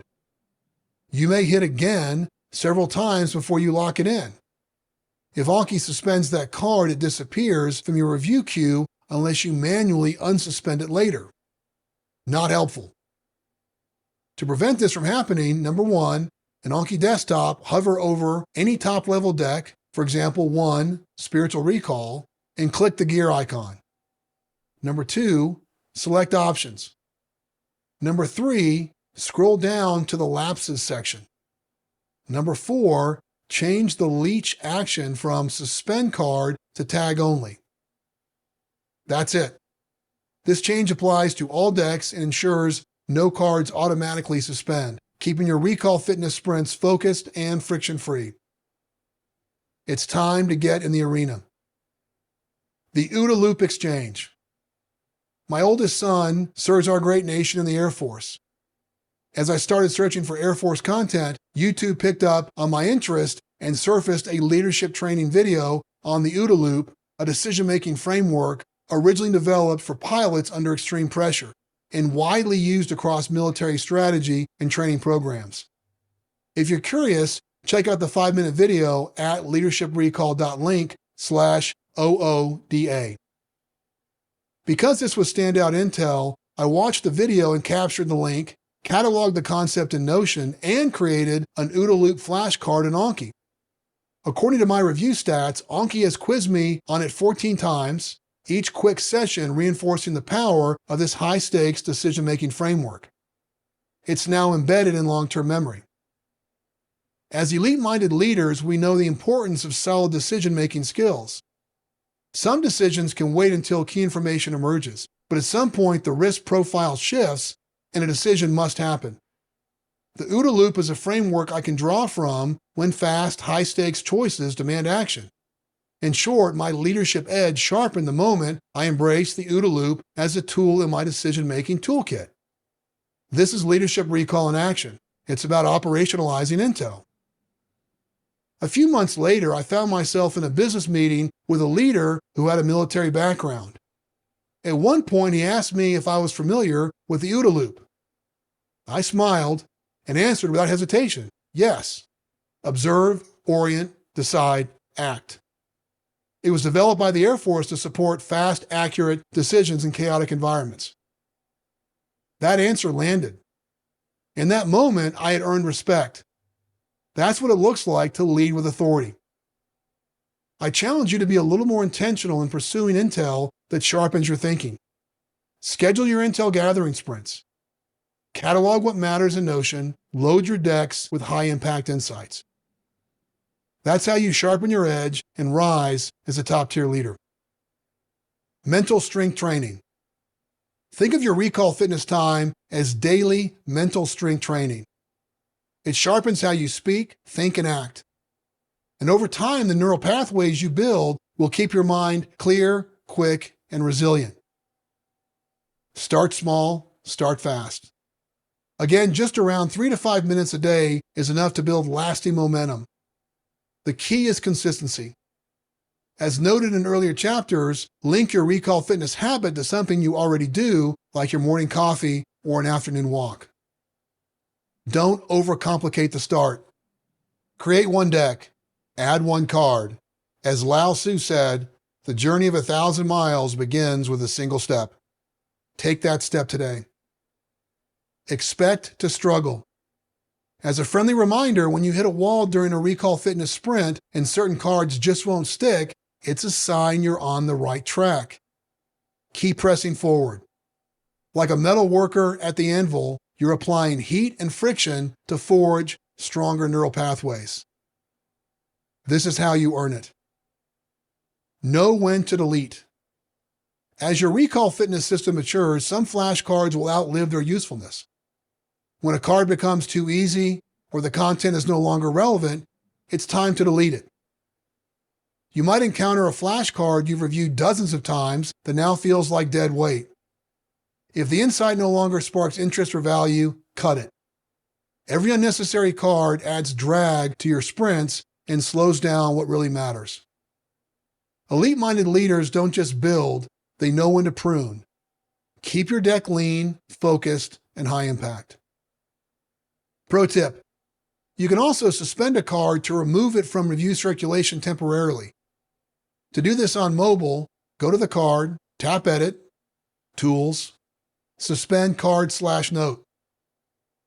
To reactivate the card on desktop, open the Browse window, find the card, right-click, then go to Cards, toggle Suspend to bring it back into rotation. Moving a card to a different deck. You may find yourself in situations where a card's content is still valuable but belongs in another deck. Perhaps it was created in the wrong place or your organization has shifted. The process is straightforward. On mobile, while reviewing the card, tap Edit, Tools, Change Deck. On desktop, while viewing the card, right-click, choose Change Deck, select the new deck, and confirm. A quick move like this keeps your decks organized and your Recall Fitness sessions focused. Continual incremental improvement. On the flip side, some cards are still useful, but could be even stronger. You might stumble across a better analogy, a sharper quote, or a clearer way to express the same idea. Don't hesitate to update the card in the moment. Capture that improvement while it's fresh, and your future self will reap the benefits. Sharpen your tools as you learn. As I write this, new AI tools are emerging and existing ones are rapidly evolving. Many now help accurately summarize, synthesize, and even fully generate flashcards, lightening the load across your workflow. But don't forget the 5-hour rule illustration. It's not just about what you learn, it's about improving how you learn. That means also setting aside focused time to occasionally experiment with compelling new tools and refine your process for both intel gathering and Recall Fitness sprints. Stay curious, keep iterating. The sharper your toolkit, the faster you grow. Progress over perfection. It's an honor to serve as your leadership recall coach and challenge you to rise to the next level of leadership. I hope you've embraced an elite-minded perspective and that you're gaining momentum to dominate your field.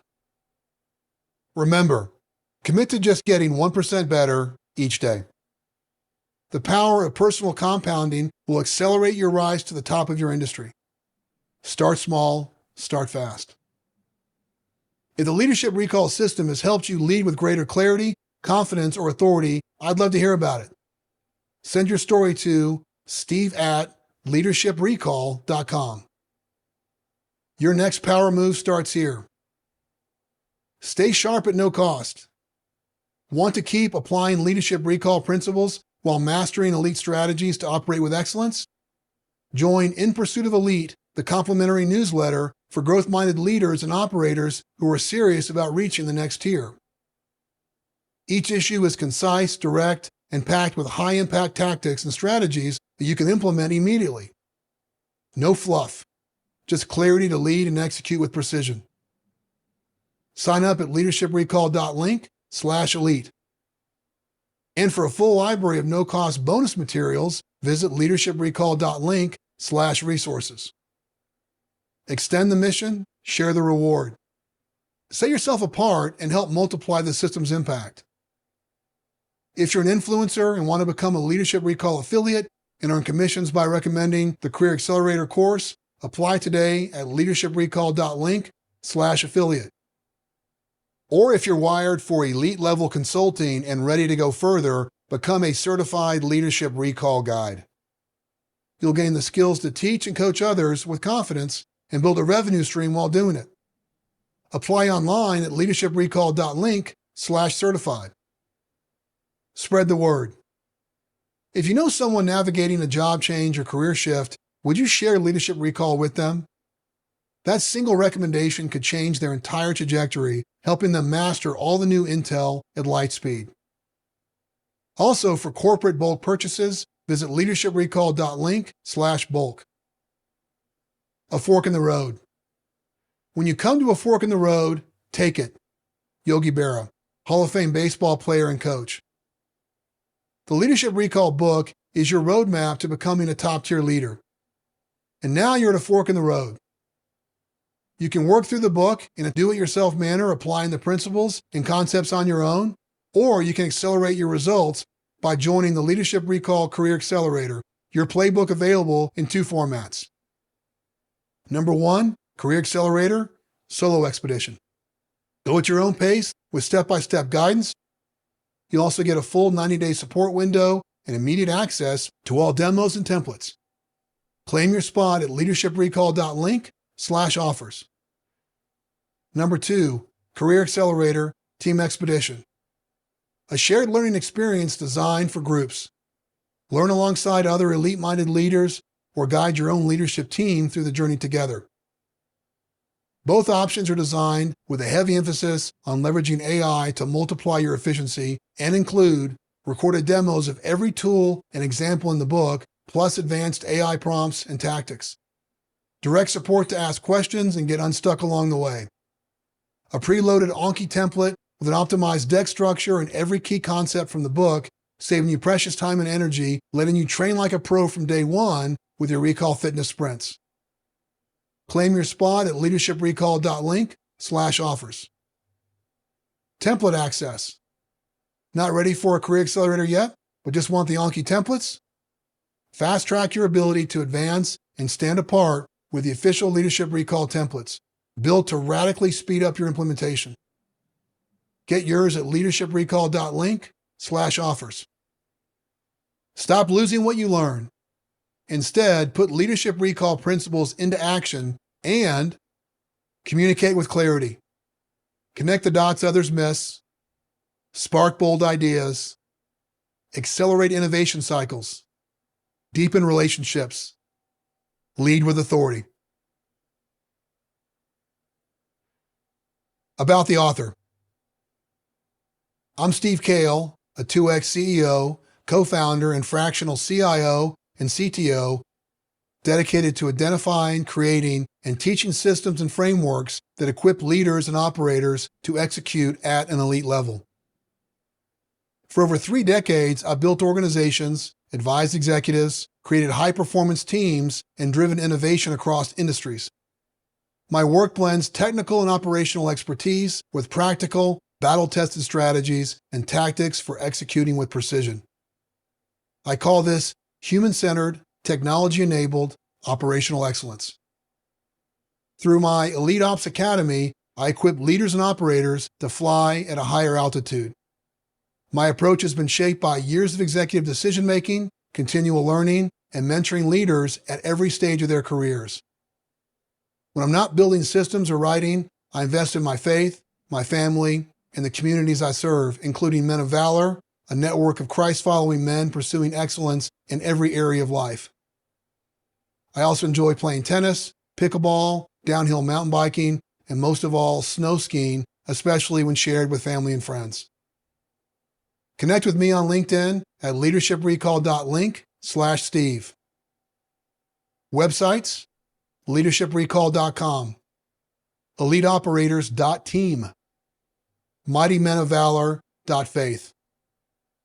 As for Leadership Recall, thank you for inviting me to advance your career to the next level. P.S.